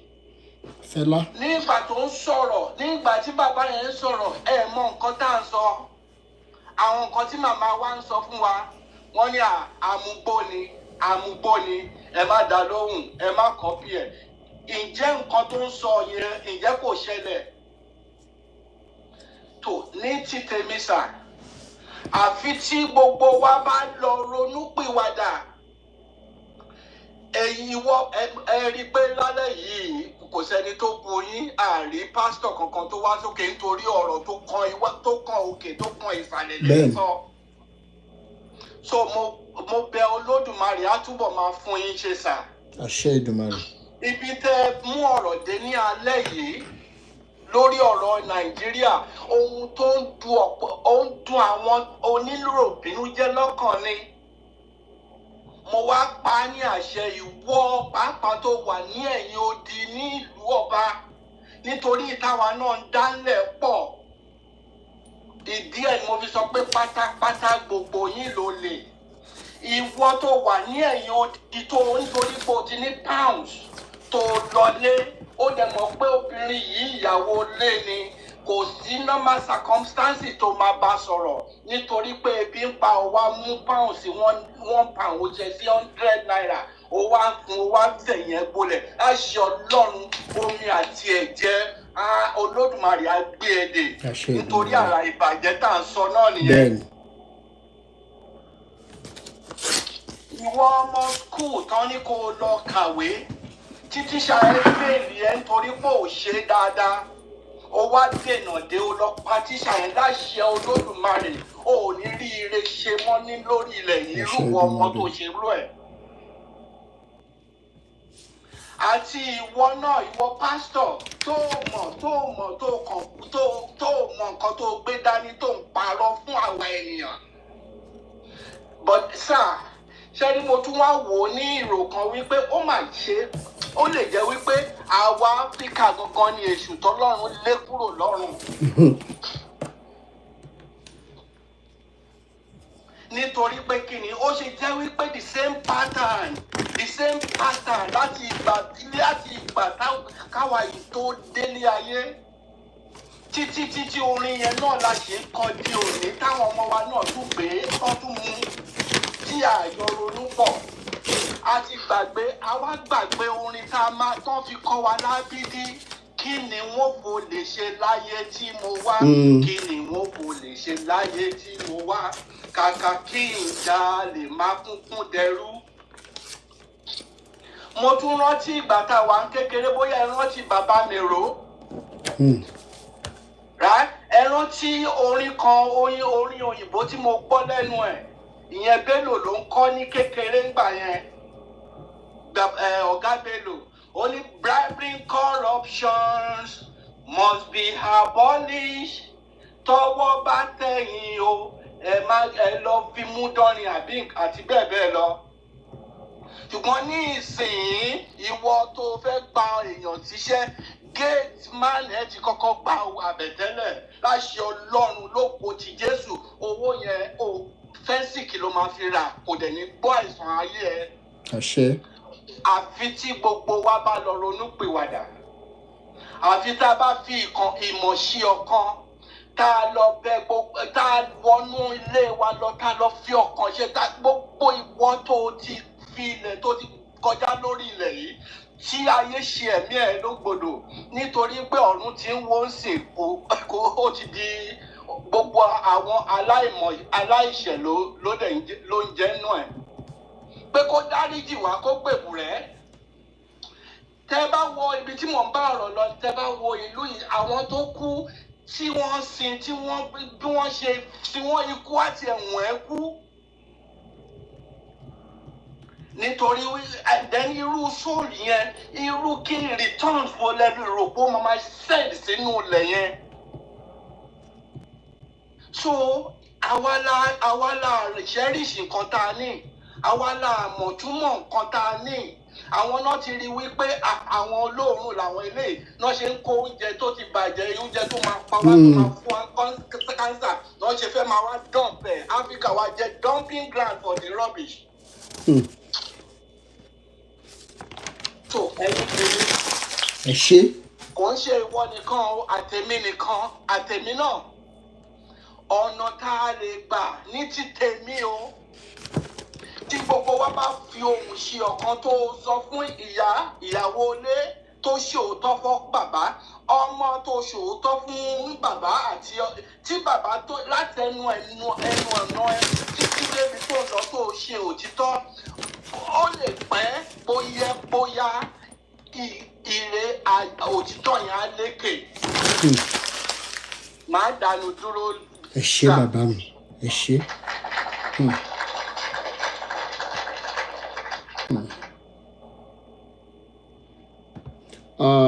Máa gbé KS ṣe wà ńbẹ̀. Ẹ̀yin ló kàn kó tó kan Basọ̀run. KS. Yes, sir. Kí gbogbo ní o, a kó ètò. Mo fún wa káàárọ̀, ẹ̀káàsán, ẹ̀káalẹ́ ní gbogbo ibi tí everybody bá wà. Mo máa disagree díẹ̀ pẹ̀lú grandpa because àwọn tí wọ́n kó wa pọ̀ tí wọ́n pè wá ní Nàìjíríà wọ́n mọ̀ pé a sọ èdè kan náà wọ́n mọ̀ pé kò lè sí ìfẹ́ kò sí gbogbo wa kàn pretend fúnra wa ni so kò sí ìfẹ́ kò sí bí different languages even nínú Yorùbá gan èdè wa kò gbogbo ẹ̀ gan kò fún gbogbo ó ikú ọ̀bẹ yẹn náà ká tó wá sọ different languages tán wá kó papọ̀ àwọn tó kó wa pọ̀ wọ́n mọ̀ nǹkan tí wọ́n ń ṣe gbogbo nǹkan tó dẹ̀ ń play out yìí plan wọn ni nǹkan tí wọ́n fẹ́ bó ṣe fẹ́ bó yẹn fẹ́ kó ṣe máa rí bẹ́ẹ̀ ni wọ́n ṣe ń ṣe bẹ́ẹ̀ lọ ṣe gbogbo nǹkan tó ń ṣe yìí wọ́n bó yẹn fẹ́ exactly bẹ́ẹ̀ ló ṣe ń play out so they know what they are doing and they are happy with what is happening àwa fúnra wa because we are not the same we are not one Nigeria ẹ má jẹ́ ká tanra wa we are not but the only thing is now we can work together láti gbára wa tábà gbára wa tán we can now go our different ways because kò sí bá ṣe fẹ́ ṣe kò possible a kàn máa deceive ara wa lọ ní till eternity it's not gonna work kò lè work láíláí so gbogbo àwọn èèyàn ń ṣe kinní kan everybody kí àwọn people yìí tó dé there was love in each individual ibi tí everybody wà. Everybody mọ̀ bó ṣe ń ṣe ra wọn wọ́n dẹ̀ mọ̀ bí àwọn ancestors wọn wọ́n mọ̀ bó ṣe ń ṣe everything dẹ̀ ń gún régé gbogbo nǹkan táwọn wí yìí tí wọ́n dì lé ní Africa lọ ti mú gbogbo ẹ̀ till now Africa náà ṣì ń jẹ́ till very this moment so kò ń ṣe Nàìjíríà gan ni gbogbo nǹkan tó ń ṣẹlẹ̀ tí ń ṣẹlẹ̀ all over Africa ni we all have to come together ni ká gbára wa then we can all go our different ìkálukú kó dẹ̀ then àwọn gbogbo religion tá à ń sọ wọ́n mọ̀ wá plantain ni because wọ́n mọ̀ pé bẹ́ẹ̀ bá tí èdè yín wọ̀n kò papọ̀ ẹ máa bára yín jà pé èdè yín ò papọ̀ ẹ tún máa bára yín jà pé ẹ̀sìn kan ní ti tèmi ẹ̀sìn kan ní tèmi ló superior ẹ̀sìn kan ní kinní kan which is not supposed to be so that is my own little contribution. Ẹ ṣé thank you so much ọ̀rọ̀ ọlọ́gbọ́n náà ni. Ọ̀rọ̀ ọlọ́gbọ́n ni thank you so much Basọ̀run. Ẹ kálẹ́ kí gbogbo wa. Ẹ kálẹ́. In fact madam tí wọ́n sọ̀rọ̀ tán sí is like pé wọ́n gba ọ̀rọ̀ lẹ́nu mi mo fẹ́ sọ pé mi náà fẹ́ disagree pẹ̀lú grandpa ní àwọn point kan tí wọ́n drop ṣètìlí one thing is this if you have practical problem no amount of spiritual solution we are adopting to solve Nigeria. And we have spiritual problem and bringing practical problem are the resolution. Problem one in Nigeria kò ń ṣe spiritual rárá at all. It is practical. So taban rí pé a ti ń pariwo àwọn tó ń lọ àsàlátù ní church ń lọ oríṣiríṣi látọjọ́ yìí ní European country all over the world. Wọ́n go spiritual jù wá lọ. Yet things are deteriorating year in, year out. Unfortunately, you're doing. So when are we going to open our eyes? Come on, we need a practical solution to the practical problem to one day. So enough of kama because brutal self-deceit. Taban deceive arawa and you move. That is number one. So can look more into practical problem. Then ṣé tí wàá rí mo nǹkan tó gbé mi wá sókè point tẹ́ sọ wípé Sowore ló jẹ́ kí n wá sókè so much èmi as an individual before I left Nigeria mo máa ń sọ pé inú mi ń dùn pé mi ò dìbò rí ní Nàìjíríà kí candidate tí mo dìbò fún kó wọlé àwọn èèyàn máa ń pa ṣé wèrè lẹ́nu yìí kí ni nǹkan tó ń sọ mo ní reason ni pé I don't follow the masses ẹni tí mo mọ̀ kó lè ṣe so my vote is never wasted. The only time tí mo wà fully involved in politics is ìgbà tí Gani Fáwẹ́hìnmí tó contest. I have my belief absolutely in this person. Ẹni yìí lórúkọ he has a lot to lose tó bá débẹ̀ tó bá misbehave but mo á rí láti ẹran kan pẹ̀lú Nigerians pé wọ́n mọ bí tí solution wọn wà o but to face that direction is another problem. The same Sowore tá à ń sọ̀rọ̀ ẹ̀ lẹ́nu ẹ jẹ́ kó di time election ẹ wá máa gbóríṣiríṣi kò lẹ́ experience kí ló ti ṣe kọ́kọ́ lọ bẹ̀rẹ̀ láti cancel ọ̀nà. I believe everybody here must have been hearing things like that. Wọ́n mọ àwọn tó lè ṣe but àwọn tó máa fún wọn ní Congo gàrí Congo rice tó máa fìyà jẹ wọ́n for the next 4 years náà máa tẹ̀lé. Somebody said it wọ́n á lè ẹ̀gbọ́n àtàbúrò wọ́n fẹ́ lè bẹ̀rẹ̀ àwọn lórí torí àwọn people yìí. So I don't want to be fighting for them. One is so and if you don't really understand the system that governs politics globally, in a society where the politicians are being scared by the people. You understand? So by just pé àwọn politicians, àwọn èèyàn náà bẹ̀rù politicians, ìlú yẹn ò ní go forward láíláí. But tó bá jẹ́ pé àwọn politicians tó wà ní seats wọ́n bẹ̀rù àwọn èèyàn, that's when things will move forward because they know they will be called for accountability. So bí tá a kọ́ ní láti ọkọ lọ rú nìyí báwo ni báwo àṣẹ gbọ́dọ̀ lórí máa kọ́kọ́ padà sọ́wọ́ àwọn the citizens tó ń fi ń tàn wá jẹ́ pé democracy is a kí ni wọ́n máa bá ní máa ń define is a nonsense tó máa ń define clinic of the people by the people and for the people. Tá a sọ látọjọ́ ẹ̀ tí nǹkan kan ò dé drop fún the people tá a sọ. A máa dẹ̀ máa mo realize kó dà pé everybody náà máa ń bẹ̀rù mi fẹ́ kú mi lè sọ̀rọ̀ mi ò fẹ́ kú. Thanks for the people like you that's championing causes like this. And inú mi dẹ̀ dùn because one of the problems in Nigeria ní aspect kan is where you are handling religion. That religion has blindfolded us so much. Ó dẹ̀ ti tie wa down. Ó jẹ́ ká wà so backward. Aspect kan nìyí. Then ẹlẹ́ẹ̀kejì ní pé bóyá we have constitutional problem. Yes, I agree with you. Because our problem is multifaceted. But ìkan tó dà pé mo fẹ́ wà a little bit, mo fẹ́ disagree a little bit ní pé the aspect of pé tí àwọn kan ní tàbá fẹ́ pín ṣètìlì pínpín is another option. Options wà nílẹ̀ tó jẹ́ pé they align to solution for our problem dání. Ẹ lọ wò nígbà tí when some of us are growing the Nigeria I know kò kọjá ilẹ̀ Yorùbá. Though we said we are in Nigeria but Nigeria tí mo mọ̀ while growing up kò kọjá ilẹ̀ Yorùbá. And I was living fine. In fact, I lived better than that more Nigeria to extent. So which means, àkọ́kọ́ ní láti tún lé ṣe náà ká tún máa wò ìta. Ọ̀nà ibi ń pa mí, ọlọ́ṣẹ́ ń kiri. Tá a bá wẹnu, báwo la ṣe fẹ́ wẹ̀ ta? So, it's either kí wọ́n revisit constitution ni, ká go back to regionalism. Bẹ́ẹ̀ni. Tí a fi bẹ̀rẹ̀ tí tó fún the likes of Awolowo and the well-known people that are in politics now to shoot one up to jẹ́ kán functional because mo mọ̀ pé tí bàbá Awolowo bá wà láyé lẹ́yìn if you go back to his youthful age tó bá fi Awolowo sí presidency Nigeria for the constitution tó wà bẹ́ẹ̀ lẹ́yìn it will fail woefully. It will fail woefully. UK has a kind of prototype of Nigeria. UK tó ń sọ àwọn ìlú mẹ́rin ló constitute UK wọn kó papọ̀ látijọ́ oníkálukú dá wà ní so they are practicing that regionalism lọ́dọ̀ wọn and it's very functional because ọmọ pé àwọn ò ṣe kankan náà and what works for A will not work for B what works for B will not work for C so wọ́n respect individualism tí wọ́n ní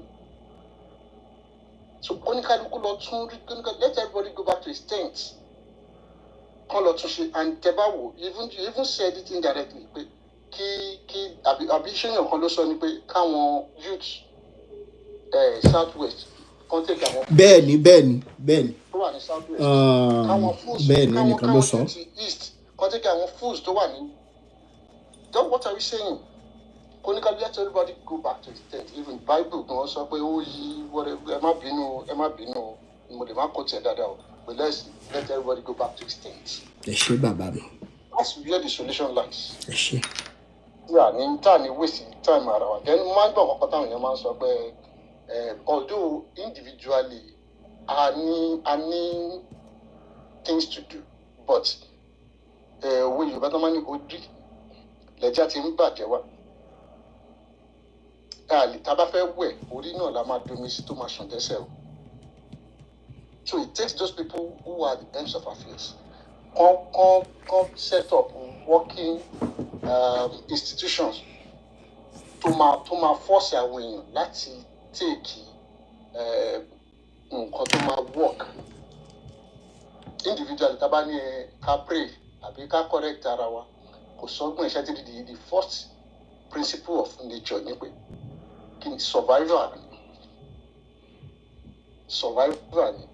ni níbi tí the basic needs of life tí ó bá ti wà taken care of by the government development ò lè wáyé láyé ẹ lọ wò ó so kò sí nǹkan tó ń take care of basic needs of life ní Nàìjíríà so la fi mọ̀ pé èèyàn kan láhùn èèyàn kan ṣe kí ló kàn èèyàn kan níbí because everybody is entitled to some certain things lọ́dọ̀ government and they are not deprived so tí n bá gba right mi lọ́dọ̀ government even though I'm not working ẹni tó wà next building ìbá máa jẹ rice kò kàn mí ilé tó wà bẹ́ẹ̀ máa jẹ chicken kò kàn mí because what will sustain me.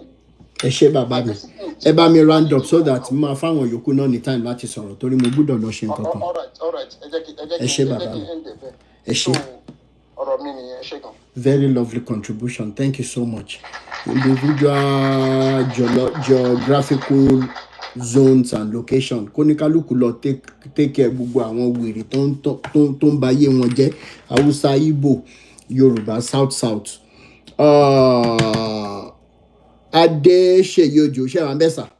Ẹ jẹ́ kí n sáré fún yín dá mi mọ̀ pé 5 ti lù ṣá. Chai. Bra Ṣèyí ṣé wà ń bẹ̀ Òjó? General. Yes, sir. General, I want to use this medium to thank you very much for bringing this topic up tonight. Ikeji. Brother Roti. Sir. That country, ìlú yẹn báyìí, kó sì bí gbogbo wa ṣe lè nífẹ̀ẹ́ tó fún ọgbọ́n mi. Ben. We have to go back to this your movement. Love, peace, and humanity. Ben. Kò sí kankan ẹ̀ ní Nàìjíríà. Kò sí kankan ẹ̀ ní Nàìjíríà. Nàìjíríà ni mo ti rí ibi tí dókítà tó sọ ẹ̀ láti save life tó ti gba life. That life means nothing to Nigerian doctors. Once you have the money, one attend sí ẹ. Tí o bá lówó lọ́wọ́, you are dead. Situation kan ṣẹlẹ̀ sí mi ní 2010. They rushed me up to hospital. Ó ní brain tumor. Lagos sọ wípé gbogbo general hospital tó wà lẹ́kọ̀ọ́ pátápátá ló wà on strike, both doctors and the nurses. Nígbà tó máa gbé wọn dé UCH Ìbàdàn, They are requesting me to pay 5 million naira, 12 o'clock midnight on Saturday night. So they only admit one. That was far back 2010. But I wrote him, what abandon is a corridor in the Lokusi? That's my mom. Okay, just a week ago or 10 days ago, and he told someone who suffered a stroke. He had a stroke attack up in the hospital. Ǹjẹ́ ẹ mọ̀ wípé inú mọ́tò tó ti gbé wá ibẹ̀ náà ti ń attend sí lẹ́nu gate General Hospital Gbàgádà. Wọ́n láwọn ò lè gbà kí ló dé wọ́n láwọn ò ní bẹ́ẹ̀dì. Wọ́n ní ẹ máa gbé lọ sí private. Nígbà tó ń gbé dé private, inú mọ́tò náà náà tó ti ń attend sí. Wọ́n á bèrè lọ́wọ́ wọn wípé kí ló dé tẹ̀fí attend sí wọn ní ẹnu ọ̀nà hospital. Wọ́n á sọ fún mi wípé in case ti family wọn ò bá lówó táwọn máa fi admit wọn ní kó máa gbé lọ ní wọn níjẹ́ kó gbé wọlé. Ṣé ìlú nìyẹn? Ṣé gọ́ọ̀mẹ̀ntì Nàìjíríà ló ṣòfin yẹn wípé ẹ máa attend sí patient lẹ́nu ọ̀nà hospital, ẹ má gbé wọn wọlé mọ́?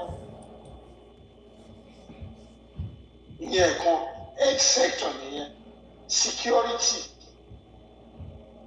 Bọ́dá Rotimi, mo lè kúrò nílé mi láago mẹ́ta òru níbí kí ni mo lọ bí iṣẹ́.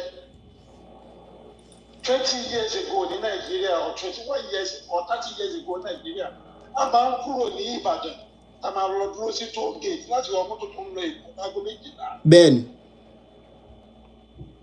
Public school ẹ lọ náà. Bẹ́ẹ̀ni. CAC Olúbòde primary school tí mo lọ nìyẹn Ìbàdàn. Tẹ́bádé school yẹn lẹ́yìn ó ti wà dilapidated. Ẹlẹ́rìí grammar school mo lọ Ìbàdàn. Àwọn èèyàn wá rán ọmọ lọ sí public school mọ́. Everybody want to put their children in a private school. Àwọn private school náà wá sọ ní competition. Every private school mi yàrá mẹ́fà primary 1 to 6. So we need to go back to what? Peace, love, and humanity. Ẹ ṣé bàbá. Nǹkan tó lè ṣe kí ni? Nǹkan tó lè tún Nàìjíríà ṣe nìyẹn. Ẹ ṣé. Because bí a bá ti nífẹ̀ẹ́ ara wa, we cannot move forward. Bẹ́ẹ̀ni. Ẹ ṣé sà. Ẹ ṣé mi ní wà nítàn. Time too long. Ebi Miracle, ẹ jẹ́ kí n sáré fún yín ní time. Ẹ jẹ́ ká ṣe pápápá ẹ̀yin tó kù lókè sódà máa lọ meet up pẹ̀lú appointment mi. Ọlọ́run máa wà pẹ̀lú yín. Ẹ ṣé bàbá mi, ẹ ṣé Èdùmàrè. Ọlọ́run máa wà pẹ̀lú yín, ààbò Ọlọ́run tó dájú máa wà pẹ̀lú yín. Ọmọ aráyò ní rí yín mú lágbára Ọlọ́run. Wá ní kọ́ńbìnì ọ̀la náà máa mú lórúkọ Jésù. Ẹ ṣé Èdùmàrè. Ibi kan tó pe Jésù ẹ̀rí bí wọ́n ti sọ wá di wèrè bàbá. Bàbá ìtẹ̀mú wá lálẹ́ yìí gan bóyá ọ̀tẹ̀ ló distort the brain mi. Bàbá ó kọjá bẹ́ẹ̀ tó 2023 lẹ́yìn sọ mo wà ní Nàìjíríà between November last year and February this year. Bàbá ebi ń pa ṣége sáwọn èèyàn lára, àwọn èèyàn ti di wèrè. Gbogbo àwọn ọmọ máa ṣèdílẹ̀ torí 2K. Àwọn ọmọ kékeré ọmọ 15 lórí TikTok live ńkọ́. Èèyàn tiẹ̀ wá jọ àwọn èèyàn lójúmọ́. Lórí TikTok live ńkọ́ wọ́n ń bára wọn sùn lọ́wọ́lọ́wọ́ báyìí bá a ṣe ń sọ. Ẹ imagine ibi táyà àwọn èèyàn bàjẹ́ dé torí gift. Wọ́n mọ̀ kí ni yìí ṣe deliberate act bẹ́ẹ̀ ṣe sọ láti bẹ̀rẹ̀ pé. Bẹ́ẹ̀ni. The Western world is behind our problem. They just want to create a dormant society through the government and through religion. Èèyàn kan sọ̀rọ̀ kan lórí program yín ní the last time lady kan pé okay, if things are working well, then what will be the relevance of religion and the religious leaders? Absolutely, they will have no relevance in society. So in order to protect their franchise, àwọn kan ò ní fẹ́ kí ìlú dá rárá nù. Bẹ́ẹ̀ni. So electoral reform kì í ṣe pé àwọn èèyàn wọ́n mọ̀ nǹkan tó yẹ kán ṣe but wọn ò ní ṣe ni. Ṣé náà ti fẹ́ gbà kan ṣe electoral reform ní Nàìjíríà àbí kí regional government wáyé, wọn ò ní gbà, wọ́n mọ̀ nǹkan tó ń jẹ náà. And àwọn exploiter the western world, àwọn náà take over, let me say like 90% of our resources. The NNPC shares, for example, share NNPC bóyá 40 ní tiwọn, àwọn foreign investor náà ní 60. 40% tó bá tún wọlé gan, àwọn olórí burúkú tán wà ní leadership wọn á tún kó padà sọ́hùn láti lọ keep. So tí wọ́n bá lè ṣe constitutional reform or electoral reform, then kí religious regulation dẹ̀ wà, a ní àwọn leader tó lè ṣòro nǹkan báyìí. Táwọn èèyàn bá bẹ̀rẹ̀ sí ní stop wọn láti máa propagate nonsense miracle tó ń parọ́ yìí. Bẹ́ẹ̀ni. Orí àwọn èèyàn á lè gbé because tẹ́ bá wo impact COVID-19 gbà yẹn, ó jẹ́ káwọn èèyàn lè ronú and they came back to their natural senses. Àwọn èèyàn mọ̀ pé yà ń jẹ àwọn. But nísìnyí tọ́lọ́n bá jẹ́ kí oru situation yẹn tó bá lè wáyé because the only thing tó lè unite àwọn èèyàn ní hunger ń sìn because wọ́n ti fi fear paralyze àwọn èèyàn. People could not come out.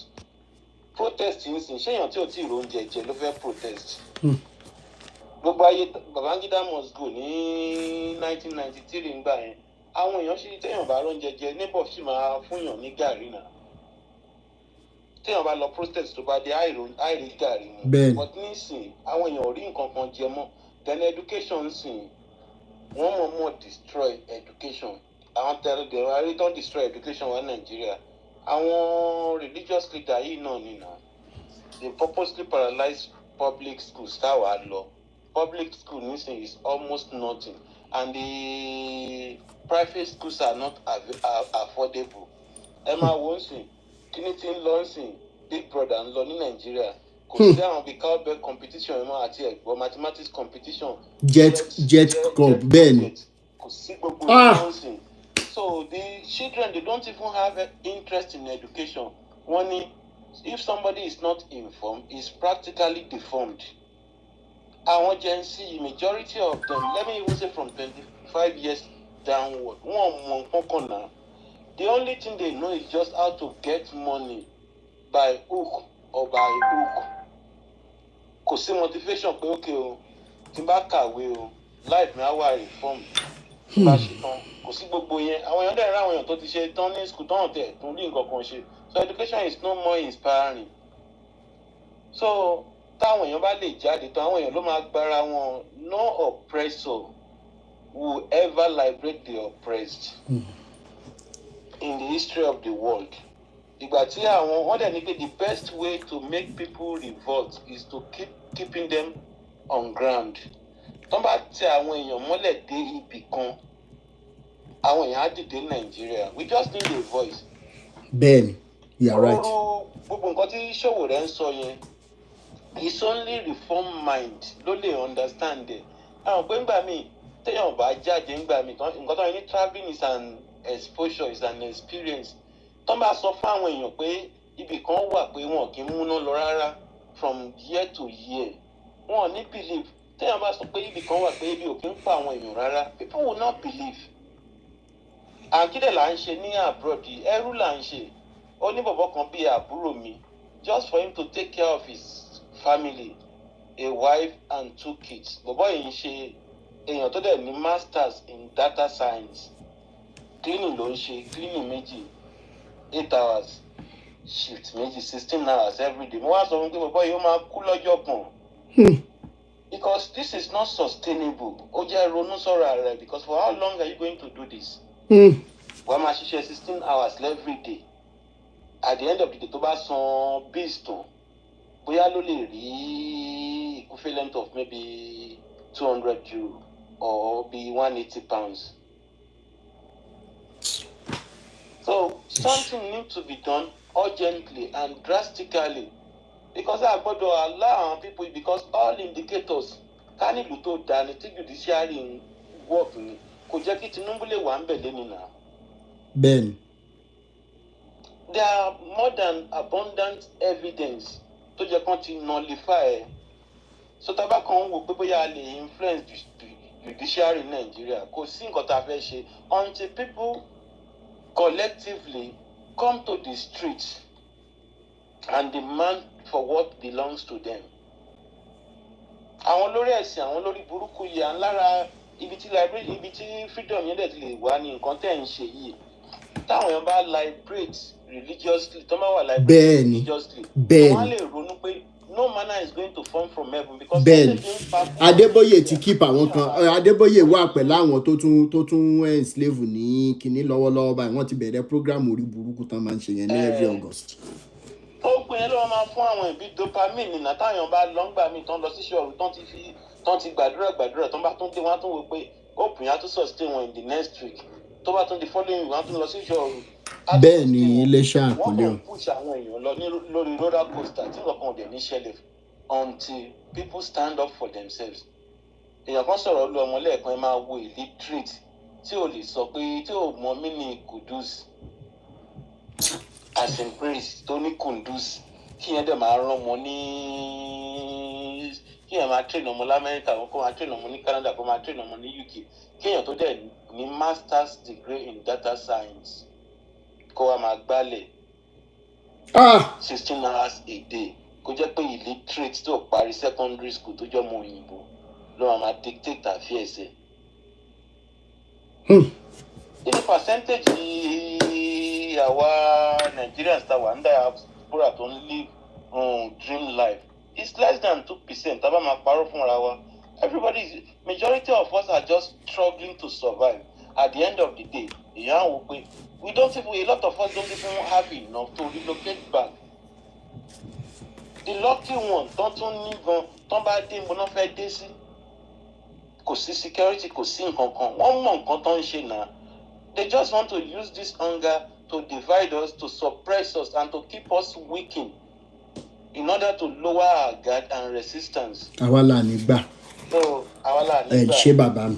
Bóyá ńgbà tó bá yá fàájà máa ní kí wọ́n collaborate pẹ̀lú àwọn òṣòwò rẹ̀ nǹkan. Ẹ̀yin àtọmọ yín àti gbogbo ẹbí yín àwọn náà máa nìṣó lọ́rùn. Elédùmarè á wà pẹ̀lú yín. Àṣẹ Èdùmàrè. Thank you so much, Baba. Azan, Papa, I have an appointment soon. Ẹ mọ̀ kálẹ́ sà. Yes, sir. Kàmí sà. Ọ̀rọ̀ mi ò ní ṣe bẹ́ẹ̀ pọ̀ rẹpẹtẹ, but I will hit it hard so that tètè débi tá à ń lọ. Ẹ jẹ́ ká kọ́kọ́ bẹ̀rẹ̀ látòrí péjì yìí gan, TikTok yìí gan. Ẹ̀yin lẹ̀ ń control ẹ̀. Ẹ̀jẹ̀ ń ṣe déédéé. Lágbájá ló kọ́kọ́ dé Báṣọ̀run sọ̀rọ̀. Mr. Adésínà ẹ̀ sọ̀rọ̀. Lágbájá ẹ̀ sọ̀rọ̀. Ó jẹ́ ń lọ dáadáa. Ètò yẹn ń lọ. Christian ti sọ̀rọ̀, Muslim ti sọ̀rọ̀, Aborìṣà ti sọ̀rọ̀, everybody ti sọ̀rọ̀. You are careless about that. Ẹ ṣáà ń tún ètò yẹn lọ bó ṣe yẹ kó ṣe máa lọ. Ìyẹn dúró lórí wípé déédéé. Ibi tí déédéé bá ti kọ́kọ́ wà. Tí déédéé bá ti wà. Mo fẹ́ kí everybody nílé ayé ìkútẹ̀ lọ wò ó. Ibi tẹ bá rí pé ọkàn wọn balẹ̀ àti Amẹ́ríkà ni o àti London ni o àti anywhere in the world ẹ lọ wò ó. Tí déédéé bá ti wà láàrin wọn tí justice system bá ti wà tí ò wojú anybody ẹ máa rí wípé àkọ́kọ́ ibẹ̀ yẹn máa everybody máa wà okay. Justice system might not be 100% anywhere in the world, even America is not or Canada or anywhere. But let us have it to a reasonable degree. Ben. Let us have it to a that people can beginning to have hope in it again. Ben. Just like Ekéremàdù, wọ́n ṣe gbogbo nǹkan tó máa ṣe under wọ́n lè máa sọ déètì ọjọ́ tó ń gbé Ekéremàdù lọ sẹ́wọ̀n tí gbogbo ẹ̀ tí tó ń jẹ́ dájọ́ yẹn one time everything jẹ́ parí síbẹ̀. Ó jẹ́ ń ṣe ẹ̀wọ̀n ẹ̀ báyìí ní UK. Ìyàwó ẹ̀ náà ń ṣe lọ́ọ̀yà dókítà yẹn náà ń ṣe. Ben. Nítorí kí ni déédéé wà. Ṣé rí ibikíbi tí ò bá ti sí déédéé kódà wọ́n wà nínú national anthem wa ní pé tẹ bá fẹ́ kí peace kó reign tẹ bá fẹ́ kí peace kó reign ẹ jẹ́ kí déédéé kó ṣe kí ni o justice ló máa wà so peace á lè ṣe kí ni á lè reign àkọ́kọ́ yẹn nìyẹn ibi tí ò bá ti sí déédéé ẹ má kódà gan Ọlọ́run ọba tó ṣẹ̀dá wa gan ó sọ wípé àdéhùn tẹ́ bá ṣe láàrin ara yín àdéhùn tẹ́ bá ṣe lórí TikTok tí lágbájá yìí bá sọ̀rọ̀ ó sọ̀rọ̀ lágbájá yìí ní sùúrù ṣé yìí wà ń bẹ̀yìn àbẹ̀síbẹ̀ ẹ rí pé ètò yẹn ń ṣe kí ni ó ń lọ déédéé. Now coming to the constitution ṣé rí a lè ra mọ́tò mi lórí péjì náà ni màá fi lo example péjì yìí dà kò sí nǹkan kan tó ṣe Rotimi Daniel wọ́n jẹ́ ká lọ wá dráìvà míì wá tó wá ń ṣe yamayama ẹni pé Rotimi Daniel tó ló dáa jẹ́ ohun èèyàn fẹ́ wá yìí lẹ́sẹ̀kẹsẹ̀ everybody a máa wá láti jápa wá gbọ́ mi ìfẹ́ lọ síbẹ̀ yẹn mọ́. tó nǹkan tó wà bẹ́ẹ̀ ni wípé constitution ẹ lè lọ mú beautiful constitution wá kódà kí angel kọ́ kí àwọn irúmọlẹ̀ kọ́ kí gbogbo ọ̀ṣà kọ́ kó dáa bọ́tẹ́ ẹni tó fẹ́ wà ń kọ́ ẹni tó fẹ́ drive Rotimi page yìí ń kọ́ lẹ́yìn bá kó ń bẹ̀ ṣe bóun ló ń lọ déédéé everybody ń sọ nǹkan tó máa sọ tí gbogbo ẹ̀ ń lọ smoothly tọkùn oníkálukú ń balẹ̀ pé kò sí ti báyìí wà níbà wọ́n máa pè mí ó máa kàn mí but wọ́n ní ètò tí wọ́n ń lò wọn ò ní wo pé bóyá lágbájá ló kọ́kọ́ dé àbọ́kùnrin àbóbìnrin they were very very important so even if the constitution is beautiful but ọwọ́ ẹ̀ tó fẹ́ wà ń kọ́ Range Rover aláṣẹ ra yìí Range Rover yìí dáa kódà kó lè sọ fún ẹ pé pothole wà maybe 20 meters away but driver tẹ fẹ́ gbé fún kọ́ náà kí ló wá kù kí la wá lè ṣé a máa wò bẹ́ẹ̀ ni ṣé a máa wò bẹ́ẹ̀ ni and láti change àwọn nǹkan kan wà tó jẹ́ pé kò ń ṣe lẹ́ǹkan náà kíní yìí it has to do with marathon kò ṣe okay àwọn youth ti dé àwọn youth yìí kan náà gẹ́gẹ́ bẹ́ẹ̀ ṣe sọ́ọ̀sì ìfà tó tiẹ̀ ti wá sú mi lórí TikTok yìí sì lọ́ ti ń bára wọn sùn.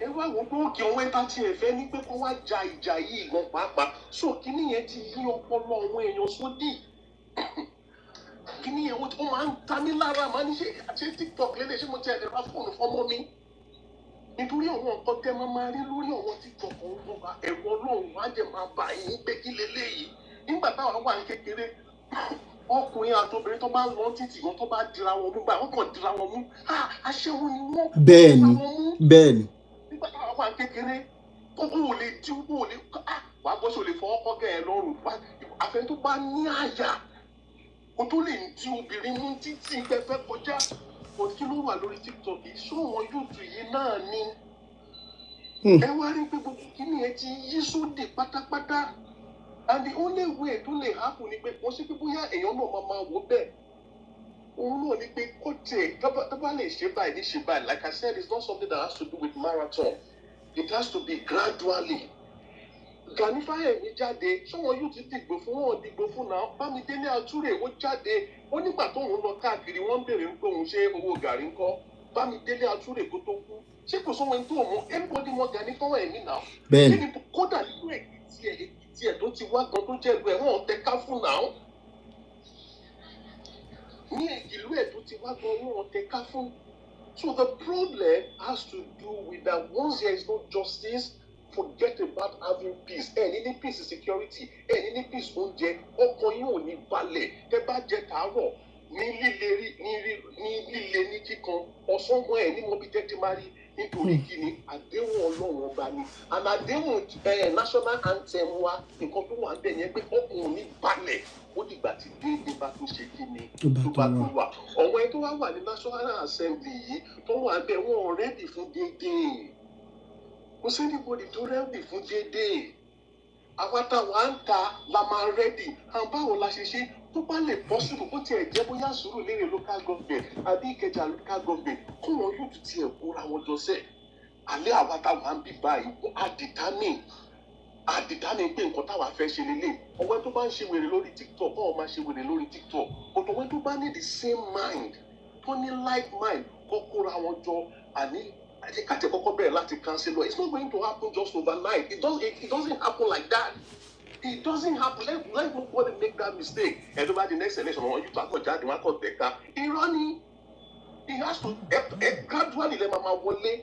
gradually lè máa wọlé àwọn people yìí máa ń bọ̀ because you cannot just go today and say a máa lọ bá wọn jà jungle justice no ẹ̀yin youth constitution yìí náà ẹ fẹ́ change ẹ̀ ẹ̀yin tẹ́ bá wọlé síbẹ̀ náà lè máa change ẹ̀ pẹ̀lú ìdílé lọ sàbújá a fẹ́ change ẹ̀ yẹ lè tó ẹ má fún yín salary báyìí kò ṣeé ṣe because ẹ̀yin lẹ tẹ̀ka yàn wọ́n pé kọ́ lọ represent yín ní tó bá jẹ́ represent yín fún òun náà lẹ máa gbà tó bá jẹ́ ti débẹ̀ wọn ẹ̀ lè rí wọn mọ́ so àwọn youth náà tó bá ní like mind wọ́n bí nǹkan ṣe ń lọ máa tún jókòó máa tún rẹ̀ ẹ̀yìn imagine ìwé tí máa parí ẹ̀ sódà ẹlòmíì lè sọ̀rọ̀ ẹ̀yìn imagine nǹkan tó tú àwọn èèyàn ń rí nílùú yìí ẹlòmíì tu owó jọ nígbà tó tu owó jọ lóun fẹ́ ṣe ìwé yìí owó yìí kẹjẹrẹ èèyàn kan advice ẹ pé èyí tó fẹ́ ṣe yìí ń sìn ó ṣe kókó kó gbogbo owó tó lóun fẹ́ fi ṣe kìíní yìí kó kókó máa lọ sílùú kó lọ stable dáadáa kó ṣe bá kó ṣàwo ló wá ń sọ fẹ́ nìyẹn pé èèyàn kan náà ṣe irú ẹ̀ tó jẹ́ pé lóun fẹ́ ṣe ó ní almost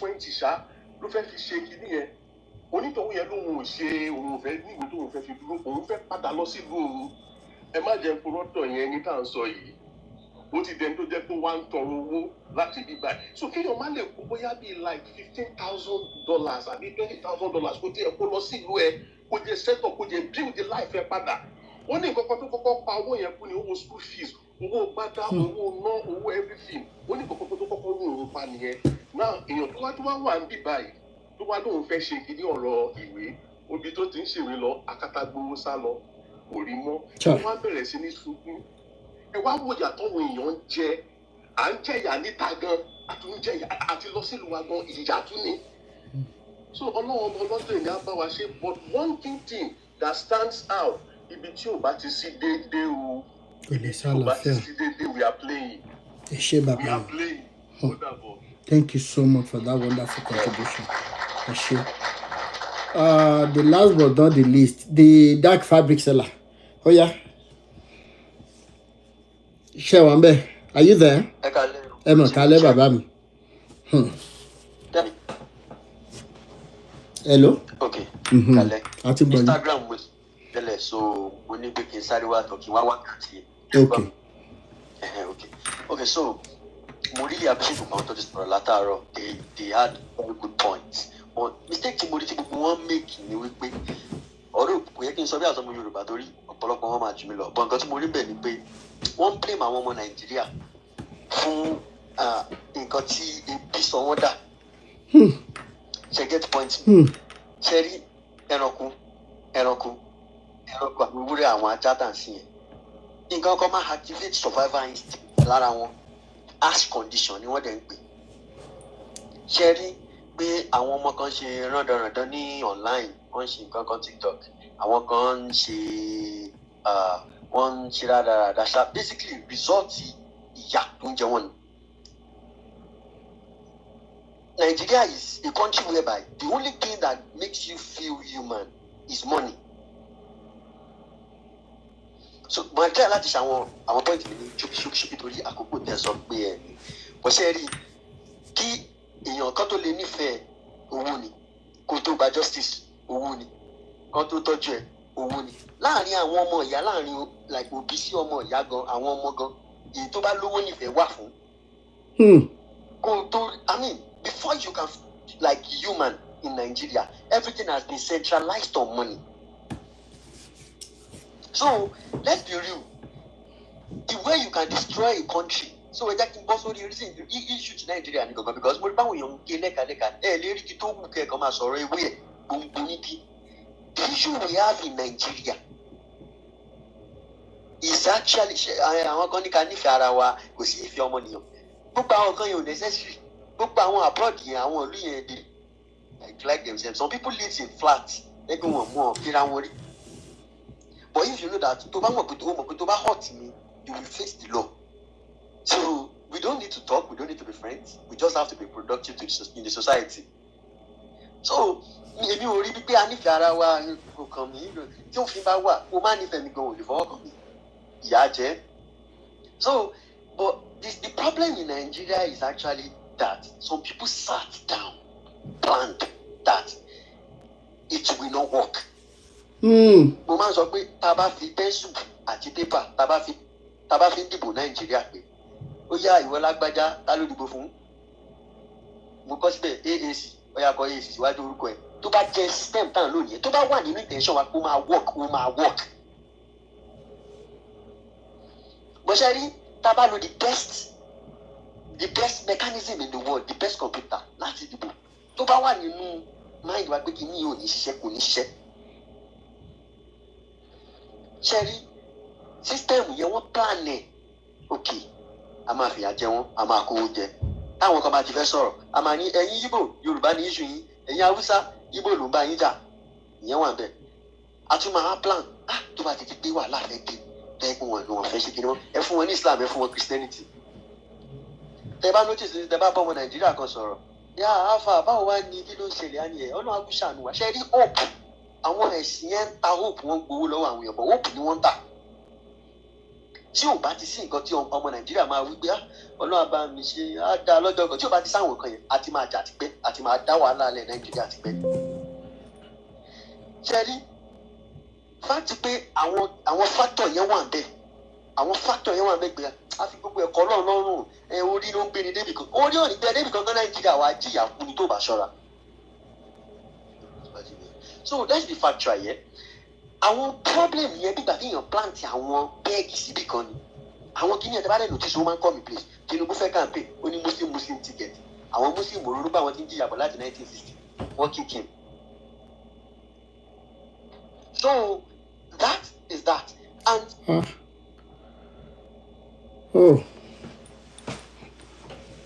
Sorry wọ́n sọ pé violation or something like that àbádẹ́ ti máa sọ ní Yorùbá o anyways ẹ jẹ́ round up torí time and he's making very good points Ọláwàmbẹ̀ number one ẹnìkan sọ̀rọ̀ nípa ìgbà tá kéré tó jẹ́ wípé tá a bá fẹ́ lọ ìwọ tó bá rántí tó bá fẹ́ bóbìnrin sọ̀rọ̀ ń gbà yẹn number one prerequisite ń gbà yẹn ni wípé o gbúdọ̀ brilliant you must be able to juggle around some topics in maths your English your command of grammar must be okay tán bá gbé chemistry sílẹ̀ you must be able to juggle around the baby balancing of chemical equation kó máa sọ bígbà tó yẹ pé òun rí àwọn the first ẹ̀yin ṣe the first 20 elements 30 làwa tiẹ̀ ṣe lámọ̀ àmọ́ skeletal makeup wọn when it comes to proton neutron and electrons and how we go to chemical bonding. We go electrovalent bonding, we go covalent, dative covalent. Ṣé ẹ rántí gbogbo kinní yẹn? Now, that is when you now have the boldness to say, Tinuke, mo dẹ̀ fẹ́ rí ẹ o. But surely, back then, before you can even call Tinuke, mo fẹ́ rí ẹ, you must have been carrying out rehearsals on what you will say. Ìgbà mìíràn wà a máa ń dúró síwájú igi àsọmọkùnrin a máa imagine pé igi yẹn ni Tinúkẹ́ yẹn bá a ṣe máa dúró a máa rehearse n ta kọ́kọ́ máa sọ a máa wá premeditate response ẹni yẹn pé kó mú wá n tí mò ń sọ yìí ó yé generation mi. Now there was a very good friend of mine when they changed my school from Loyola College to Sango High School. I can't remember what happened. I think after my GS3 exam, nígbà tí ò sí alábàárò tí ò sí ẹni tó máa instruct èèyàn náà mo kàn jẹ́ máa lọ sí commercial class ibẹ̀ náà láwọn olódò máa ń wà. Mr. Ojo was our math teacher then. Ó ní boy kan tó ń jẹ́ Rótìmí òun ló gba overall best student nínú maths kí ló àárín ní science class ìjọ tán máa wá rí mi ní commercial class B.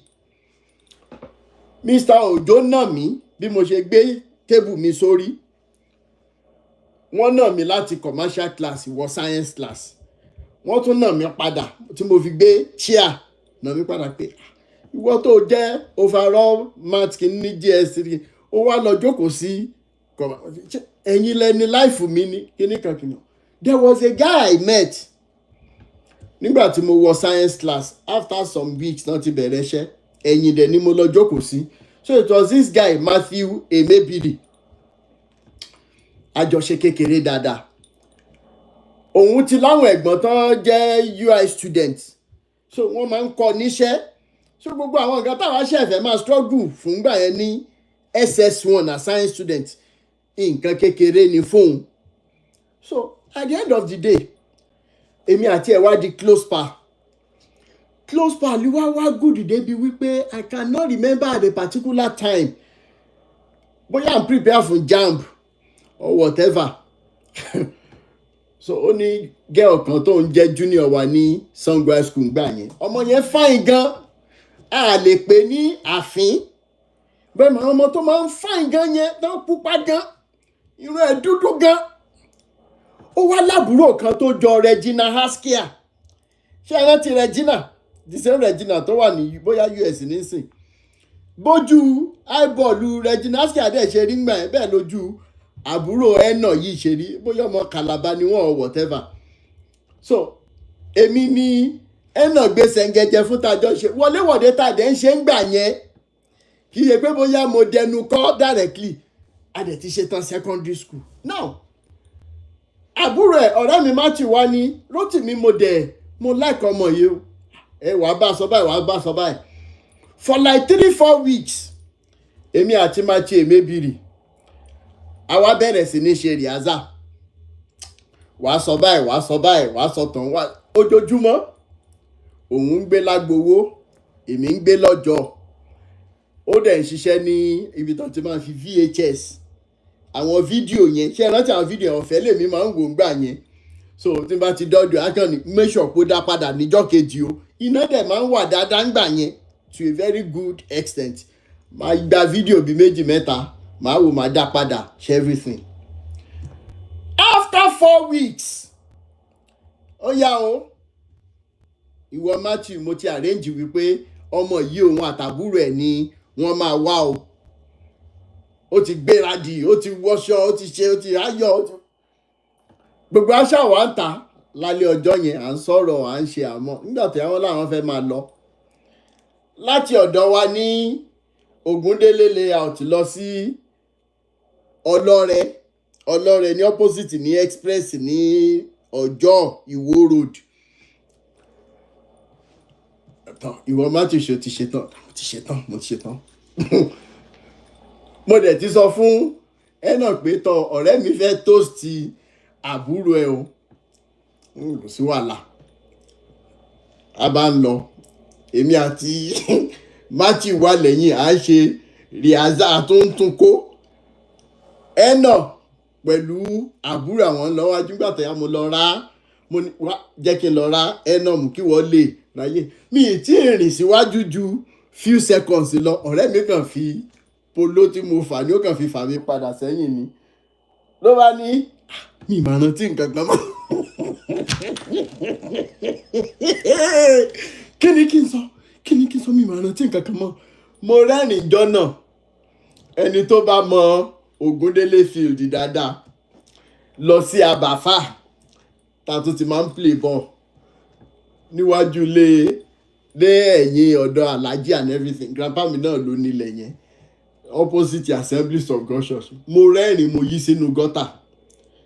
Mi ì lè sin wọn mọ́. Mo rẹ́rìn débi wípé now why is this story very important to what we are discussing today? Ìpilẹ̀ṣẹ̀ ti bàjẹ́ débi wípé àwọn ọmọ kéékèèké gan sìn ẹ wo ohun tí àwọn ọmọ underage ẹ wo nǹkan tí wọ́n ń ṣe lọ́wọ́lọ́wọ́. Gbogbo ìgbà tí mò ń sọ ẹ̀ a ti ju 18 lọ o. Bẹ́ẹ̀ ni we were already of age, a ti mọ̀ tún sí òsì. My friend could not ask somebody out. Ẹ̀yin tẹ́ wà ní movie industry ká mọ̀ mú ní kọ̀ọ̀kan bí mo ṣe round up yìí. Mo ń wo movie kan ní 2 weeks ago. Title movie yẹn ni Àgùnbánirọ̀. Gbogbo ẹ̀yin tẹ́ bá mọ àwọn movie stars yín, àwọn celebrities yín, ẹ má bá ń tag wọn. Màá appreciate wọn, màá dẹ̀ send message gidi sí wọn. Nínú movie Àgùnbánirọ̀ yìí ni Uncle Délé Odùlé ni wọ́n jẹ́ player ní abúlé tán ti lọ ṣe youth call service wọn. Gbogbo ọdún tá ń sọ yìí, Mojí Ọláìyá of blessed memory, ó kéré gàǹgbà yẹn. Inú ẹ̀ lè some other upcoming kìíní wà. Okay? Now, nínú movie yẹn wọ́n depict wípé bí Uncle Délé Odùlé ṣe ń bẹ́nà ilé. In fact, wọ́n bẹ́nà àbúrò Mojí Ọláìyá nínú movie yẹn tí yẹn ó kú sí hospital gbà tán lọ ṣẹ́yún, wọ́n ṣẹ́yún fún un. Kí ni mo fẹ́ fàyọ nínú movie ni wípé despite the fact that they depicted a couple that was sleeping around, ẹ lè rí indecent, ẹ lọ wo movie yẹn part 1 and part 2, ẹ lè rí indecent scene kankan nínú movie yẹn from head to toe. Ká má tún lọ síbẹ̀ yẹn. How many of you lẹ rántí Owó Blow? Owó Blow. Ṣé ẹ rántí pé nínú Owó Blow, ẹ̀gbọ́n Fẹ́mi Adébáyọ̀, I am mentioning these names so that if there is anything they can do to correct the problems they have created in this society, torí gbogbo solution tá à ń wá sí ó bára lé ó bára oko. Mo rántí pé Owó Blow yẹn, it was almost the same year ni Fugitive Ramsey Noah jáde. Ìgbà yẹn ni awo Ó Lè Kú wọ́n convert ìwé yẹn Akínwùmí Ìṣọ̀lá sí movie by Daddy Túndé Kìlání. Wọ́n ní àwọn movie tó pa wá lẹ́kún ní ọdún ìpọ̀. Ó dà ìgbà tẹ́ pé wọ́n wá nínú ìwé yẹn gangan, Àjàní actually pa ẹ̀. No, Àjàní kú nínú movie yẹn. But àwọn kú Túndé Kìlání wọ́n wá edit ẹ̀ wípé Àṣàkẹ́ kàn ń ronú ni wípé Àjàní ní accident. Anyways, what am I saying? When you look at Owó Blow part 1, part 2, part 3, during the days of Ìrètí àti Ògògó, ẹja mọ̀ dúpẹ́ lọ́wọ́ àwọn ẹni àti Àlàdé Arómirẹ́. Now, nínú Owó Blow, it was depicted that ìgbà tí bàbá wọn lọ sẹ́wọ̀n, tí ìyá wọn Rachel Oníga of blessed memory too tó ń struggle, Bímbọ́ Akíntọ́lá was actually the elder sister to Fẹ́mi Adébáyọ̀. They depicted that kí lorúkọ ẹni tó fi Americana cheat Bímbọ́ Akíntọ́lá, bóyá Badmus, Ayọ̀ Badmus. Now, mo mẹ́yẹ bọ̀ lápò because wọ́n ní amúkùn ẹrù ẹwọ́ lókè lẹ́wù wò sàlẹ̀. Despite the fact pé wọ́n depict wípé èèyàn bá Bímbọ́ Akíntọ́lá sùn, they didn't show anything that will corrupt our mind. I am talking about the days when Bàbá Wándé ṣe Ti Olúwa nílẹ̀. How many of you lẹ rántí sí nǹkan tí Bàbá Wándé wà ní yàrá wọn, tọ́gà wọn wà ní yàrá míì, tí wọ́n wá jọ ń yí káàkiri? Nígbà tó yá, woman yẹn wá kanlẹ̀kùn wọn pé ẹ jọ̀ọ́ ṣé atẹ́gùn ń fẹ́ wọlé ní yàrá tiyín pé torí ooru mú ní yàrá tèmi. How many of you lẹ rántí sí nìyẹn? Bàbá Wándé wá sọ pé atẹ́gùn fẹ́ bí báyìí, ẹ wá jẹ́ ń faramọ́ yín díẹ̀. Wọ́n wá jọ sùn sórí bẹ́ẹ̀dì. Sísùn tí wọ́n sùn sórí bẹ́ẹ̀dì yẹn, oh my God. Gbogbo ẹ̀yin bàbá, gbogbo ẹ̀yin ìyá, mi ìfẹ́ sọ nípa Ó Lè Kú, bí Uncle Yẹmí Ṣódìmú, bí àwọn àti Àṣàkẹ́ ṣe bẹ̀rẹ̀ eré ìfẹ́ wọn nínú movie Ó Lè Kú yẹn. Ṣé ẹ rántí? Wọ́n lọ patí, wọn lọ patí. Uncle Yẹmí ti mọ̀ páwọn ò ní tètè ṣetán patí wọ́n dìlé Àṣàkẹ́ mi tiẹ̀ mọ̀ bí táǹtì yẹn wà mọ́lé nísìn finally ó wá di wípé ibo wá ní ìwọ máa sùn sí torí bẹ́ẹ̀dì ẹ̀ yìí kéré ẹ jọ sùn sórí ibùsùn náà ni èmi rẹ kọ́ o ibùsùn yìí kéré o yá jẹ́ kémi ó sùn sílẹ̀ lẹ̀ ìwọ sórí ibùsùn rẹ kò sí wàhálà Uncle Yẹmí wá ní kò sí wàhálà ìwọ sórí ibùsùn èmi ó sùn orí àga ń bì báyìí ẹ̀yin mélòó lẹ rántí ọgbọ́n tó Uncle Yẹmí Ṣódìmú fi bọ́ sórí bẹ́ẹ̀dì ìjọ náà lọ nínú móvì yẹn wọ́n wá ń dọ́gbọ́n pa fake ẹ̀fọn ó jẹ̀bi o eléyìí ti mú ẹ̀jẹ̀ yó wo bó ṣe sanra a sì fọ́ kú nígbà tí ara Àṣàkẹ́ ò gbà mọ́ ló wá ní àbọ̀ wàá pẹ̀ mọ́ lẹ́gbẹ̀ẹ́ mi ń bì báyìí immediately ni Uncle Yẹmí fò dìde nínú móvì yẹn tí wọ́n wọ abẹ́ nẹ́ẹ̀tì lọ wọ́n wá ń súnmọ́ Àṣàkẹ́ ju kí ló dé tó wọnú mi ni nínú móvì yẹn nínú sí yẹn náà ti kọ lálẹ́ ẹ̀rẹ̀bẹ̀ lálẹ́ ẹ̀rẹ̀bẹ̀ lálẹ́ ohun ojú mi rí o bàbá ò gbọ́dọ̀ gbọ́ o lálẹ́ ẹ̀rẹ̀bẹ̀ lálẹ́ ohun ojú mi rí o bàbá ò gbọ́dọ̀ gbọ́ o lálẹ́ ẹ̀rẹ̀bẹ̀ lálẹ́ alẹ́ ẹ̀rẹ̀bẹ̀ yẹn lèmi náà wò tí mo rò pé wọ́n sì máa ń ṣe ní UI ni mo ṣe sọ pé dídán UI yìí ni mo fẹ́ lọ. So yíyà tó yẹ kí n meet I think 2-3 years ago tó yẹ kí n wá tiẹ̀ meet Uncle Yẹmí gan fúnra wọn tó ra máa ń sọ̀rọ̀ dáadáa na my very good uncle tá a máa ń sọ̀rọ̀ dáadáa. Mi ìmọ̀ gan tó tiẹ̀ ṣẹlẹ̀ tí mi fi lè lọ sí side ọ̀dọ̀ wọn mọ́ something came up I was busy and everything. So anyway because mo fẹ́ fi wọ́n ṣe yẹ̀yẹ́ directly lójú ayé báyìí pé ẹ̀gbọ́n ẹlẹ́ gan o.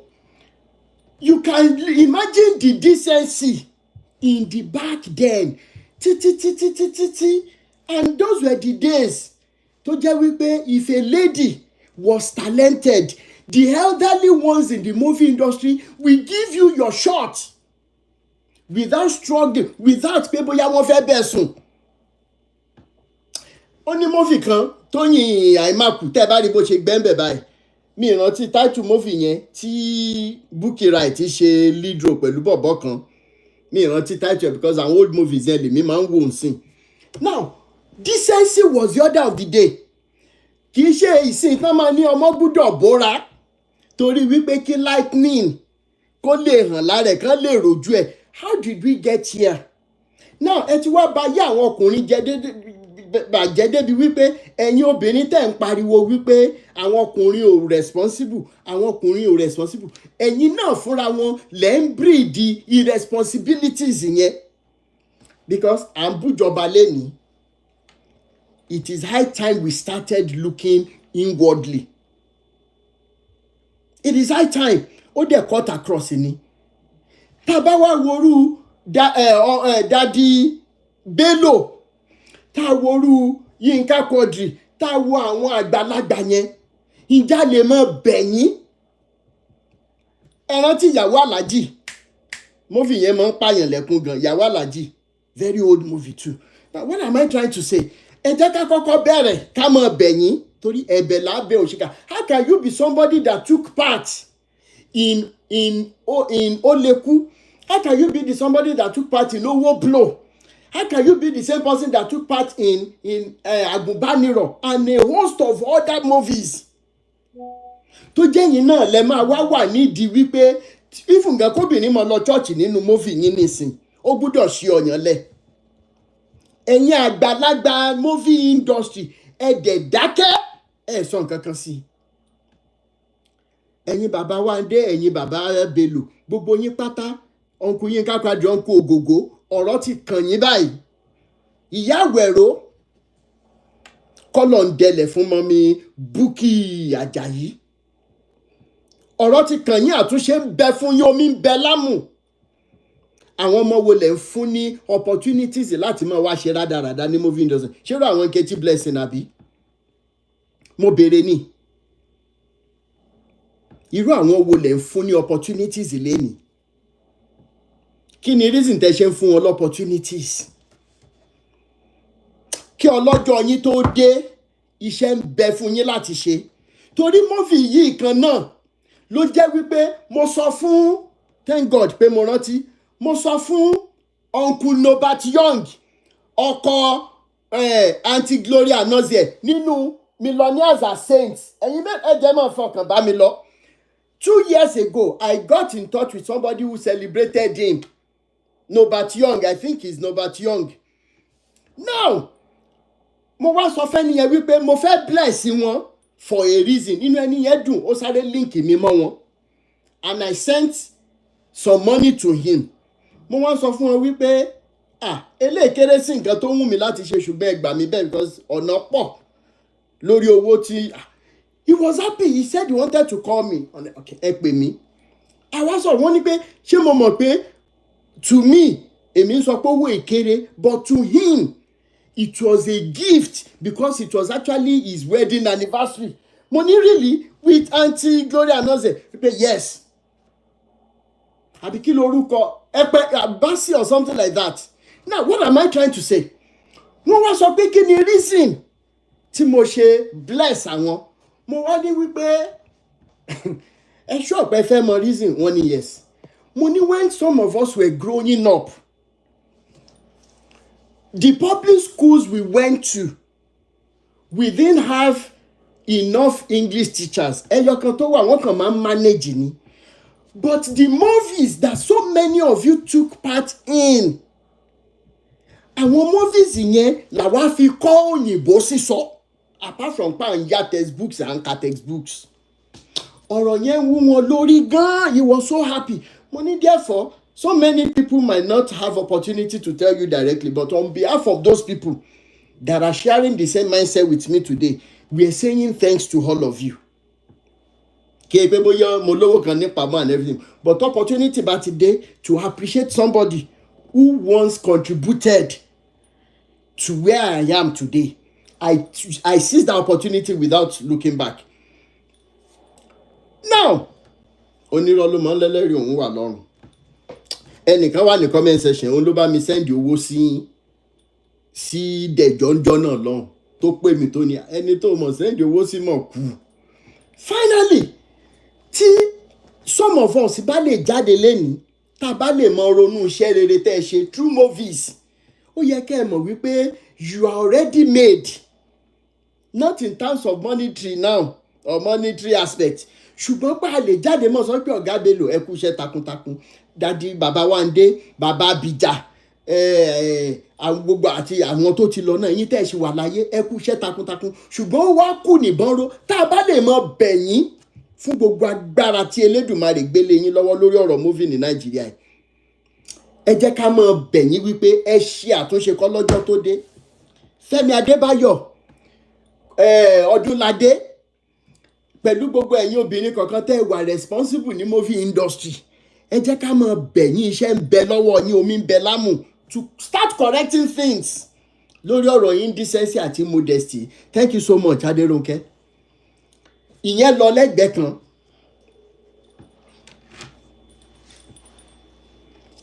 Ẹ̀yin ìjọba, tẹ́ bá lọ tẹ́ bá bọ̀, tẹ́ bá fẹ́ ṣe campaign, ẹ máa wá mú, ẹ máa sọ algebra equation x plus y equals z. Ẹ máa wá sọ di quadratic polynomial mọ́ wa lọ́wọ́. Báwo dẹ̀ lẹ ṣe ń ṣe ni wípé ẹ máa wá kó multi-point agenda sílẹ̀. Ẹ ṣe omi, ẹ ṣe náà. Bàbá Tinubu, ṣé ẹ rántí gbogbo ìlérí tí ẹ ṣe lọ́ndà tí àwọn tẹ jẹ́ kí Buhari àti Ọ̀ṣínbàjò, ṣé ẹ rántí gbogbo ìlérí tẹ ní kan ṣe tán ṣe ṣá? Ṣé ẹ mọye tẹ bá petrol mẹ́? Ṣé ẹ rántí nǹkan tẹ sọ nípa electricity? Bàbá Tinubu, ṣé ẹ rántí gbogbo billboard yẹn àwọn èèyàn ṣì ní picture o? Gbogbo bẹ́ẹ̀ ṣe ìwọ́de ńgbà yẹn protest lórí pé ẹ fẹ́ ọmọ Nàìjíríà ló jẹ́ kẹ́ ẹ mọ̀ ṣe ìwọ́de. Ṣé ẹ rántí pé gbogbo ẹ̀ ṣì wà ní orí social media? Okay. Now, ẹ máa wá ṣe multi-point agenda. Ẹ máa ṣe lè, ẹ máa mángẹ́lì lóye, ẹ máa mú Sátánì ní òkú, ẹ máa ṣe. tí ì bá ṣe pé bóyá olórí burúkú aṣèrè ní gbogbo yín. You know that 1 + 1 = 2 tó bá yẹ pé ẹnìkan ṣe lẹ́yìn olóṣèlú wa. Ṣùgbọ́n èyí tó dájú nínú ọmọ yín òkúlẹ̀lẹ́jà tà ní. Àfi tẹ́ ẹ bá yí padà tẹ́ ẹ bẹ̀rẹ̀ sí ní ṣàánú mẹ̀kúnnù, láì jẹ́ bẹ́ẹ̀ kì í ṣe ọ̀rẹ́rẹ́. Finally, tó bá jẹ́ wípé ẹ̀rọ rere kan Nigerians tí àánú wa ń ṣe yín gẹ́gẹ́ bí mẹ̀kúnnù tá jẹ́, àní kó lóko yín mọ́ roko, àní kó lọ́nà yín mọ́ yẹ̀nà. Ìta ń béèrè fún ni right to life tí constitution wa dẹ̀ sọ. Ẹ pè mí lẹ́jọ́ pé mo rọ́ǹgì lórí tí mo kóòtù yìí. Ẹ pè mí lẹ́jọ́ kí gbogbo àgbáyé kan mọ wọnú courtroom tẹ́ bá ti fẹ́ pè mí lẹ́jọ́ kí n mọ kóòtù ẹ̀ fún yín. Káwọn lọ́ọ̀yà tó dẹ̀ sì ní bẹ̀rù Ọlọ́run kí wọ́n wà ń bẹ̀ kán mọ sọ pé ọmọ yìí ó jẹ̀bi tàbí kò jẹ̀bi. Kẹ́ ẹ gbé àwọn adájọ́ tó ní bẹ̀rù Ọlọ́run ká mọ wá fi fídíò àwọn tán ti pa nífọ̀nàfọ̀nṣu. Lójú ẹ̀mí yín bàbá Tinubu ẹ wo man tí wọ́n ń nà yẹn tán bojú àwọn ọmọ ẹ̀ tí wọ́n wá nà wọ́n bí ejò àìjẹ́. Àwọn kidnappers nà wọ́n. Ṣé máa lẹ́ẹ̀rí fídíò yẹn? Olórí burúkú yín wà ní National Assembly. Ariwo bọ́n tó ṣe máa pààrọ̀ wardrobe yín ní oṣooṣù lẹ́ ń pa nílé aṣòfin despite the bleeding level of Nigeria. Ìhòòhò lẹ́rìn gbẹ̀yìn ayé yín.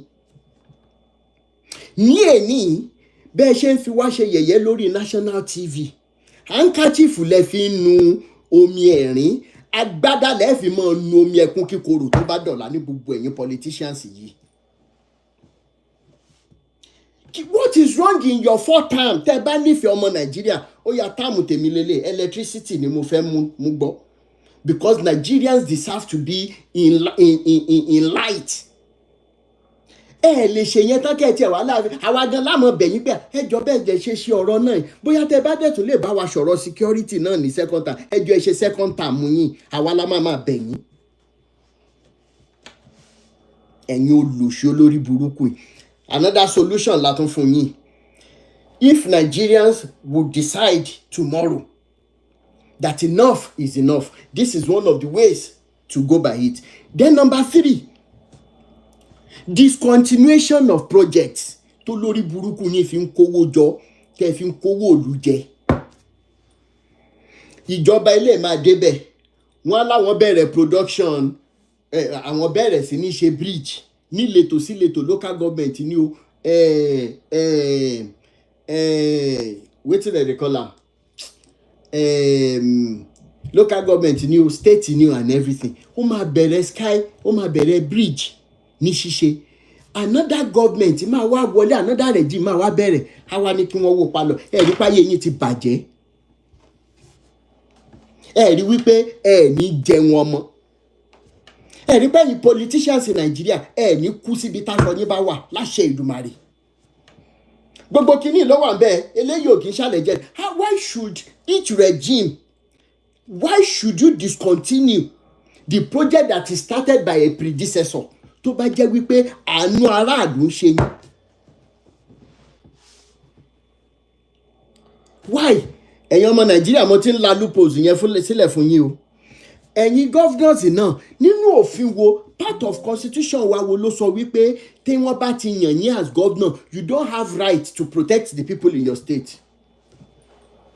Ẹ wá ń gba billions yẹn ń kó sápò. Owó bànújẹ́ lẹ ní báǹkì bóto mọ̀nàbọ̀ ní gbogbo ẹ̀yin governors in Nigeria. Owó èpè owó ẹ̀jẹ̀ ní ẹ̀jẹ̀ àtẹ̀pẹ́ òdẹ̀ ní tán níran yín ìrandíran yín. Bẹ́ẹ̀ ni ẹ̀yin olórí burúkú akálàdà lẹ́nìí. Ṣé bá kálà náà tó náà fẹ́ wú òkú ẹ̀ ń sìn kan wá ṣe DNA test. Ẹ̀yin olùṣe àtòkò wa balẹ̀ jẹ́ ẹ̀yin ọmọ ọ̀ràn kíran yìí. Ẹ̀yin tí bàbá yín ò já mọ́ nǹkan kan, ìyá yín ò já mọ́ nǹkan kan, ẹ wá dépò ẹ tún sunkún. Ká bá ti náà fẹ́ pààrọ̀ ọwọ́ bá yẹ tún máa sunkún. Ẹ̀yin lẹ máa ṣe gómìnà tán lẹ tún máa fẹ́ lọ sábùjá lọ ṣe lẹ ṣe kíní bíi Wike. Gbogbo yín pátó ò ní lálàáfíà látàárọ̀ dalẹ̀. Gbogbo fámìlì yín wá wà bẹ́ẹ̀ wá sọ di ogún ìdílé. bẹ́ẹ̀ ṣe ń sọ ọ̀rọ̀ politics Nàìjíríà di ogún ìdílé, Elédùmarè yóò mọ̀ bá wa fi ìdààmú ìfòòró yóò mọ̀ fi bá wa ṣe ogún ìdílé fún yín, ẹ̀yin olùṣe olórí burúkú yìí. Nígbà tó Ọbásanjọ́ náà dẹ̀ ibi mélòó ni Ìyábọ̀ Ọbásanjọ́ náà ń control? Wọ́n máa wá lẹ́ lọ ṣe sẹ́ni, ẹ̀yin olórí burúkú mú graduate á fẹ́ lọ apply fún à ń sọ̀rọ̀ constitution. Some of you still don't understand that the constitution allows that they do whatever they like, to such an extent that graduates will be applying for security job in Nigeria, master's degree holder, PhD, alon fi apply débi wípé ọmọ àlè rádaràda tí gbogbo yín promote lórí social media. Kí lorúkọ ẹ̀ náà? Boy yìí òun lóun tún fẹ́ gba master's student fún camera. Ṣé níbi táyé wá bàjẹ́ dé, àdẹ máa sunkún, a máa sun ẹkún kíkorò. Kí lorúkọ boy kékeré yẹn? Òun tó fẹ́ employ tí ò lọ school. Ẹ máa wá promote irú ọmọ bẹ́ẹ̀ yẹn. Then what legacy are you leaving for your children that are going to school? What legacy? À ń ṣí àrùn fídíò ọmọ àlè rádaràda yẹn. Lójú ẹ̀mí ṣe bí ìyá kan ló bí girl tó ń gbé káàkiri. What is his age? You think social media people are mad? Do you think they are stupid? You think they don't know what they are doing? And we are playing right into their trap every day. Wọ́n tún fẹ́ employ àwọn master's degree holder. Nigerians who claim their sin, they are under his pages. No mama, kí ló máa ń ṣe? Ẹ lọ fún mi ní copy live video tó máa ń ṣe. Ẹ lọ wá jáde now. Ṣé bẹ́yìn náà lè wá ń bẹ́? In the face of a bleeding Nigeria that is already bleeding to death. And everything we are doing as adults, it's at the expense of the children we claim that we love. How can we be telling these children that we love them when the only thing we promote negates their survival as a human being? How? So what are we saying today? At the end of the day, ẹ máa wá sọ wípé ẹ ń ṣe project o, ẹ ń ṣe kinní kan ọ̀yẹ́, ó lè ní gbogbo yín. Say Nigeria adults will now be fighting one another under his comment section. A good for nothing entity. Ìyẹn tún lọ. Mr. Sowore, gbogbo bẹ́ẹ̀ bá ṣe fẹ́ dáadáa fún àwọn ọmọ Nàìjíríà tí gbogbo làálàá kòókòó jọjà àwọn ọmọ Nàìjíríà tẹ́bi tó ń pa wáyé bó ṣe ń ka yín lára, k'Elédùmarè bá wa ràn yín lọ́wọ́. I see your hard work every day. You don't even have any reason to be in Nigeria, Ben, but you chose to be there to make sure that things change positively well.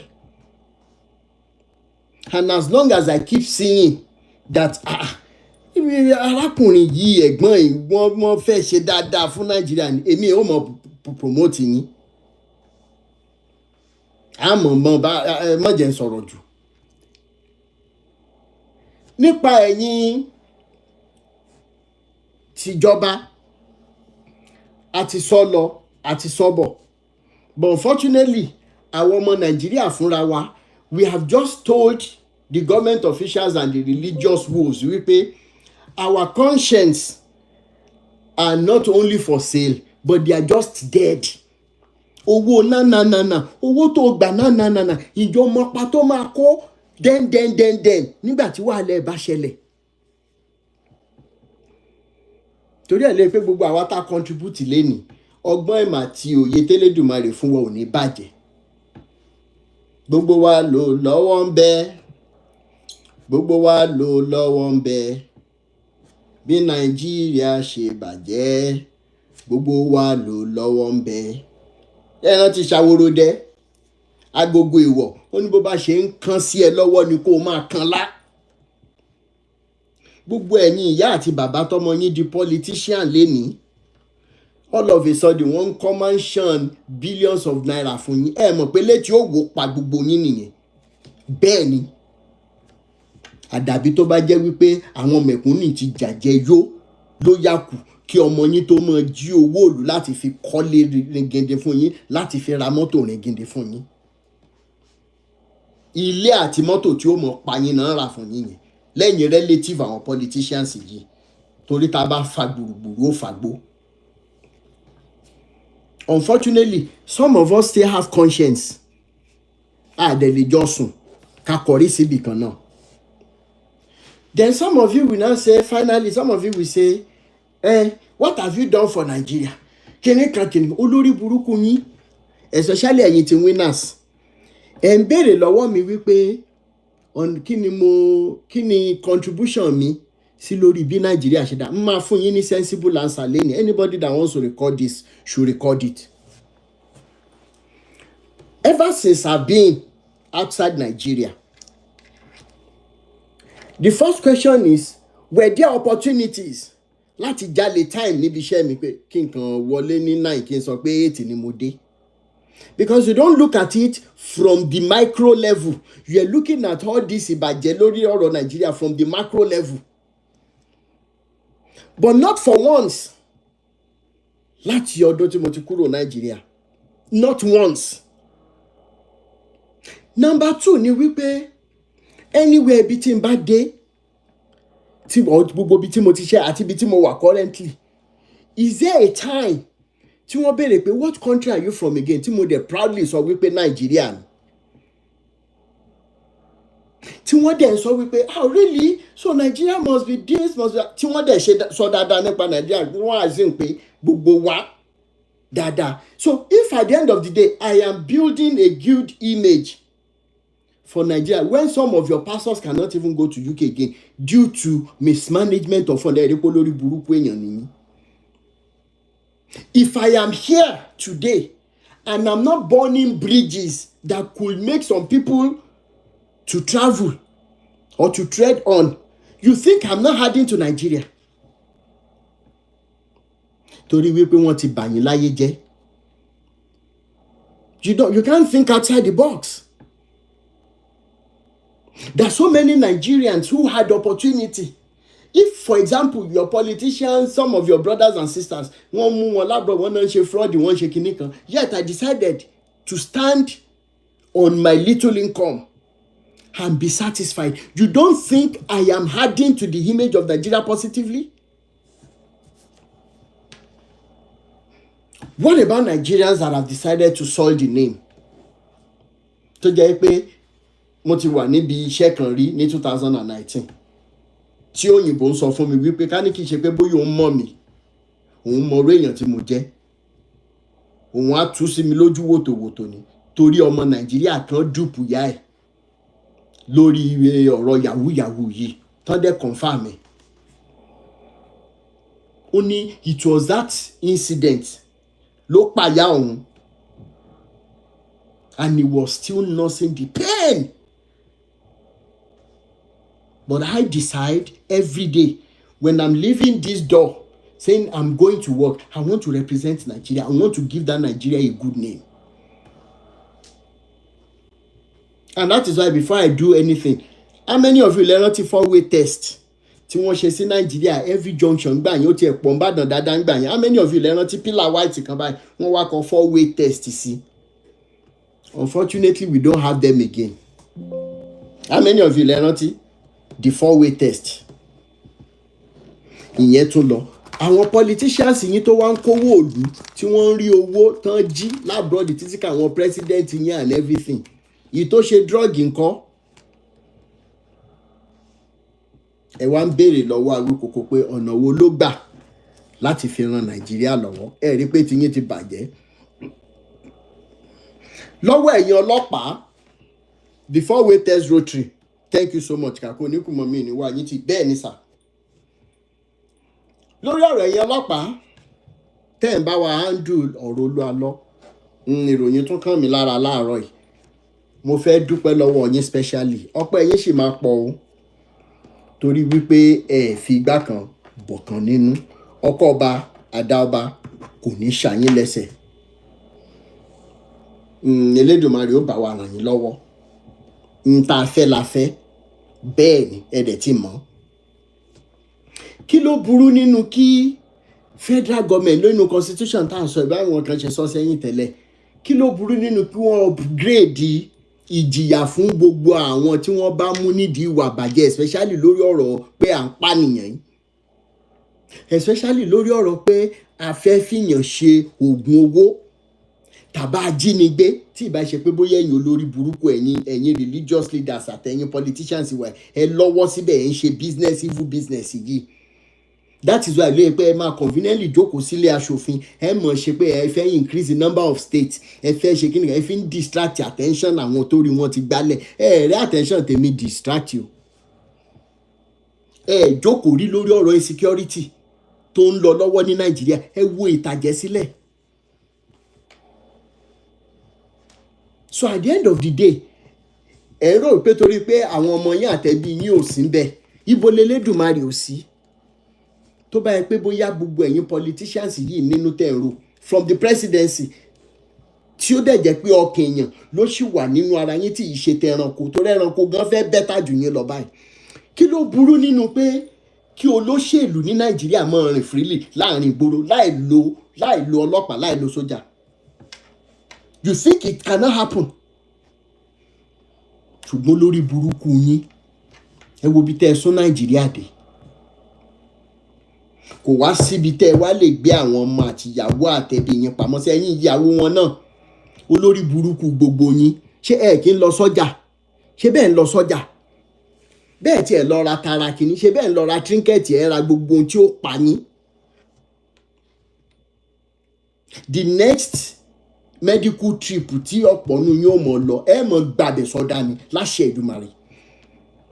Ẹ jẹ́ ìyàwó politicians à ń pè yín ní kí náà ń pè abiagbá ní gbogbo yín pátápátá, tó yẹ kẹ́ ẹ máa sunkún ìbànújẹ́ tí ò ní dá láyé yín, gbogbo yín pátá látòkè délẹ̀. Wọ́n wá ní ìyàwó Tinubu lọ sí ibì kan ní Delta State, nursing kìíní kan ní Delta State, wọ́n ní pé kì í ṣe ìyá wọn. Ṣé wọ́n ló bí wọn ni?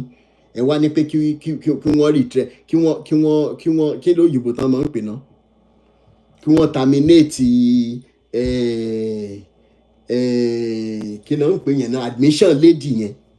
Ẹ rí pé lórí burúkú yẹn ẹ ti gún kíkọjá ewé.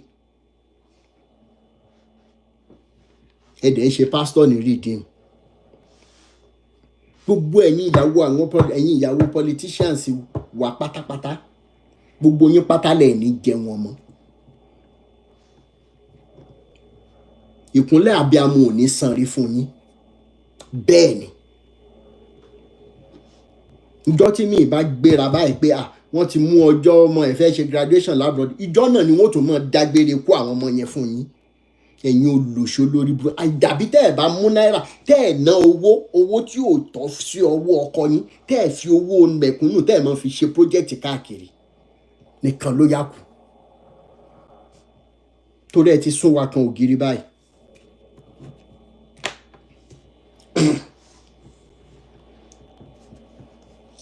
Ṣé ẹ rántí orin Daddy Kollington? Jẹ́ kí wọ́n ka ẹ̀ takọ́tabo, jẹ́ kí wọ́n ka ẹ̀ takọ́tabo, kí wọ́n lè ṣètò fún gbogbo ohun tí a bá ń fẹ́, kí wọ́n lè ṣètò fún gbogbo ohun tí a bá ń fẹ́, jẹ́ kí wọ́n ka ẹ̀ takọ́tabo. Brọ̀dẹ́ ẹ wá kà wá, ẹ tí kà wá sẹ́ńsọ̀. Ṣé bí nígbà tí census bá wà lẹ máa lè plan wípé ilé yìí o nǹkan báyìí o, ilé yìí o nǹkan báyìí o. Ẹ wo gap tó wà láàrin àwọn tí ò róúnjẹ jẹ àtẹ̀yìn tẹ́ ẹ nílé bíi 30-40 oil blocks, ẹ̀rù adániwá yóò dẹ̀ bà yín. Lẹ́yìn tó jẹ́ wípé ńgbà tẹ́ ẹ̀ ń dàgbà ìdílé olòṣì parakulẹ̀ ti jáde. Ìdílé olòṣì, ìdílé rádaràda, ìmí gan àmórúkọ ìdílé ẹ̀, àmọ́ fámìlì tó ti jáde.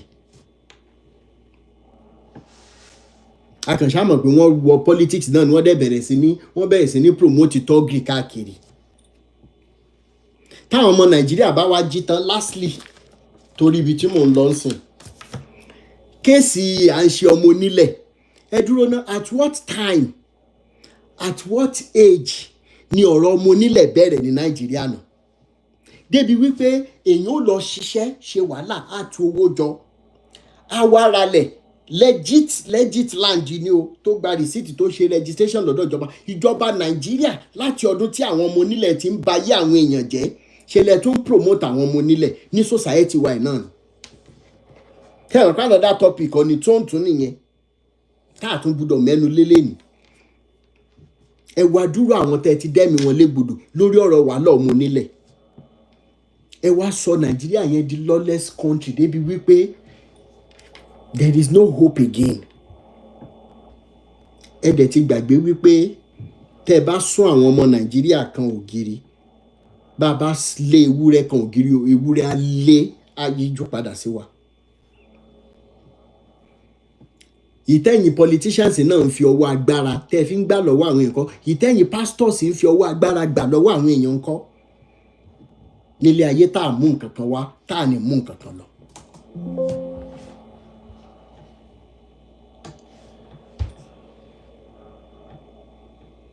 So tọrọ mi bá make meaning léni rárá what we are saying now is can Nigerians begin to rally round somebody like Shoreda said it is this change of constitution that can actually make Nigeria better. It is this same change of constitution ni Uncle Dele Farotimi that wrote that best-selling book the Nigeria and the judicial system kí ni title wé yẹn that has been clamoring a change of constitution.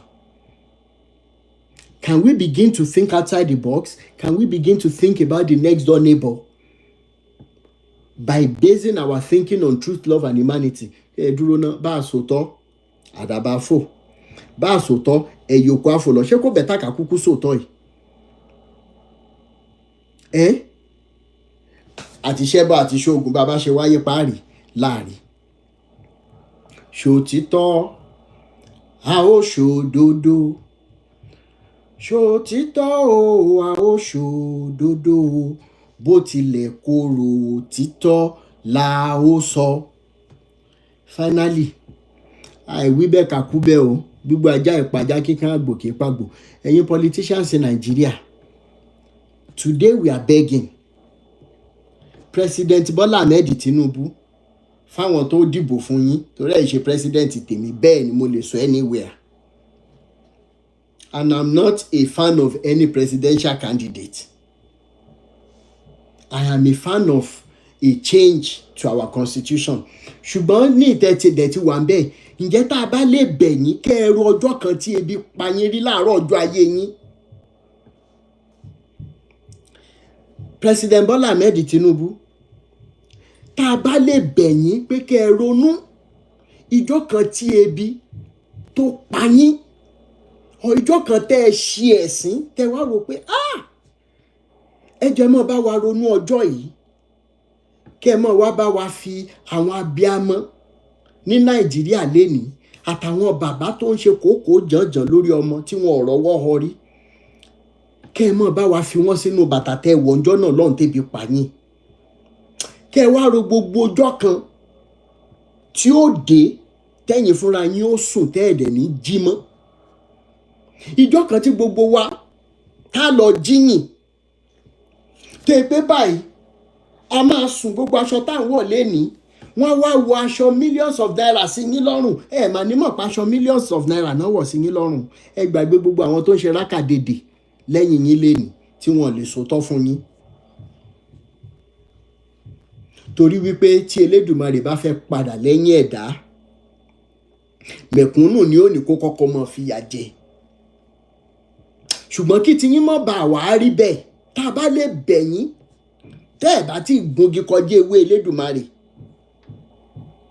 tẹ́ ẹ bá rò pé àtúnṣe ṣì wà láti wákàtí lọ mi ìmọ̀ bóyá a lè bẹ̀ yín kẹ́ ẹ ro àwọn abiyamọ tó ti sọ ọmọ nù lórí ọ̀rọ̀ insecurity Nàìjíríà a béèrè nǹkan kan mí lọ́wọ́ yín ní rẹ̀jímù tẹ́ ẹ̀ bá wá lè ṣe ẹ lọ jókòó sílẹ̀ ẹ jẹ́ káwọn tó lè ṣe ìtàjẹ̀sílẹ̀ ẹ ti pọ̀ jù ó ń fún wa ní psychological and mental problem I don't know about others but èmi ìfúnra mi pé wọ́n ń jí èèyàn gbé ní títì wọn àwọn ajínigbé wọn kọ́kọ́ lọ bá obìnrin olóbìnrin sùn rẹ́kẹ́rẹ́kẹ́ kán ṣẹ̀ tó wá pa wọ́n. It is happening on your watch, sir. Ṣùgbọ́n tá a bá lè bẹ̀yìn rárá, torí ẹ̀bẹ̀ la bẹ òṣìkà kó lè jẹ́ àrílé ọkọ̀ gbé. Tá a bá lè bẹ̀yìn sà pé kẹjọ àwọn tó fẹ́ tì yín wọgbó àìbọ̀ yìí both home and abroad, tá a bá lè bẹ̀yìn kẹ́ ẹ lé wọn sẹ́yìn ìbámọ̀ wà pa. A béèrè nǹkan kan o, ẹ jẹ́ kí security padà sílùú, káwọn èèyàn dẹ̀ lè lọ sóko kí wọ́n lè padà wá invest sílé. We are not asking for too much.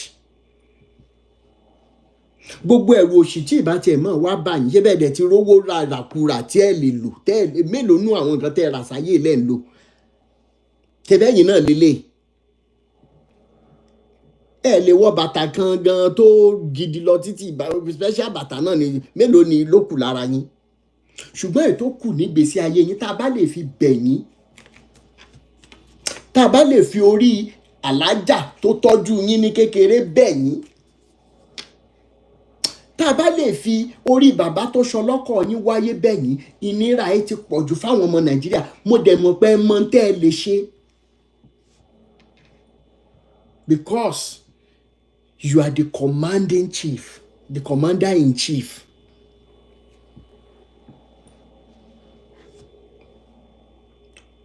Ẹ ti fira yín joyè àwòdì báyìí. Ẹ bá wa gbé òròmọ adìẹ insecurity kúrò ńlù. Enough is enough. At the end of the day, let's command the governors that you don't want to hear it again under 1 month. Kí ọ̀rọ̀ insecurity lòdù lọ́mú mi.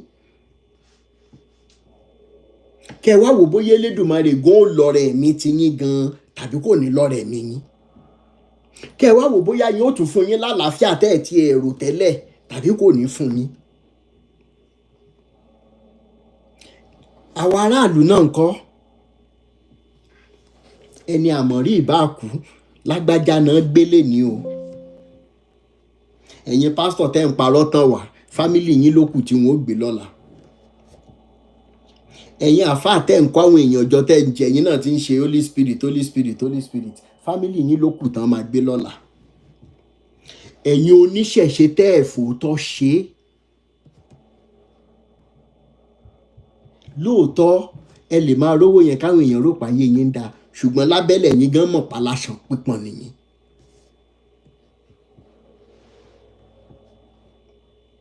A ní sọ jù báyìí lọ lórí ètò tèmi. Ó tún dọ̀la.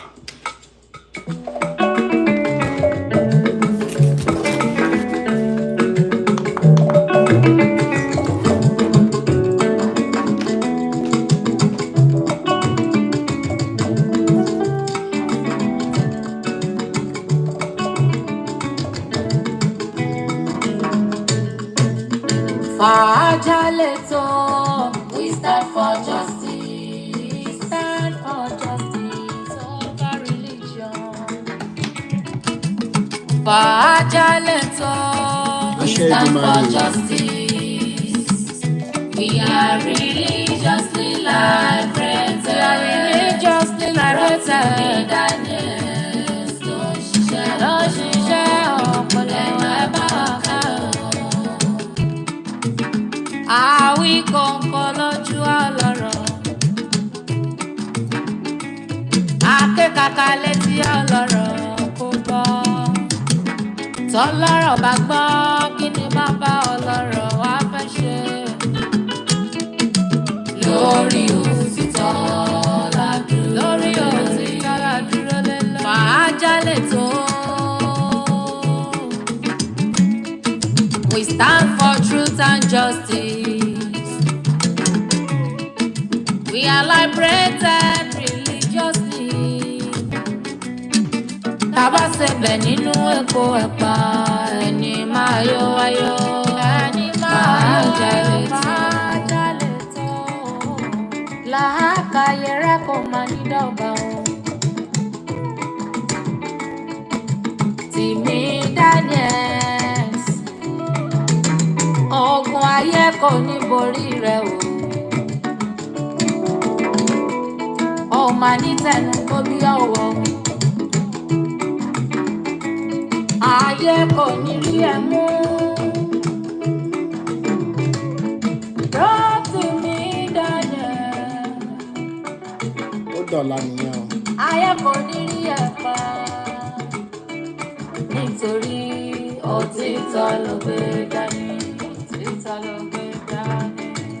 Bá ṣe bá ọmọ náà èdìdì o. Èdìdì o. Ògo tó ń lò èdìdì o.